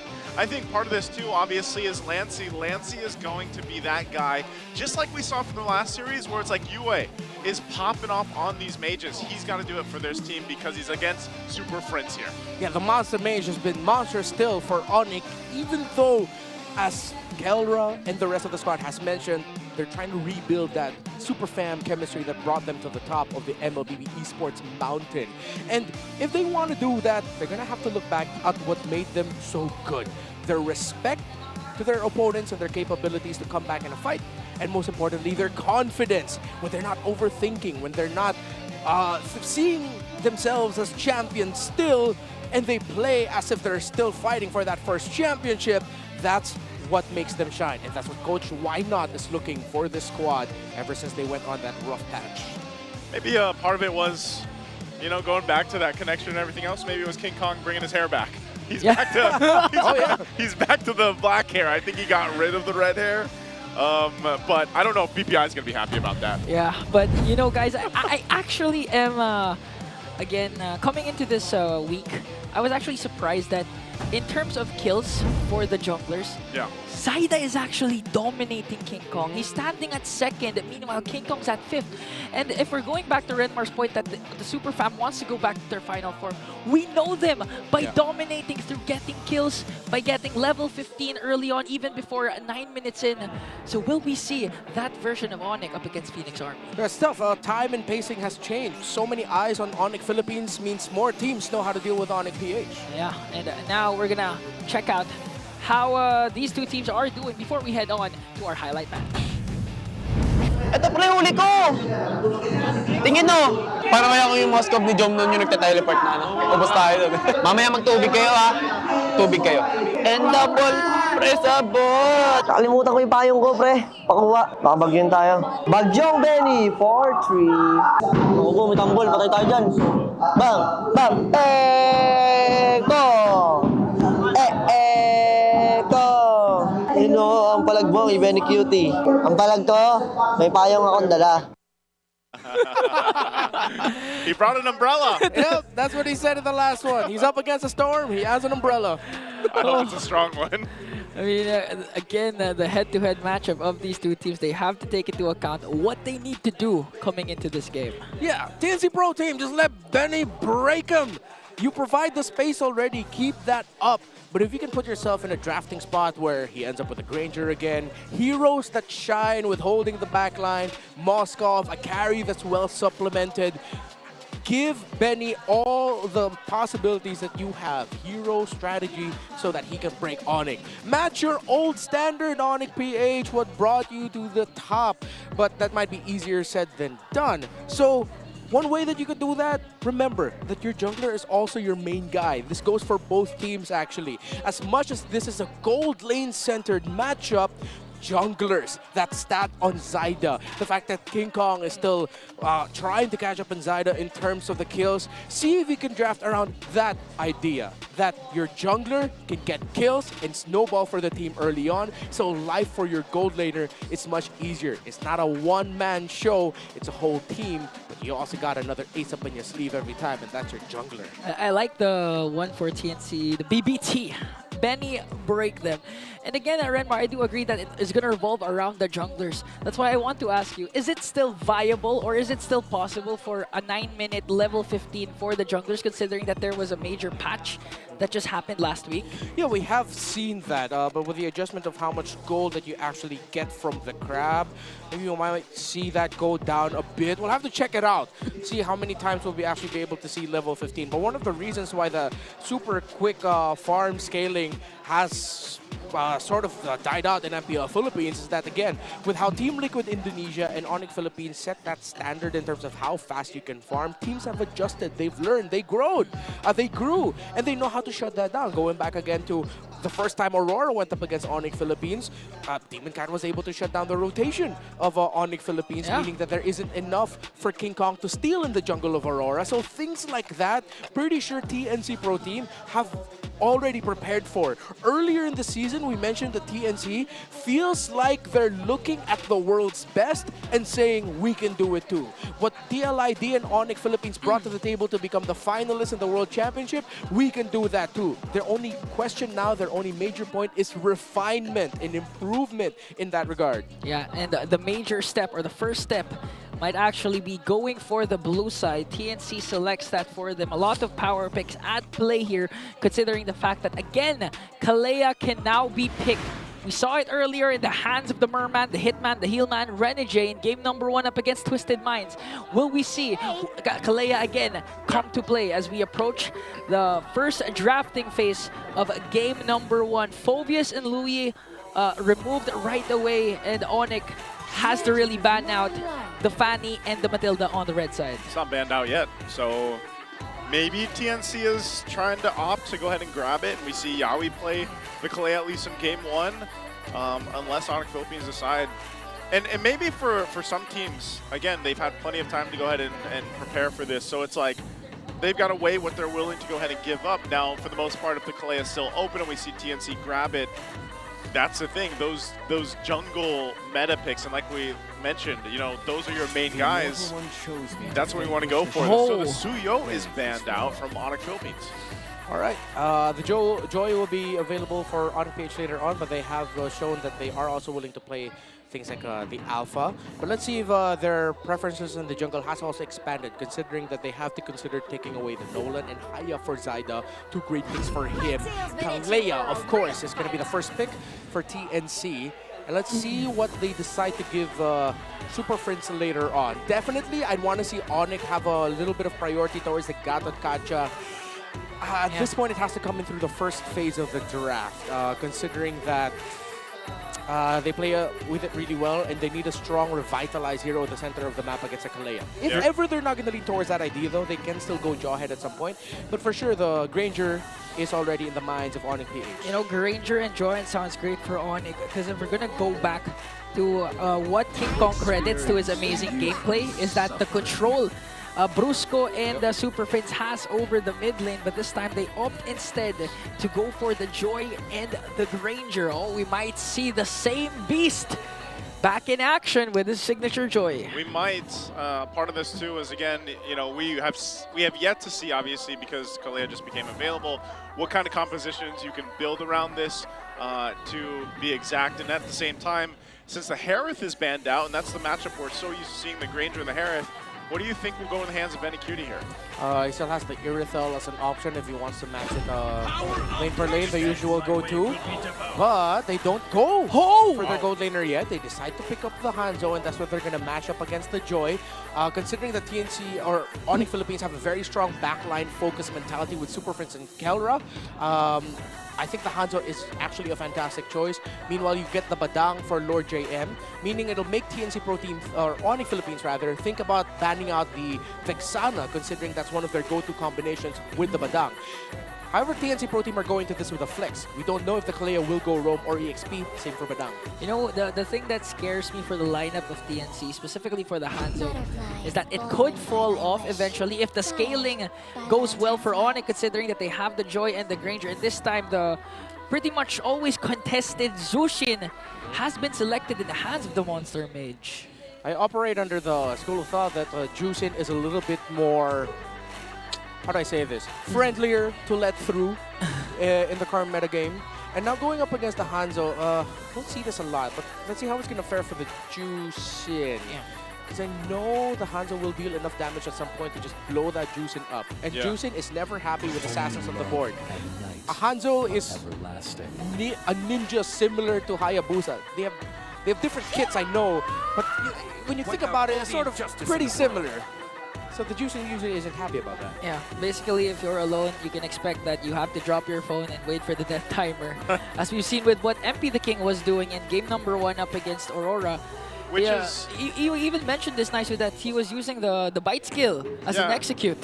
He was taking souls, man. He was snatching souls. But that was Renmar. Oh, that was you, sorry. That was Renmar. But my point was, even when MP had that kind of game, where at one point he was like, what, 4-0 on the Hanzo? Again, this is still a 0% win rate. This is a hero that hasn't popped up too much. And yeah, it might be able to go ahead and get some pickoffs and everything else, but again, at the end of the day, if you get worked around to the point where you're just getting a kill, but your team is dying, you know, it's going to fall apart really quickly here. So Hanzo, for me, is still a big risk that teams are willing to take and see if they can actually make it work. Now, we haven't seen teams do that just yet, so maybe it's TNC in game 1. You know, after the adjustment to Beatrix, could this be the time that we start seeing Beatrix once again slotted in the meta? Attack speed Beatrix is an absolute menace right now. Let's see if they're going to consider that. With the Moskov taken away, last best options are the carry and the Irithel. Yeah. There could be a thought or an argument for Brody, but laning against the Granger as a Brody is a little bit meh. But when it comes to the latter portions of the game, it might actually be okay. As long as they have another source of strong poke damage. With the Hilda picked up here, TNC Pro Team will now think about, okay, are we going to go Vexana or Farsa? I'd want them to consider the Vexana more because it's a proven and tested combo with the Badang. And then their gold laner, yeah, it's either just the Irithel, Beatrix, or Asterisk on the Brody. Maybe. Again, we saw the adjustments. Right now, Brody has been phenomenal when it comes to positioning because of the adjustments of the added movement speed that he gets. But still, they're gonna go with one of the signatures of the Storms, but the Storm in carry for BennyQT. Vexana is the call of Renmar for Lancey's pick, paired up with Badang. Might be a good option, but they still go for the Valentine. All right, they decide to go for a bit more close-range dive. This will provide a little bit more space for BennyQT, but risky for Lancey. Let's see if he's gonna commit on the ultimate of the Joy or the ultimate of the Jushin as what he's gonna get. To counter blow for blow, they might actually consider picking up the ultimate of the Jushin more for the Valentina. Especially if they can get rid of Super Fritz, utilizing the Hanzo. Yeah, exactly. Will Jawhead be a good option for Onic, considering that? Either a Jawhead or a Gata Kacha is my consideration here for Onic Philippines. If you want to go greedy, go Jawhead. If you want to kind of more sustain with the revitalized, Gata Kacha might be the job for Brusco. Final pick, we're just waiting for Onic and the glue pick. What a swerve! Okay, so this is Rome Hilda? Rome Hilda. Yeah. Interesting. I wonder if will Brusco take the revitalize on Rome Hilda, or is he still gonna roll with the sprint? I'd want him to consider revitalize because he's up against a Kalea. Oof. Or maybe he will just commit on speed to get around the map so fast. And try to find the Hanzo, maybe? Yeah, and then also to not get caught by the Kalea. So that's why they had to pick up the glue. They needed the roamer substitute in the EXP lane as they go for a backline hunter roamer for the Hilda. It's kind of a gambit by Onic because they need to snowball with this. They do have the early to mid game potential. Late game potential leans towards them as well, considering that they have the Granger. But this is very execution based. Although you can argue the same about the Hanzo, but the presence of a Kalea and Badang, I feel like it's an easier lineup to pull execute, off. Honestly, you need to combine the Purify and the Flicker if you're going up against those two teams. But again, our highlight match is underway. It's going to be the defending champions, Onic Philippines versus the TNC Pro Team. Will the storm that is brewing for the Phoenix Army finally get the revenge up against the Sonics? Already. You know, you see this hero banned out so much because of that Lantern Flare that Jushin can go ahead and play around. And it's quite annoying for a lot of people to deal with, but so far, Lancey holding his own against Super Fritz. And then again, you know, it's going to be like, how can they actually go ahead and deal with this Kalea? It is this time around. Yawi's running the, focusing mark. He's already going to burn the Flicker, actually, as I mentioned it. Okay, the aggression so far of Onic is paying off. A major resource expended already from Yawi. He went Vengeance! Yeah. Brusco! Oh! All right, so he knew he needed to sustain. He didn't go for speed. He went for, all right, try to hurt me. I'll hurt you back. And just try to survive as long as possible. Yeah. I feel like Assassin for the carry to duel with the Granger a little bit better. Maybe because, you know, you have a lot of crowd control from Lord Jaime and Yawi. What's a sprint to the capabilities of one Kalea? So I do agree why Brusco went with the Vengeance instead. Little bit of a laning phase between BennyQT and Kelra. It's natural that you will see the Granger dominate the late game centered carry early on. BennyQT managing it a little bit well, actually. Nothing too crazy. Although he wasn't able to get the last hit on the gold minion.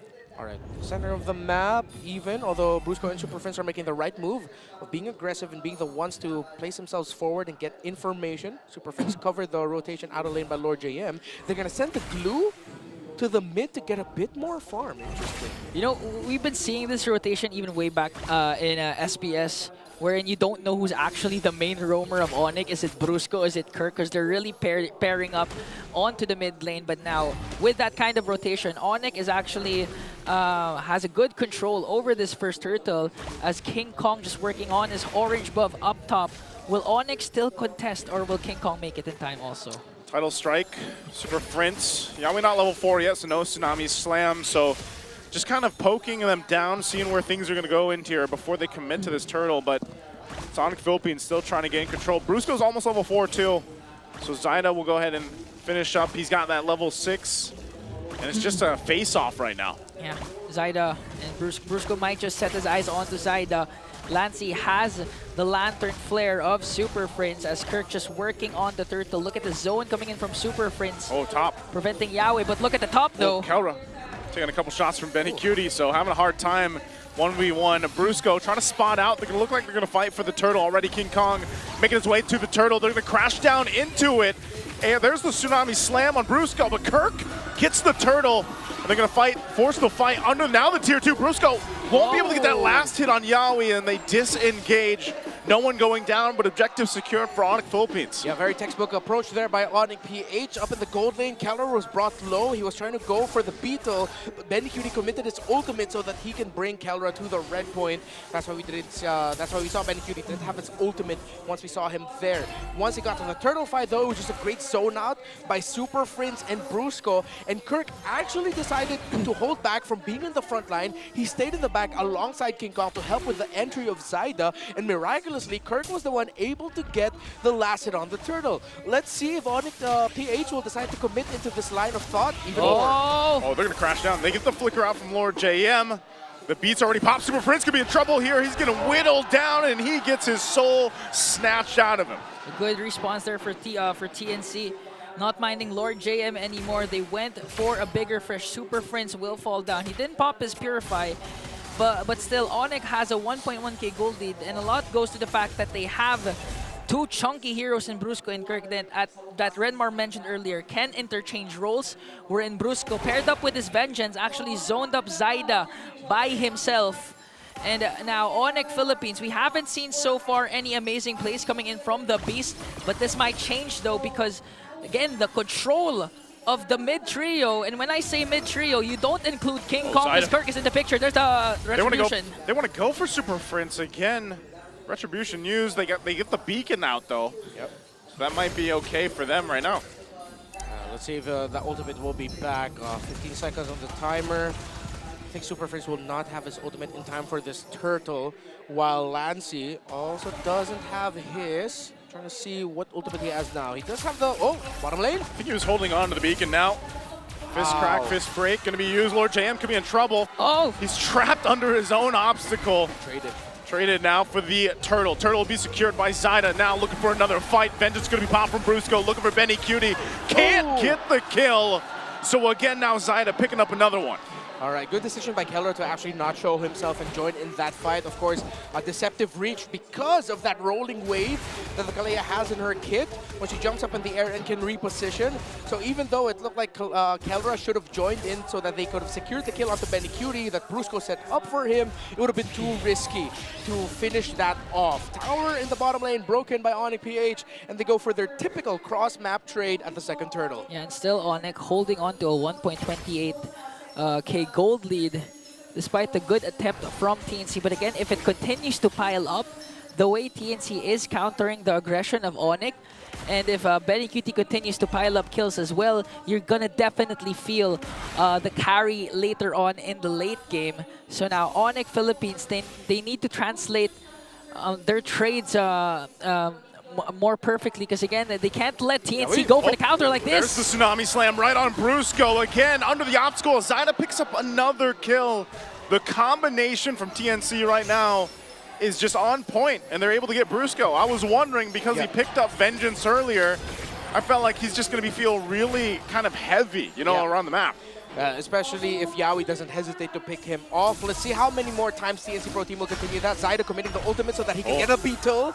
I don't think he will, as King Kong will already be closer to level 12. So King Kong farming significantly faster compared to Zyda. 4.26k to King Kong's 5,000. Yeah, you know, the Joy still needs to scale up later on.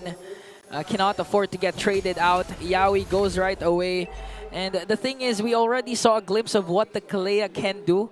It doesn't even need to pop the flicker or use the flicker. Because of the kit that Kalea has, it's easy for TNC to set up at any given moment. King Kong, it might be in trouble. King Kong could be in trouble. It's going to get slammed down again into the fight. They're going to try to get out. Zyda's pretty low, though. They might be able to find it as Kelra gets Zyda. He gets a double. He's looking for more. Lancey on the side might pop the beacon. Does it defensively, though. And it's Onic Philippines able to disengage with everybody alive. So we see a 1v1, but there was a 1v1 that we didn't get to see. King Kong versus the Turtle. He gets the third one of the game, and Onic PH will get the tower as they will continue their aggressive posturing forward. And now they're translating their rotation to actual objectives, securing the third turtle, plus the first turret onto the middle lane. And we just showed the stats of Kelra for the first 8 minutes so far. I think it's going to increase. He's already picked up 2 kills early on before the 8-minute mark. He got a Sky Piercer. Should have 2 stacks, right? Yeah. He got that after, I think, he built up the Sky Piercer. So Onic PH are just making the right moves right now. You see how much the beacon is actually... Kirk? Split. Fist break gonna be used. Lord Jam gone again. And now looking for more. Tidal Wave gonna be used already. Zyda could be in trouble trying to get the soul snatch off. Yawi's gone though. Again, they find 2 kills. They trade it for Brusco, but Onic Philippines now working on the tier 2 turret. This is looking hard for TNC. A 3-level gap already between the 2 junglers. Lancy has his own Lantern Flare, hasn't been used yet. And Onic just demolishing all the outer turrets from top lane to mid lane. Now the TPs. Here comes Zyda, but gets blasted down by Kelra. Unbothered by what TNC is throwing at them. Lord Jam gets forced to use his fist break, or fist crack, and now he's taken out. I mean, he has had a rough time on this Badang. Yeah, very tough. He's been forced to use his fist crack a lot to avoid getting crowd control, not actually getting the setup that he wants. And I think we've also gotten to the point because the key moments where Onic Philippines were able to win a major fight and build this lead were on the backs of TNC Pro Team forgetting or not respecting the fact that they're up against a glue. That if you stick together in a team fight, the glue is the happiest. Kirk is unbothered. 0 deaths, no kills, but he does have 5 assists. And Kelra, on the other hand, has 5 kills. So this glue pickup as the substitute roamer for whenever Brusco will be taken out, and he's accepted his fate. 3 deaths. TNC Pro Team cannot blow so many abilities on the Hilda alone. They have to be able to deal with this glue. Okay. Ouch! Oh, again, Yawi jumps in with the title. Not going to be able to land the Tsunami Slam. Now they're going to be chased down. King Kong, popping the Retribution, looking for Zyda, pops the beats, is able to find him. And now they collapse down towards the base. King Kong jumping in. Lancy holding on to the beacon still. And it's Onic Philippines. This is the green light for them to take the Lord now. That's the good use of the availability of the Purify. Kelra was actually zoning out and being the front liner of Onic because he knows that he has an escape if ever Yawi tries to go in. Uncontested Lord take for the Sonics as they were able to take down Zyda. Beautiful play coming in from the Sonics. How Onic Philippines are playing around Brusco, Super Prince, and Kirk have honestly set things up for Kelra and King Kong very well. They're holding down the front line. They're baiting out abilities from TNC Pro Team. Brusco doesn't mind getting sacrificed here because they know that they have the glue. Kirk isn't putting himself in danger so much. He hasn't been taken out. He's helping King Kong secure objectives, especially in the early game. Onic Philippines have just looked like they've really sharpened up and shapen up back to, well, the key to victory said, their old standard. Yeah. We're actually seeing it right now as they were in full control of the mid lane. A lot, of course, goes to the credit of Brusco and Super Prince. We're seeing a lot of action coming in from the XP laner and roamer, but we tend to forget the importance of what Super Prince has been doing, the constant pressure of that Lantern, continuing to put TNC out of position, even if it doesn't connect. That's why it's hard for Lord JM and Yawi to actually find those proper angles for a potential comeback. Lord sieging in onto the middle lane. Lancy has his own Lantern Flare as Super Prince leading the charge. Here comes Yawi. Yawi again with Tsunami Slam is going to bring him back. Flicker, Kirk, not going to be enough, but King Kong in the back line. Already popping the beats. Kelra unleashing with Rhapsody. Lord's still going to be up. It should go down before it works on the base. So right now, TNC stays in the game after finding Kirk. All right, let's see if Onic Philippines get the tower up top. They still have enough members. Zyda? Still going for it. Zyda looking for a kill on Super Prince. The Soul Snatch does find a Super Prince. So another kill added to the board for TNC. It's just weird. Sometimes it feels like Soul Snatch is a bit of a cheat code, huh? It is. It's a really strong skill. Takes him out of the map. It's like a sure execute if you're able to commit the full animation onto a low target. It's crazy. So that's why Zyda already has 5 kills to his name. So far, they're able to have an answer, even if Kirk was actually zoning out the members of TNC. This time, they have to watch out for the damage that can come from Zyda and BennyQT. This is the time where BennyQT tends to shine as well with the carry. Already has that Corrosion Scythe, Golden Staff, and DHS. So one beautiful setup from Yawi can again turn the tides for TNC. Again, he has the Flicker available. If ever they force out the Purify early on onto Kelra, TNC might turn things around. They're starting to gain some ground here. I think still, even when it comes to it, this next objective, TNC can win a fight if they're able to go ahead and just not get outmaneuvered. That's the problem, because when they start to get in this side of the jungle and more towards that Lord pit, that's where you can see Onic Philippines take an off angle and kind of surprise them. So they really have to rely on that set, like you mentioned, from Yawi, but also just keeping Zyda protected in a way. It's like you got to protect not only Zyda, but also BennyQT. But as the game goes further, we might see TNC a little more capable of actually just winning some of these team fights head on. You know, considering that TNC has Yawi, Zyda, BennyQT, we can actually expect a different kind of angle. Okay, the Pinnacle Jutsu already worked on Zyda quite low. This might be a go signal for Onic to just go and burst down the Lord. That's a beautiful pick-off from Onic Philippines, and TNC has not even a sniff on the second Lord. Dare I say, Onic Philippines have really just played this game so much better. When we talk about the old standard of Onic, how you control through confidence, Kelra, even though there were times where it looked like BennyQT was able to outsmart him just a little bit in lane, they were able to recover. How Kirk, Super Prince, and Brusco kept things very solid for Onic, so King Kong and Kelra are relatively unbothered. It's just, they're back to their old tricks, and it's a very textbook way to approach it. Zyda gonna go ahead and try to clear what they can. They gotta deal with this Lord still.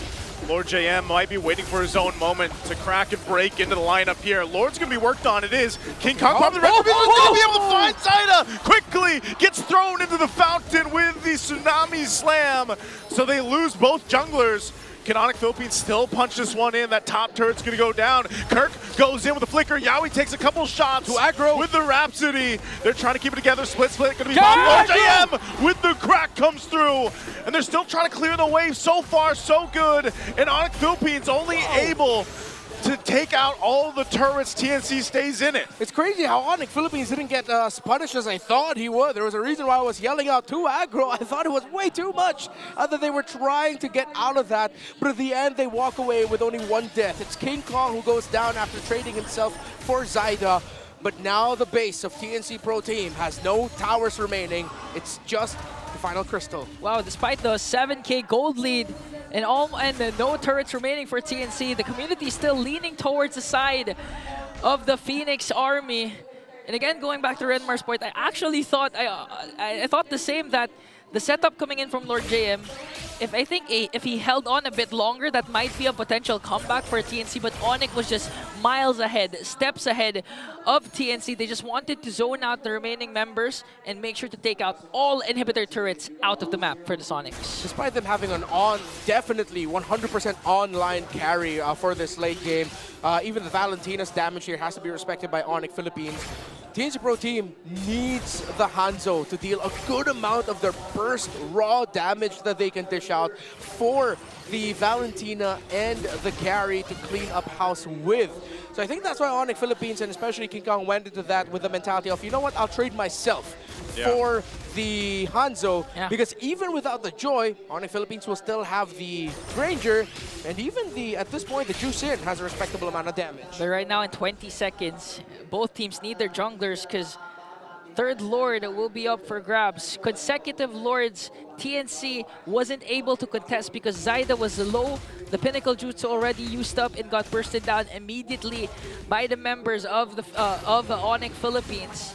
But things might change this time. They might go for a risky play and try to contest for the Lord. Let's see what happens as the third Lord will respawn, and Onic is pretty much has a good hold over the Lord pit. Yeah, they do. They're going to go ahead and zone them out the best they can here. I'm not sure if TNC is actually going to be able to find an angle to contest, so it's just going to come down to, okay, base defense again.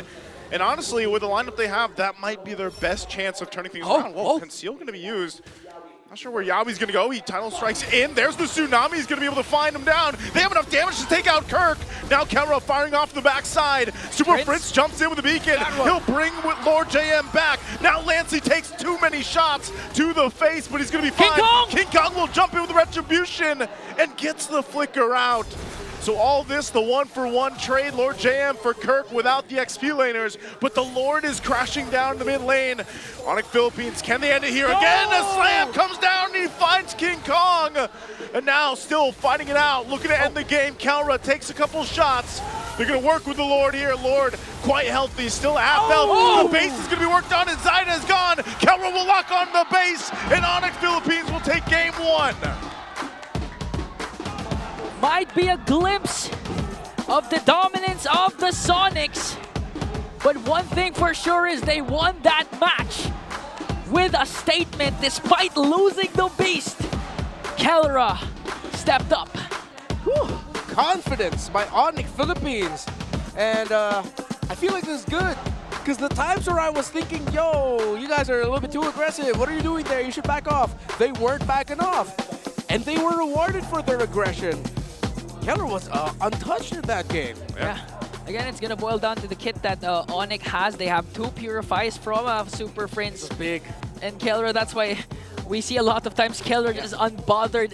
Even if he's in the middle of the mix, he's just literally dishing out the damage because he has an escape with the Purify. Yeah, and that's why I appreciate Onic Philippines for taking the Granger as quickly as possible. They didn't want to give that to BennyQT, and of course they're very proficient with it as well.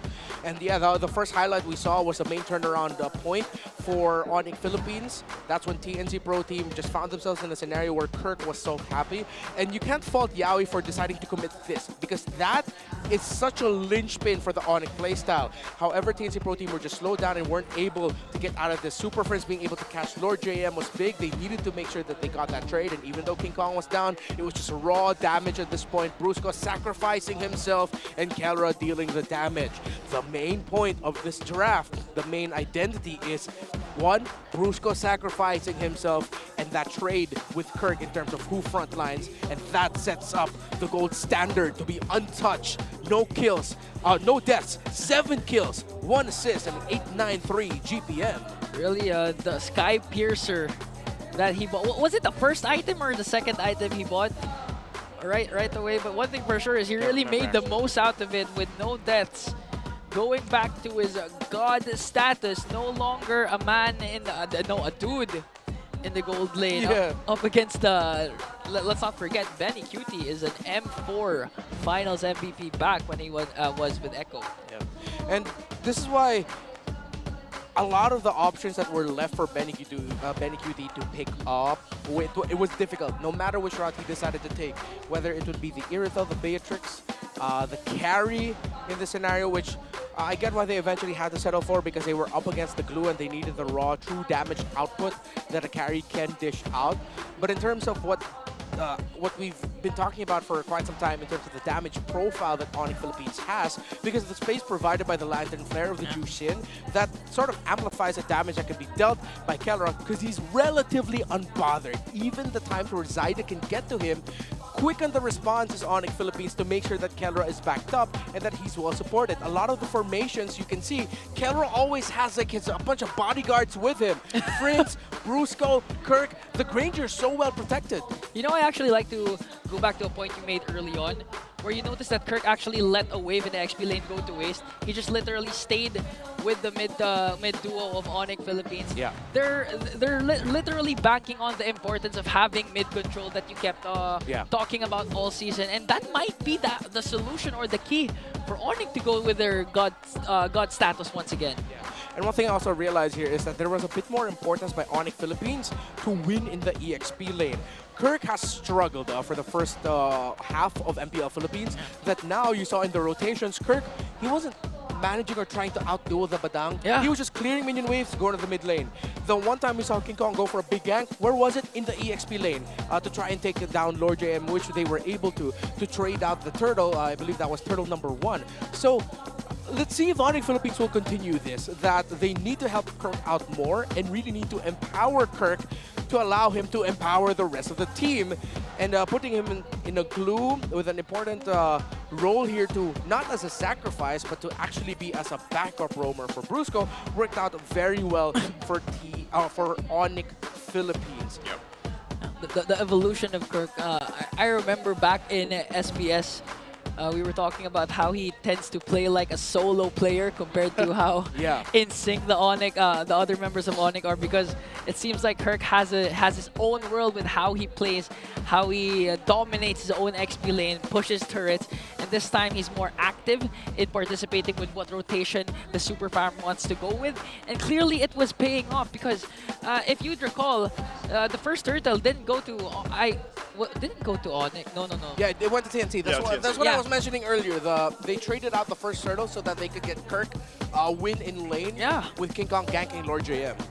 And now the BPI rich guy is the god in the gold lane once again. Kelra with a GPM of 893, a perfect KDA that goes well with his high GPM. That's why he's the BPI rich guy. Yeah, again, he struggled. You remember there was a time when we got a preview of him 1v1 with BennyQT, and BennyQT was kind of bullying him a little bit on the carry. Yeah. But, you know, it's Kelra, and they've gone against each other so many times too. Kelra, even if he loses some of that early game, it's what he did from mid to late game and how he was able to play around that. And that's why we see, again, this Granger, it's always going to be such a top pick because of the fact that you can play from that distance. And we're in this meta now where you get so much space as a gold laner. Maybe it's the best time to be a gold laner main, because if your team protects you well, but also gives you that space, especially around the roam and the mid and your junglers, you can just have your heyday in the back line.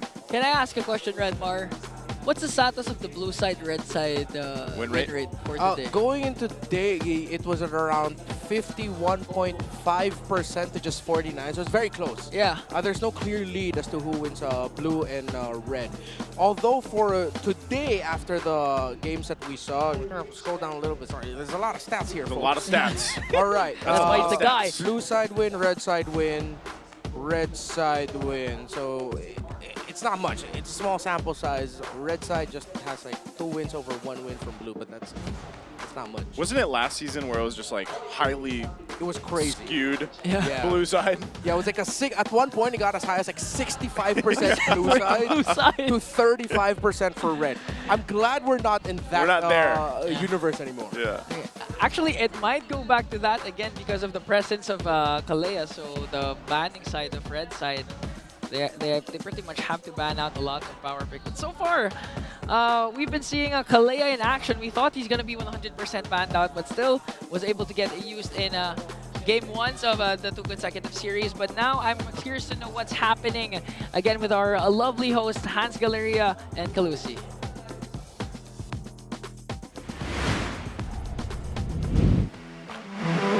Ang Super Fram ng Onic Philippines! You see the spirits. Onic! Grabe. As in mainit ang laban na nakita natin kanina. Much love once again to our casters. And of course, it's me, Kalusi. And of course, we are together with 2 lovely ladies here. Please introduce yourselves. Go ahead. 1, 2, 3, feel the magic. It's Pixie! Hi, I'm Pixie Hannah. Hi, I'm Pixie Mita. And so far, Pixie is with us today, one of the P-pop groups. Siyempre, dito mismo sa Philippines, girls. It's so nice to have you here with us today. And I'm sure that, you know, you're probably excited with a lot of matches happening today. Right, Kalusi? Yes, I'm curious. First time niyo ba manood dito sa MPL Arena Live? Actually, I'm a fan of MPL, so matagal na po ako nagpupunta dito. But Hannah, it's my first time coming here. Oh, first time! I love to see the support. Hannah, how was it like watching the first game, right? I know it's your first time being here on site. How did you feel about that matchup? Tense? Yeah. All right. There's like, wow, like everywhere. So Oh yeah, for sure. There's a lot of that happening right here. Mita, is that the same thing para sa'yo? Ganun din ba yung experience mo every time you go here? sobrang fun talaga ng sagutan ng fans. Yun talaga yung parati kong inaabangan every time na pumupunta ako dito sa... Nakita ko nga like tumatayo rin sila. Like nakikipoksa Nadadala rin sila, no? Oo. Ako, gusto kong malaman, naglalaro talaga kayo ng MLB? Yes po. Sinong favorite hero nyo? Okay, ano ko mid laner. So, lagi kong ginagamit si Lilia talaga. Mid laner si Mita, okay. Tama ba? Ikaw? Line po. Gold lane? Gold lane. Okay, para Iksha to be specific, Iksha. right? So, para lang magkaalaman, what's your rank? Last season. Ayan. Last season, just to be sure. Kasi po nung last season, medyo na-busy kami. Ng 26 points na inabot na Last season, Mythic 26 Busy pa sila stars. nun. Opo, busy Oo, pa. busy ka pa nun. Ikaw naman. Mythic 60 po. Mythic 60 stars. Parang nasa maling profession ka yata. Pwede kang pumasok. I mean, yeah. Parang pwede dito, no, Hans? Oo. Ikaw ilang stars ka ba last season? Wag na nating Wag na nating pag-usapan. pag-usapan. Wag na nating pag-usap. Ne, joke lang. 48. Papasa naman. Papasa naman, Oo di ba? naman. Pwede na. I think I want to know more about your time being, P-pop artists. How do you find time to be able to watch still? Kasi I'm sure you guys have a busy schedule ahead of you. Actually, we do have like 1 day day off, right? Okay. Rest day namin na we can do anything. So, today is Friday. So, it's our day off. So, nakapunta po kami today. Usually kasi may events kami ng weekend and weekdays is our training days. That's fun. Grabe, Hans, sinispend nila yung day off nila para lang manood dito ng live. It's so nice to have you girls here.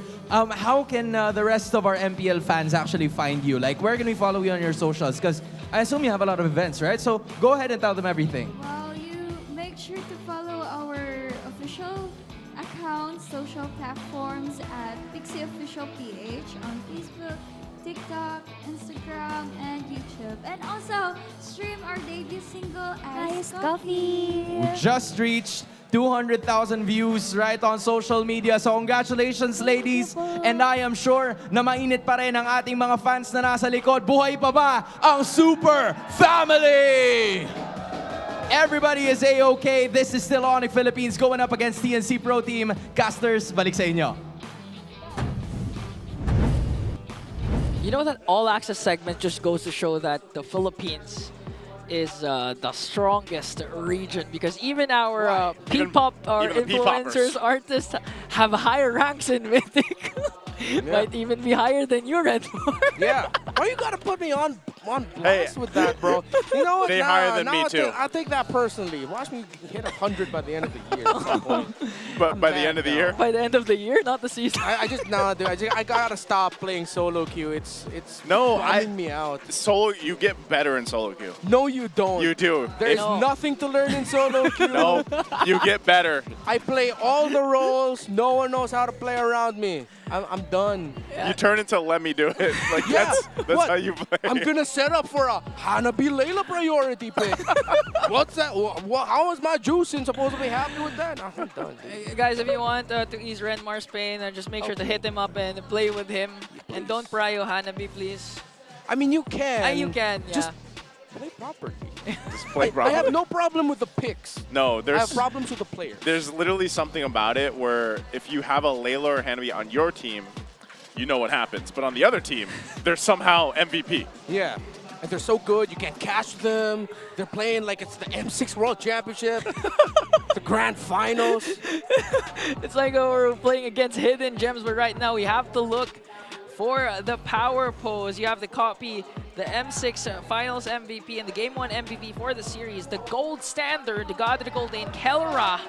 Hey, he even has Kelra's face with him. He does. He's got the pose down. He's got the tongue. Oh, no. You guys are missing the braces. I just want to say, all these people are spending their Friday night with us, by the way. Yeah. That's crazy.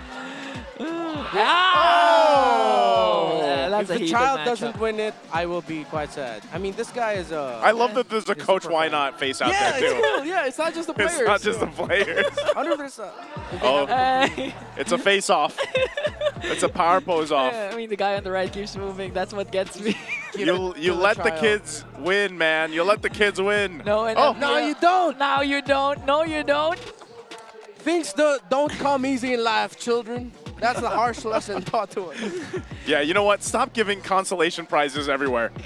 Let them know the true test of Participation awards. competition. I'm sure that child, though, will still get something because we're generous. Yeah. We're nice. Are we? We take care of the kids in our community. Yeah, not to mention. I know you are. You used to be a teacher for a Yeah, special I know. ed, man. I did. I mean, you have a good heart. He's taking care of a child right now.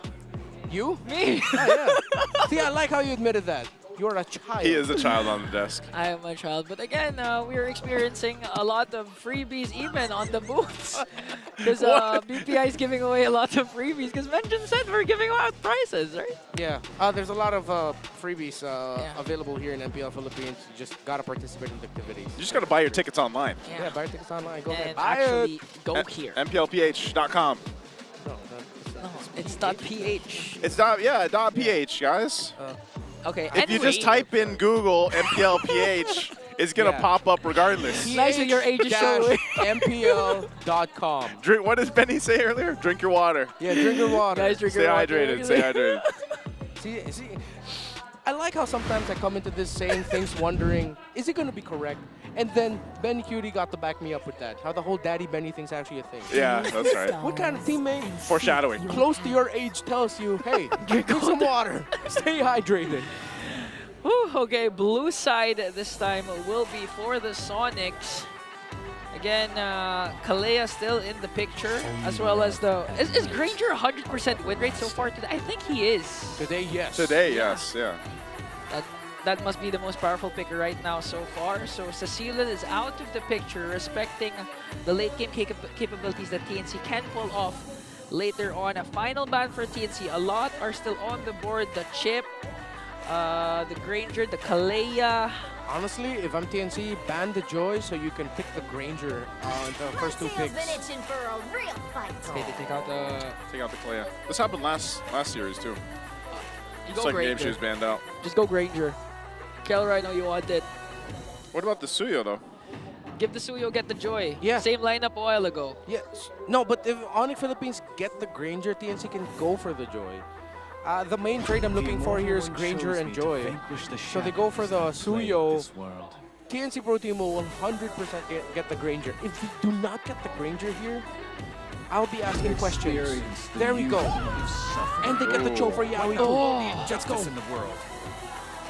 They're just literally clapping every time he picks it. Even the super fam cheered for that. They're like, how "Alright." that's how hype it is. That Yaoi gets a Cho. Yeah, last time we saw Yaoi with the Cho. I mean, one of the last times was up against Aurora, where we witnessed the Cho down. He won one game with the Cho. Now he's now he's looking to make it 2 up against Onic. Onic, there's still Jawhead for Brusco, yeah? Yeah, Jawhead Suyo is such a deadly combo. There's the Hereth though and the Jushin again. Yeah. I'm getting my wish where Jushin keeps getting that through. I just have to keep reminding myself that Jushin exists now as a pickable hero. We're so used to it getting back. Exactly. I keep forgetting to call the Jushin. So it's Hanzo still. There's something about Hanzo that teams are What is it about Hanzo, man? I mean, towards the mid game, especially before... that's a big 0%. Yeah. Before the 9 minutes, Zaida was actually performing well. He ended the game with 5 kills to his name. Maybe it's a cheat but code. they're getting kill trades. It's the cheat code. Yeah. They're getting a -1, but that's it. I don't know. I'm not the pro player. This is where we brainstorming on. Yeah, okay, fine. Why? It might be a different time because right now Yaoi has the Cho, so it's not just Zaida who has to use the Pinnacle Ninja first. The initiations can come from the Cho. Okay. So the ultimate won't get bursted down right away. To be fair, they were also doing a good job of, or at least Zaida was doing a good job of taking away the ultimate of the Jushin early, because you can commit your ultimate to force an ultimate out. That's one of the best things about the Hanzo, because he gets the cooldown of his ultimate is so short. Yeah. You get it so quickly. So maybe that's why Hanzo's coming up in the big right now, considering that the ultimate of Jushin is one of the best things about her kit. But it's not the best thing. The best thing is still her second skill. Yeah. As long as you can take her out, I think you lose a lot of that kind of utility that gives. Yeah. But I don't know. I think maybe some of the teams obviously are going to continue. We see this Hanzo picked up, and that's the great thing about it is we already talked about the addition of Kalea will change this draft. So that's what we're seeing. Like you mentioned with the Jushin popping up again, there's space for some of these picks now to kind of come up. Gatot, Jawhead, Hylos. One of the options that Brusco can go with. Maybe even the Hilda later on. But let's see what's the final ban of TNC because they took out the glue of Kirk.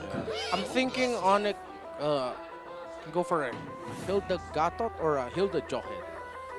Those are them. For TNC, I'd want to see them pick up like a CC. Yeah.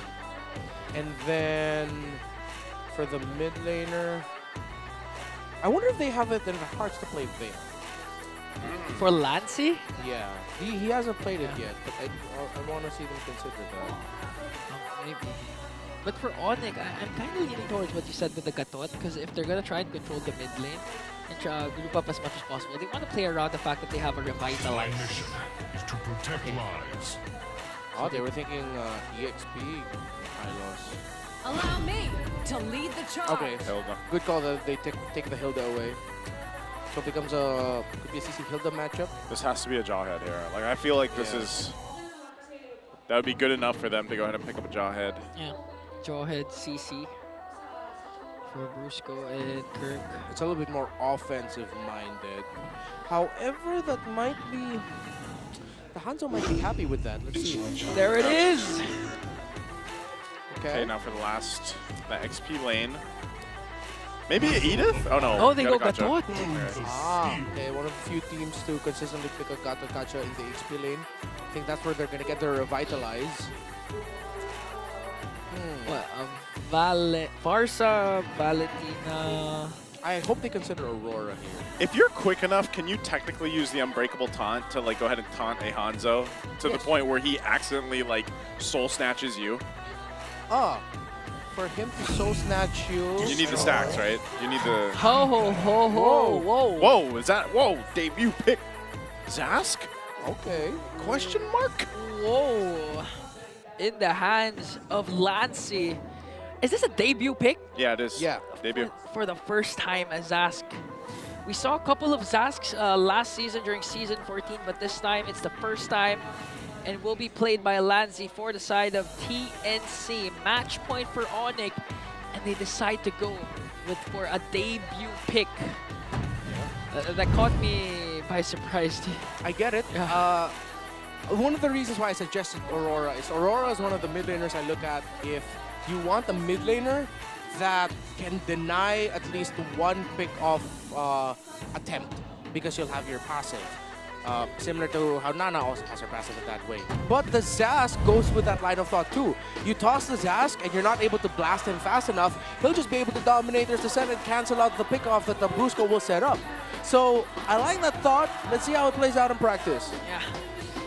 Game number 2. Welcome to Mobile Legends. Underway, match point for the defending champions. Will TNC this time flip the script and try to extend it to game number 3, or will Onic finally ride their momentum and continue their winning streak? There's just something about Zas that just doesn't look right. I mean, I don't know. It's like he's in a costume. Like he's not actually an alien or whatever he is, but... The true aliens are the friends we made along the way. What? That's true. Don't forget to grab the new skin, by the way, for MPL. Prismatic Sentinel. I like how he went straight into a plug for a promotion. Whoa! Oh, he gets caught! Oh, Lancy, already popping the flicker.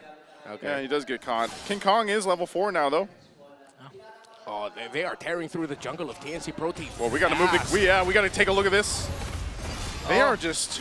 And this is maybe the plan against the Hanzo. Just put as much pressure as you can. Yeah. And you see where Kirk went to immediately going to the Beetle so that he can spot out the info and see if they can try to deny a Beetle away from Zyda. Is he even going to be able to hit level 4? Oh, he will. He used the red tree. Yeah, he did. He's behind in terms of the farm. He's losing the rotation. He's like a level behind at this point. Yeah, you can consider that. Zyda right now having such a hard time up Oh, against that. Brusco with the right into the hands of King Kong. First blood for Super Prince. That's the combo we're used to seeing every time the Suyo and Jawhead combo comes through. Yeah, unlike the Zask that we're seeing right now, first blood drawn onto the debuting pick in the hands of Lancy. That's an aggressive play. We always want Onic to be constantly doing early on to apply pressure once again and control onto the mid lane. Kelra going up against BennyQT, catching a couple of Rhapsodies there. The difficult thing about TNC Pro Team's lineup is they're very farm heavy. Mid lane, jungle, gold laner, all want farm. It's a greedy lineup. Very expensive lineup. Now for the turtle, for the taking. Yawi not level 4 yet. Kirk charging up the Unbreakables. Going to be able to taunt Zyda though. And now still working for it. Zyda's going to jump in. Does get the turtle. Already Avatar Guardian comes down. They're going to force the fight. Brusco's gone out of the picture. And Yawi is still alive, admits it all. So now TNC gets an objective, they get a kill. Yeah, good commitment there by TNC Pro Team to not let go, even though things look hella shaky for them. And Zyda being able to win the retro battle against King Kong, who I believe let his retro go a bit too early. There was just less than, I believe, 100 HP left on the turtle by the time he used his retribution, and Zyda was able to use his to get that. Not to mention, Yawi was able also to escape this, considering the fact that Yawi wants to go for Super Prince, though. Oh, Yawi. Outplay. Focus down, thrown into the air, under the turret. Can't escape that. Zyda now, though, trying to go for Brusco. Should be able to soul snatch him. Brusco takes a couple shots, and it goes down. So again, a 1-for-1 trade. Yeah, roam for a roam, but a great little outplay by Super Prince against Yawi. Able to use the dash out from the Crimson Beacon so that he wouldn't get comboed in a good angle by Yawi. Kelra. Taking a couple shots there from Benny. Benny's been pretty good in the lane, at least against Kelra so far. King Kong now here. Yawi's just around the corner. Doesn't have a flicker, though. That was close for the gold standard. BennyQT just dishing out that Sonatas in hopes of trying to reach Kelra. 30 seconds still before the next turtle will be spawning. But Onic, it seems like the TNC found their groove again, and they're able to control Onyx aggression. Okay, good control in the mid by Onic Philippines, still committing a lot of that. See, they're not leaving Kirk in lane. They're really just clear, rotate. They're willing to give up a bit of lane control for more map control. And I'm reminded by something that I remember we pointed out last season about the presence of a Zask, where there was a point in season 14 where, Ejector again, it's Lord JM, he's tanky enough. Does flicker out, 4 gonna chase him down. Takes a shot with the Queller, but he's gonna be fine. Yawi now here, and Turtle is up. Yawi jumps in, finds Liberty Kondo. Avatar of the Guardian gonna go in. They Unbreakable. Zyda's looking to cap off the kill on King Kong. He stops him though, and Zyda goes back. Kirk gets the Turtle. And now they're gonna be on the chase. Super Prince keeping them at bay, and TNC really bad fight there for them. Oh, okay. They might set their eyes on Yawi here, Super Prince. Yawi jumps in, still Super Prince. Zyda goes in once again. On the flicker, ejector, but it's Lord JM. He's tanky enough. I'm not sure if that's who you want to focus down. Lantern's gonna be there. And here's Kelra, comes in to pick up the kill. Finally taking out Lord JM. Good control by Onic Philippines. And miraculously, Kirk got that last hit of the turtle, so the great efforts of TNC Pro Team were immediately squashed. Kelra sacrificed a bit of control in the gold lane. He got a kill, but BennyQT was not able to take down the tower. As I was saying earlier, before I was interrupted, Lancey with the Zask. There was a time last season where the Zask actually made Hariths have a hard time in team fight. So let's see if that comes into effect. Yawi again with the Way of the Dragon. They're gonna crash down. He's gonna be in trouble. Super Prince can't last. He goes down. Great setup from Yawi. Oh, it seems like a Cho Hanzo combo is almost a sure kill, especially with a Soul Snatch on the right target prepared by the Cho. So that's new learning for today. Yeah. So far, TNC still finding ways to even out the score 3-3 as we look at the Infinix hand cam. So this time, this is a good sample of Infinix hand cam because there was an instance last week. We saw an Angela, a hand cam this time in the hands of Zyda as well. And going back to Renmar's point, the aggression of the wall. Wait a minute. What are they going for this time? Brusco won't be able to survive. The Zyda is on a point. It's the combo we were just talking about, man. It's almost a guaranteed kill. Yeah, Hanzo and Cho, okay.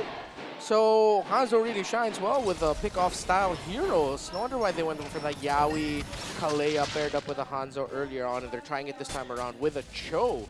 Okay, so Skypiercer just built up by BennyQT. We can start counting his stacks easily. Doesn't have a kill just yet. Zyda with the golden staff already. This Hanzo is online, and Onic Philippines needs to watch out for it. Okay, 1-for-1 in terms of turtle takes, but now TNC Yawi's Mike's got a be able to flicker. take it away. Yawi! Goes in, gonna kick the wrong way though, and now he's gonna be punished. Zyda also jumping on in. Kirk trying to get the jump off of the Avatar of the Guardian, it won't. Dominator Descent already gonna be used. It's gonna be enough to zone them forward. Kelra firing off under the Zaman Force. We'll be able to clear it. King Kong gets a flicker out, takes a couple shots with the Rhapsody from BennyQT. Zyda waiting, but the turtle secured by Onic.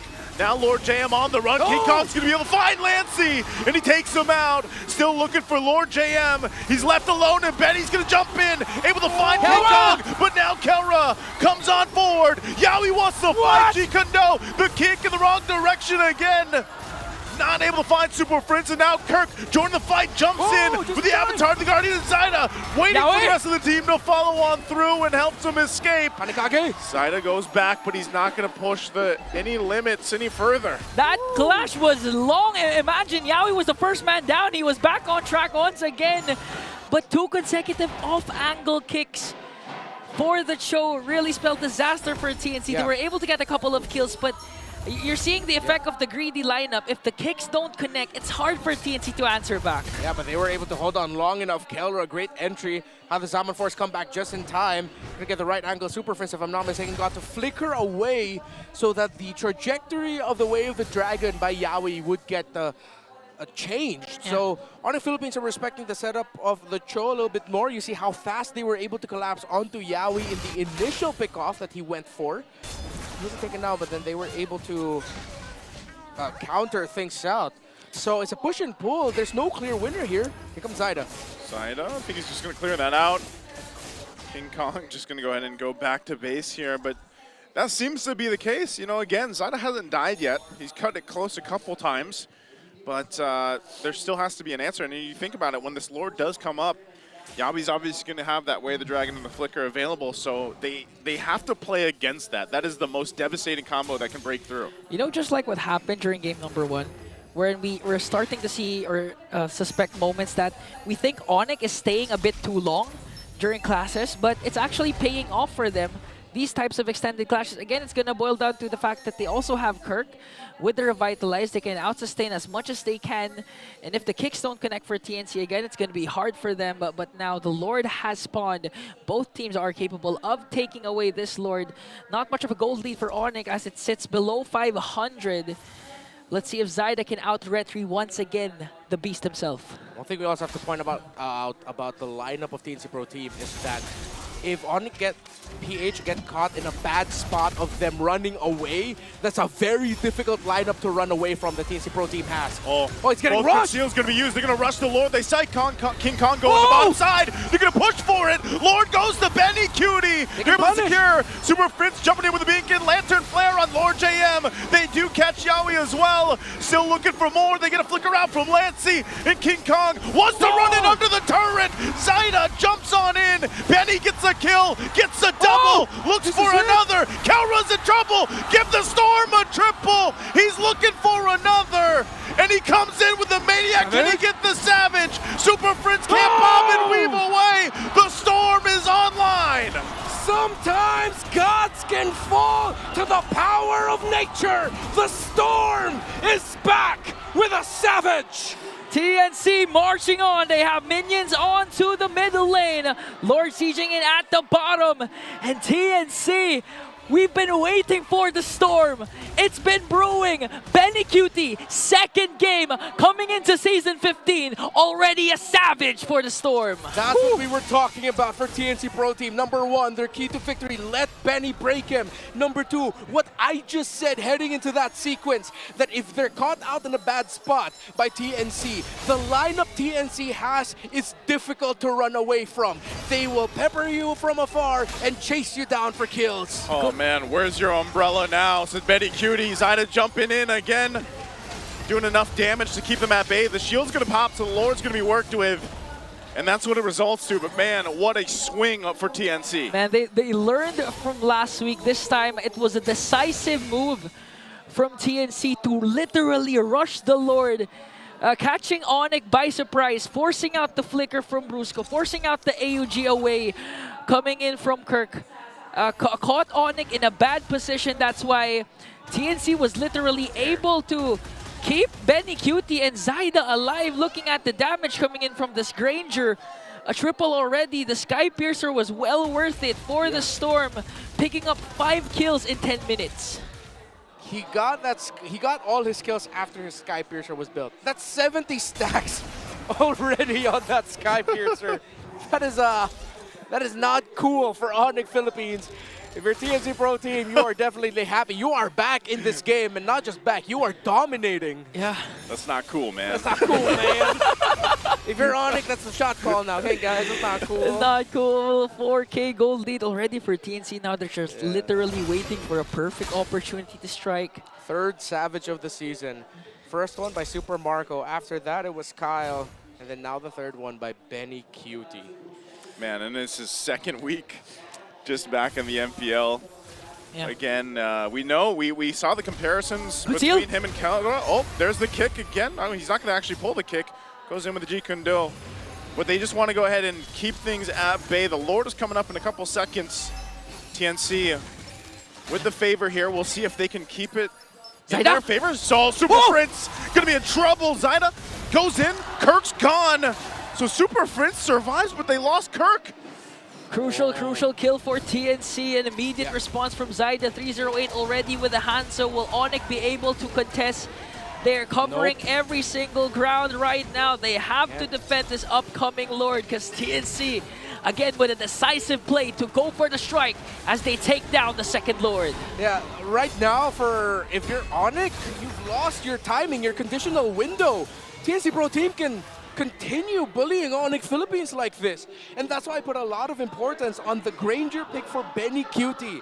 He just plays it so well, and TNC play around it so well, even though it took them a long time to get control in this game. Now that they have it, they got it off of the back of a BennyQT Granger Savage. That's why earlier on in the draft, we were making a big deal about the Joy Granger Suyo trade.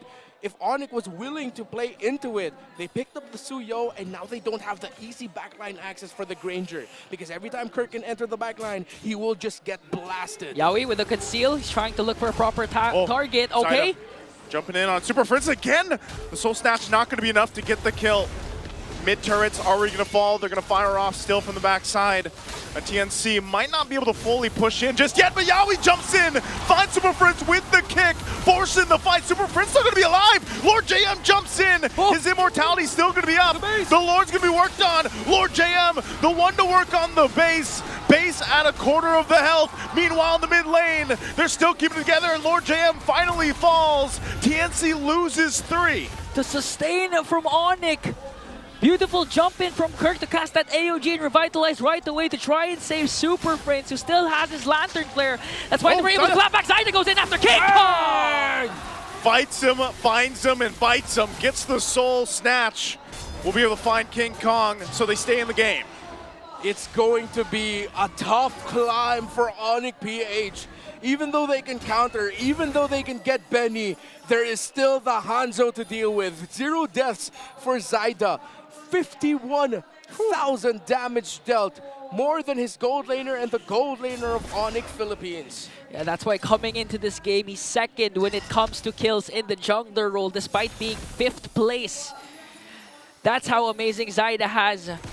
That's how good he has been performing. And the beauty of TNC's lineup, we called it greedy because they can do this. He's going to go again, gets tossed up with the injector, should be able to get back.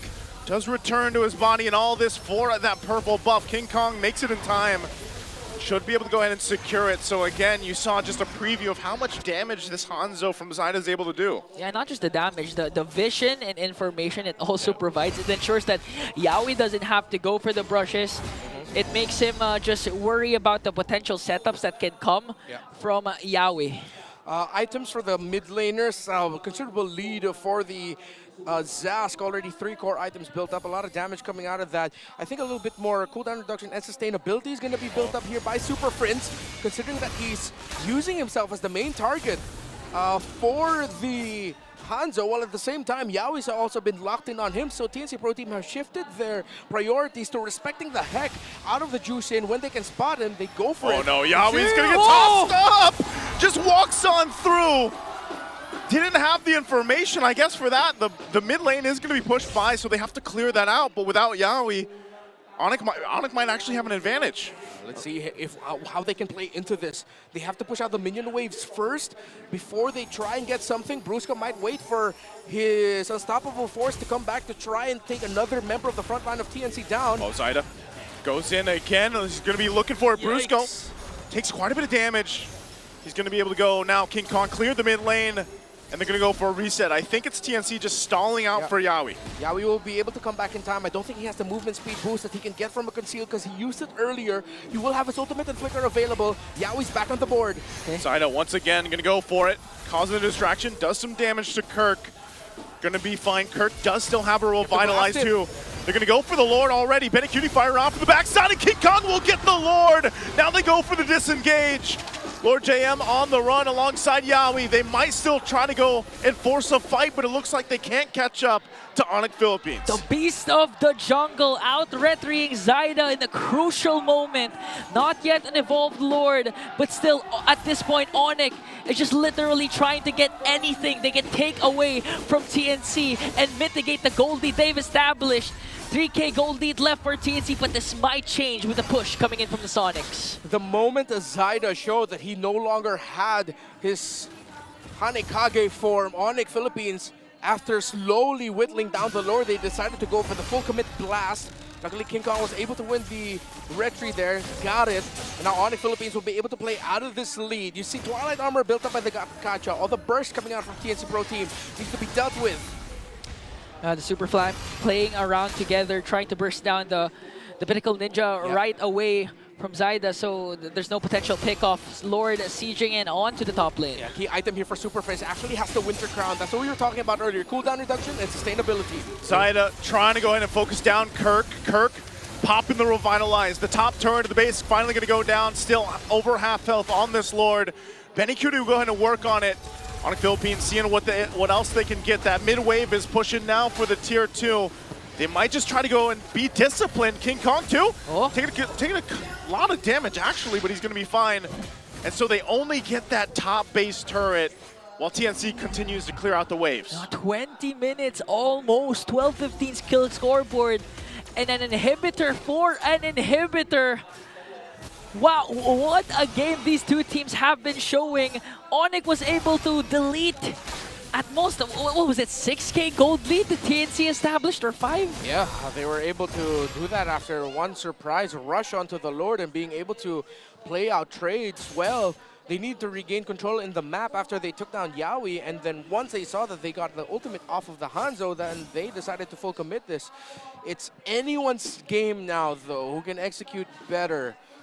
If Onic Philippines blow out too many of their abilities for the eventual punish of BennyQT and Zyda and Lancey that will follow, then they will lose. If they can wait for the right time and the right entry of the main damage dealers of TNC Pro Team, then they can win. Concealed plays are going to be more crucial this time. By the way, time. Both Keller and BennyQT both have 8 kills and 1 death in this game. If somehow Keller ends this game with a Savage, I'm going to lose my mind. Yeah. BennyQT already got 1. Come on, Keller, get him back. At this point, anything is possible. Bring out that umbrella. Yeah, bring out the umbrella.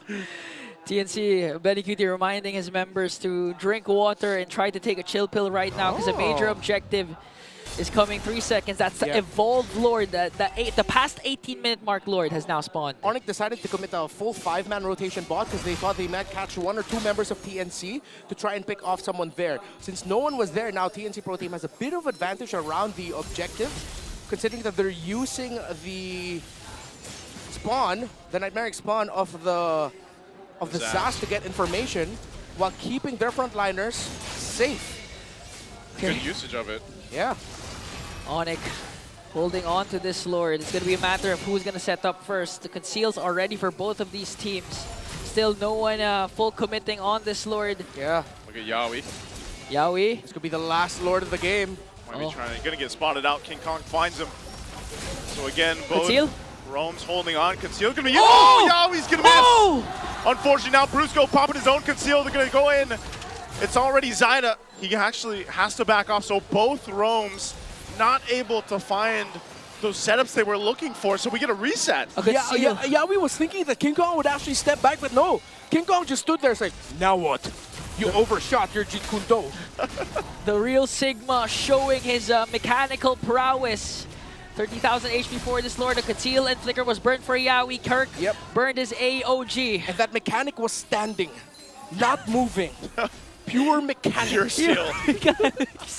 Sometimes that's how you win the fake out, man. Okay, the side lane minion waves for TNC Pro Team do not look good, especially that one at the bottom. So a little bit more advantage for Onic Philippines once they see that's one up top. They know the Zaz is the bottom lane, but they're really waiting for Zyda. The ultimate of that Hanzo. It's so important for a condition right now for Onic to full commit this. Okay, Latzi. This time in the picture as Zyda already gets his orange buff. Oh, resets again. Yeah, great handling in the map right now by TNC Pro Team, though. They're doing everything they can right now, although they see that the Hanzo, you already used the ultimate. Oh, my burst is down. They're going to be able to go. Lancey trying to get the Dominator's Descent out. They can't rush it. They're going to give the signal to go, but Zyda's now back for this fight. Yawi? Am I looking for the angle again? Conceal going to be used. Won't be able to find King Kong that he's looking for. Still has the immortality. Brusco's going to toss him in the air. Zyda trying to help with the revitalize. Is going to be enough to heal them out as Yawi goes down. They get the flicker out. BennyQT will fire off from the backside. He's zoned out from the team though. Now Zyda trying to help Lord JM. Rest of his team's going to be there. BennyQT, immortality, and gets tossed in as he goes down. Now Benny's gone. Super Prince dealing with Zyda, pops the winner's crown. And this is Onic Philippines now able to take this Lord. They took out 3 members of TNC. Wow. But Lord JM's still there. Look at the push on the bottom side. They're going to go ahead and try and end it. They're not going to go for the Lord anymore. The last time we saw this, TNC lost the match. Onic decide to full commit this. Can they actually win it through here? They still have that wave pushing on top. They don't care about a Savage. They don't care about a Storm. Onic Philippines comes together to sweep the series. The Storm may have gotten a Savage, but what are the laws of nature to gods themselves? Onic Philippines now riding on a 4-game win streak. Slowly going back to their God's form. Once again proving that the Super Fam will always reign supreme. Damn good game. Woo. That was a really great game of LLBB, folks. They broke Chantel's, her blessing or curse, whatever you want to. Her streak, her 3-series streak. Look, in a game where BennyQT got a Savage, TNC lost, and that's not because TNC messed up or anything. Onic Philippines just like flipped the switch in their brains, and they were just playing in God mode. And that's the thing, that's the scariest part, because Onic, TNC literally didn't commit that much mistake. It was really Onic trying to utilize and maximize what they have and just really outperforming at TNC. That's the sign of a champion, the sign of a god. But still, props to TNC for really performing very well up against Sonics. I really want to hype up the King Kong escapes from Yawi. The first one stood in front of Yawi, forcing him to overshoot the Jeet Kune Do flicker. And the second one was him having a strong sense of going like, yeah, Yawi's gonna be there. Let me toss my dagger to escape. And the moment that Yawi already got to where King Kong was, the dagger was tossed out and King Kong was safe. You go back and look at those highlights, King Kong was wilding out for that. Just watch this. I honestly call that the mental mechanics that the Beast showed us, but now I have to see what the winners have to say for their amazing performance. 4 matches straight. Super Fam, here are your winners, Onic Philippines! Gentlemen, congratulations and maging parte naman kayo dito. Yan, dito naman tayo sa kabila. Alright, 4-match win streak. I know you guys are very happy about this. Kelra, it was a truly intense series kanina. 2-0. Naka-savage na si BennyQT pero nakuha nyo pa rin yung panalo. Talk to us about the communication. Paano ba kayo hindi na-tilt nun? Siguro yung ano talaga, kaya nabaliktad pa namin kasi nandiyan si Bruce Goat. Sino? Bruce Goat. Si Bruce Goat. Andito sa likod, Bruce Goat. Bruce Goat. Paano ba yun? Ano ba yung kwentuhan nyo nun nung na-savage na? Was it over? Next game na ba? Ano ba yung mindset nyo during that time? Sabi ko sa kanila, tiwala lang, huliin ko yung Granger. Huhulihin niya lang. Tapos yun na yun. Actually, since nandito na rin naman kay Brusco, Kalusi, may nakikita kasi ako sa social media na parang may durugan na mangyayari bukas. Diba? Si ikaw tsaka si Rene J. So yung sabi niya nung nakaraan, dinurog ka naman daw niya nung una kayong nagkaharap. Gagawin niya lang daw ulit. Ano naman yung rebat mo dun? Para sa akin, parang siya dapat yung bumawi sa akin kasi last season wala pa siyang panalo eh. Ooh, mainit. Pasaway ka, Brusco. Pasaway ka. Lipat na natin kay Coach. Coach. Lipat natin kay Coach Hans. Ikaw na muna, Coach, ha? Coach, para sa'yo, Coach, given your rocky start ng first half ng regular season, paano mo naman i-rate yung level of competition this season compared to last season? It's a lot better. I mean, kitang-kita naman, iba yung hype ng mga teams ngayon. Liquid with Oheb, Benny, pinalakas yung TNC, and Aurora, I think, speaks for itself, 8-0. Pero apart from that kasi, yun nga, titinan mo last week, Twisted Minds, nahirapan kami. So I think competitive talaga lahat. And, you know, as a fan of the game, nakakatuwa, nakaka-proud. Pero yun nga, papatunayan namin na kami pa rin. Malakas pa rin ang Onic. And speaking of rocky start, paano nyo naman na-maintain yung culture nyo pa rin as a super family? Ayun pa rin. Siguro sa pamilya kasi nga masaya, magkakasama, madalas, alam mo yun, laugh trip, etc. Ngayon na medyo rough, nandun kami sa point na nagsasabihan kami, mainit ulo, ganyan. Pero alam namin at the end of the day, isa lang naman kasi goal namin ni manalo eh. So, it's tough, pero wala, ganun talaga eh. Lumakas lahat eh. Di ba? Importante talaga ang bonding, Hans. Yeah, and they were definitely executing it dun sa laro. I have just one more final question kay King Kong. King Kong! Ano ba yung laro mo kanina? Nakadalawang iwas ka dun kay Yawi. As in, sinubukan niya talaga lahat, conceal, flicker, para makuha ka lang. In those kinds of situations, kung ganun ka-tense yung sitwasyon, what's usually running through your mind? Ano ba yung dapat na ginagawa ng isang jungler to make sure na makukuha niyo yung major objective pag mga ganong klase na yung usapan na ikaw talaga at alam mong ikaw yung pinipressure? Kanina kaya mas naging aware ako kasi before mag-start yung game tsaka habang in-game kami, nire-remind ako ng mga kampi ko na si Yawi mahilig tumarget ng kung di jungle, gold lane. Kaya mas aware ako kanina. And you were just able to do that kamakailan lang. King Kong, napakarami ng super fam na sumuporta sa inyo para sa araw na ito. What is your message to all of the Sonics who came here today at sa lahat ng nanonood sa kanilang mga tahanan? Sa lahat ng fans namin, thank you very, very, very much. Lagi pa namin gagalingan lalo and mas gagalingan pa namin next time. Magpapalakas kami lalo. And welcome back to your black hair, King Kong. Once again, your winners, Onic Philippines. Gentlemen, you may now take your walk of victory.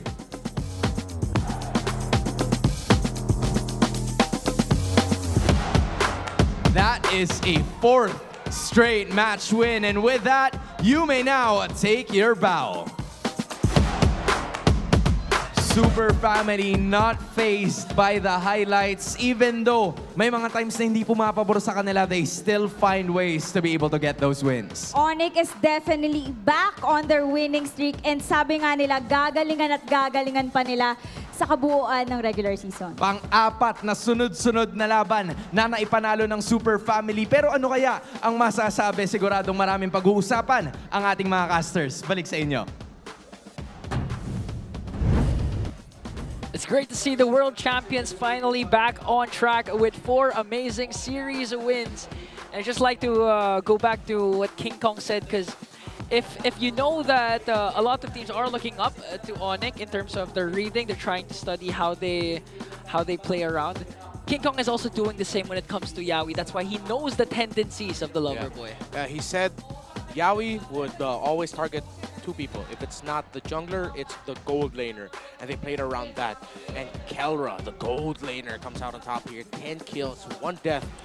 No assists, just raw kill power brought out here by that Harith.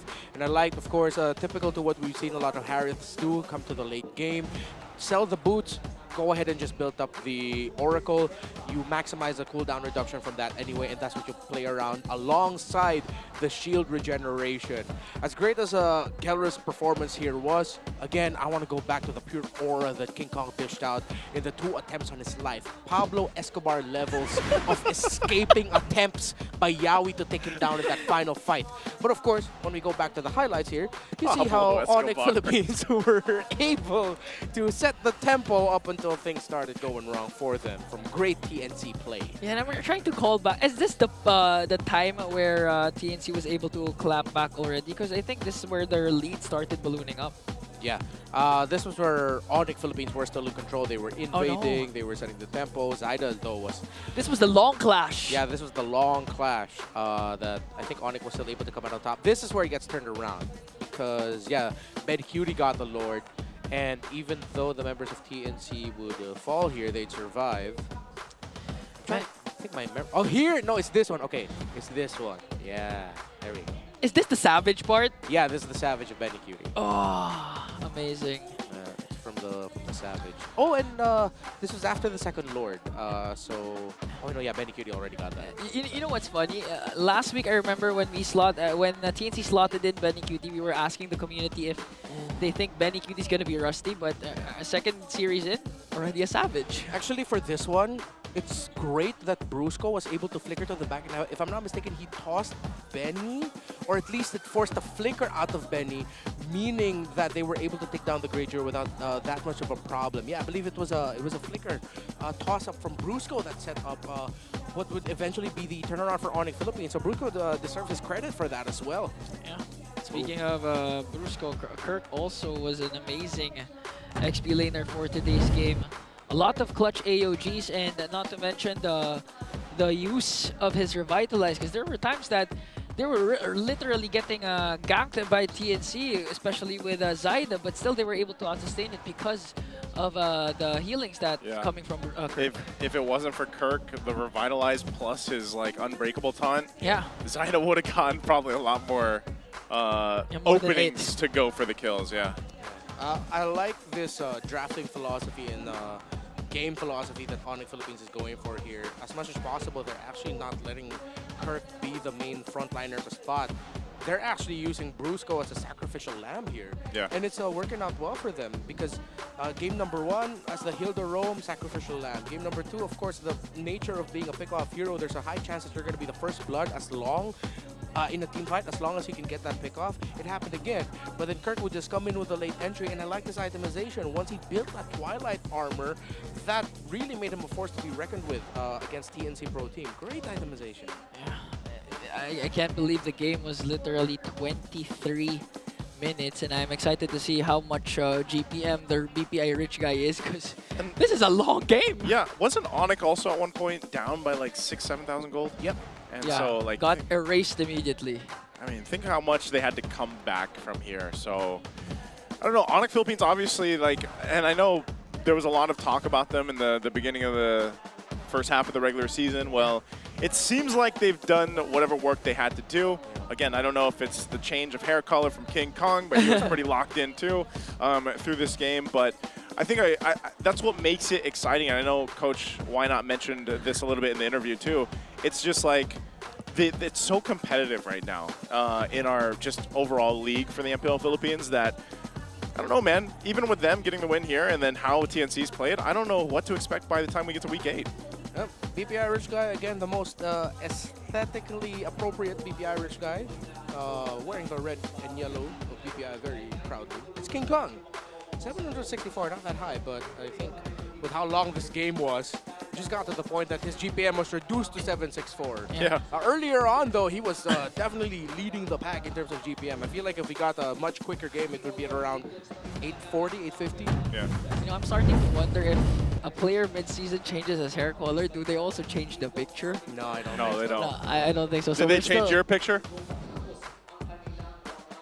That's a valid question. Yeah. Did they change the caster picture? You know, Naisu, the reason why I love you is because, yes, I love you. Even if you're bullying me as a daddy. That's not bullying. And that sounded... That string of words should not be said on broadcast again, bro. Okay, let's just see what the players have to say for this amazing game. Digging a hole right now, Baldy.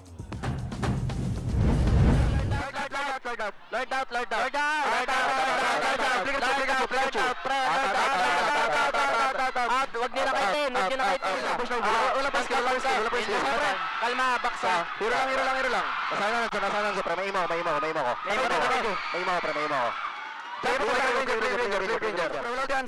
Tapos na. Natatan ko yan. Tapos na. Nice, boys. Tapos na. More than 8 billion people in the world. Please find me someone that says that's music to their ears. I'm sure there's someone out there who's gonna go, hey, that kind of sounds like math rock. That's one of the mic checks where we don't know exactly what they're saying, but we know they're saying something. It was a lot of coordinated targeting. This one, that one. Here. No, good. And I like how in the end there it was King Kong and Keller who were calling and saying, oh yeah, we can end it here. Yeah. You see how they approach, they literally pincer maneuvered the base. They came from 2 angles so that there's always at least one strong option to just focus basic attack onto the base. Okay, so for Onic, that's one team down once again. But again, their true test as world champions, so their standards are high, are the 4 that are above them in the standings. That's going to be Aurora, TLPH, Team Falcons, and no, they're the 4th. Yeah, they get their revenge on who they need to. Yeah, tomorrow they go up against RORA. Yeah. Then they go against Falcons and Team Liquid later on in the weeks. So, especially with what Brusco mentioned earlier, there's a bit of a banter. Yeah. Although it's kind of heated online between Renegade and Brusco about how they're saying they're going to crush each other. And then Brusco's comeback there was that he said, all right, cool, but he should be the one who's careful because, let me remind him, he didn't beat me last season. Oh. Imagine it is Onic, though, that ends the streak of RORA tomorrow. That's so poetic. That's a good story. They saved their own win streak. Yeah, but then imagine if Aurora just smashes. hammer on through Onic Philippines. That makes us, I think at that point, people are going to be thinking, yo, it might be RORA time. It might be RORA time. Is it possible to have the scheduled match of Onic and Aurora move to week number 8? So in case Aurora goes 13... We can't. That would have been such Just a like they can't change your haircut on the pictures. And you can't change your skills, but you can change your device. So you need pro level speed and make the smart switch and stay ahead of the game. You mean change your SIM? Change your SIM. Get your smart eSIM today for only 99 pesos and experience ultra-fast 5G connectivity on any device. No SIM swapping needed. Available now in the Smart Stores nationwide or online via the Smart Online Store. Don't miss out on this amazing deal. There it is. There We're locked in. And of course, tickets are still available for the upcoming matchup of TNC and AP Brand. Notice I didn't say Aurora and Onic because it's already sold out. Come experience the MPL live at the MPL Arena. Just go to, okay, this is nice too. This is the official website. Just go. MPL PH website.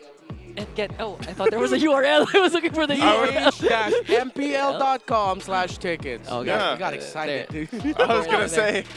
Don't miss out on that amazing match. Don't miss out on that. And also, don't miss out on this, because are you ready to test your skills and show that you got what it takes? Because the MSL Collegiate Cup Season 2 is now nearing. It's the premier collegiate league for aspiring MLBB pros, featuring student athletes from Luzon, Visayas, and Mindanao, the regions of the Philippines. You can join now by heading to moonton/ph.org/MCC for more information. Don't miss out on this amazing opportunity. A lot has been happening so far. Other tournaments as well continuously on and going, but now the first acid gothic style. Acid gothic style. Legend dual. Is that what we call it? No, acid gothic style. Legend dual form skin Alpha Revenant of Roses skin trailer is here. I know there's a lot of people out there. You hear gothic, you think of something, but I don't know if it's Alpha or not, because as enemies flood towards the castle like a tidal wave, Alpha inside merely scoffs. Do it in a voice. bow your wretched heads before the Lord of Greed. The new skin will be available on. It's already available actually, and yeah, it changes when you get 10 kills in game into a really sick form. To Acid Gothic. Acid Gothic, alongside the new item Dynamic Portrait, Revenant of Roses. Get yours now. Don't miss out on that amazing skin. Honestly, Acid Gothic sounds like a Good word, time. a word font. Oh. A font. Yeah, it Yeah, sounds it like a does. font. It Acid sounds like a Gothic. font. Acid Gothic. Available in any word processing software. You're looking really Acid Gothic today, man. Even down to 5 weeks, the standings still look the same as Aurora remains unbeaten. We witnessed their first game after the break with a sweep up against the Twisted Minds. That's why they're currently standing at 8-0. Wow. Again, Aurora didn't expect that they'd be in this one, but they're confident. I think tomorrow's match against Onic will be telling. And hey, guys, I was right about my prediction. What was TNC in 5. In 5. Still in the 5th spot. They're still at 5, man. Yeah, but they have to be careful against AP Bren. If AP Bren beat them tomorrow, then that changes the story of the lower half of the table a lot. Wait, I have a question. Did the MP the King only use Hanzo early on? Let me double For check. two Like back to straight back? games? Yeah, like back to back. No, right? No. No. One game only. Yeah, he used the Suyo in game 2. Okay. So Twisted Minds might actually be trendsetter once again, led by Bonchan, because Hanzo has been picked by TNC twice, and now, unlike the Infinix standings we witnessed a while ago, the Minds are actually topping the charts with a 6-2 win record. Yeah, it's a bit of a flip. The top 4 teams of the league are in the lower half in terms of the fan tournament, while the teams in the lower half of the standings are ruling the world right now. The fans are on a different level, man. Yeah. The Bees so far still dominate. I think they're the champs also last season. The Bees led Were by they the champs? Yeah, I think Brent. so, if I'm not mistaken. I think that's why Brent is talking such a big game right now for the Bees community. Yeah, he has such a big aura because of how good he's playing MLBB. But now, guys, first day of the second half of MPL Season 15. Did you expect this to happen today? A savage right away. I didn't. I think we had a lot of kind of great things showcased here. It's good to see debut picks. Kalea, got to see the Zask come up. Yeah. So I think it was great. I didn't expect 2 sweeps, though. Yeah, I like how the meta is shifting just a little bit. We're going through another phase of experimentation for the teams in terms of letting Kalea through, Jushin, even Hanzo. It's cool. Yeah, and we'll see tomorrow if the meta will continue to shift, because we have a triple header for Saturday. That's why, guys, this has been Ingan and Nice and Renmar. We'll see you tomorrow. And that ends the first day of week number 5. And welcome to the MPL Arena, Kalea. Kitang-kita ang saya ng crowd nung napili si Kalea for the first time at sa kamay pa ng hitman to healman Rene J. Parang ibang klase, no? Kasi hindi lang yun, nagtuloy-tuloy din ang win streak ng Aurora. 8 straight matches. Tunay nga talaga that the Northern Lights are burning brighter than ever. It definitely begs the question kung kaya ba nilang talunin ang record ng Onic Philippines. But of course, let's not forget the second match, Hans. You know, it was pretty intense because even when all of the odds are stacked against this team, they were able to prevail at makuha nila ang 4th match victory. Intense talaga. You know what? At this point in time, I honestly feel like everything is gonna be more intense moving forward. I agree with you, Hans. Kaya magkita-kita tayo muli bukas dito sa MPL Arena para tunghayan ang Lakas ng Pinas! Kita-kits bukas!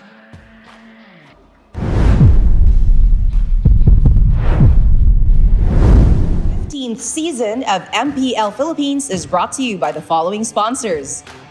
Infinix, the MPL official tournament phone. Lakas sa laro with Infinix.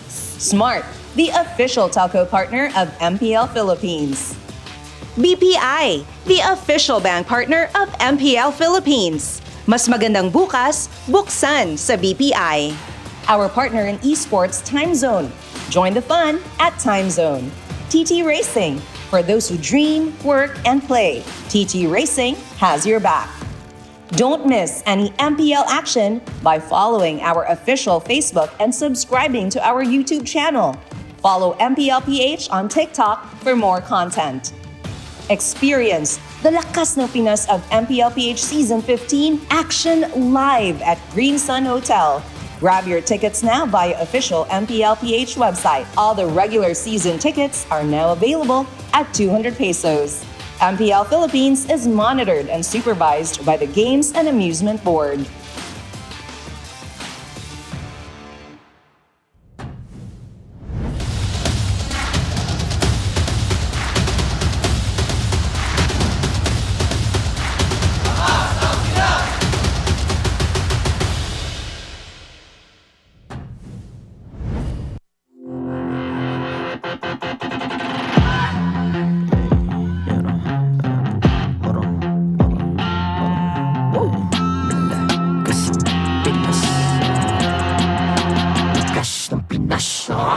Malakas, Pilipinas, malakas kahit anong lane, we become the monsters.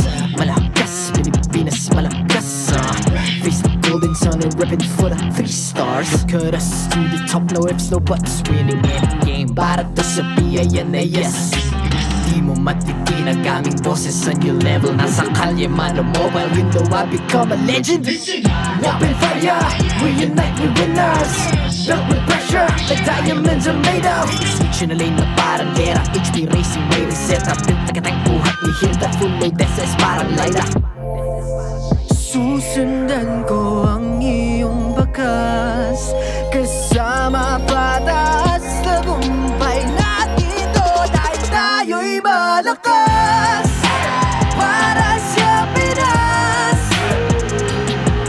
Nasa amin ang alas, hindi tuwa atras, kinikilala sa taas kasi kami ang malakas, para sa Pinas. Nasa amin ang alas, hindi tuwa atras, kinikilala sa taas, ganito kami sa Pinas. Wow! Hold on, yeah. Malakas ang Pinas.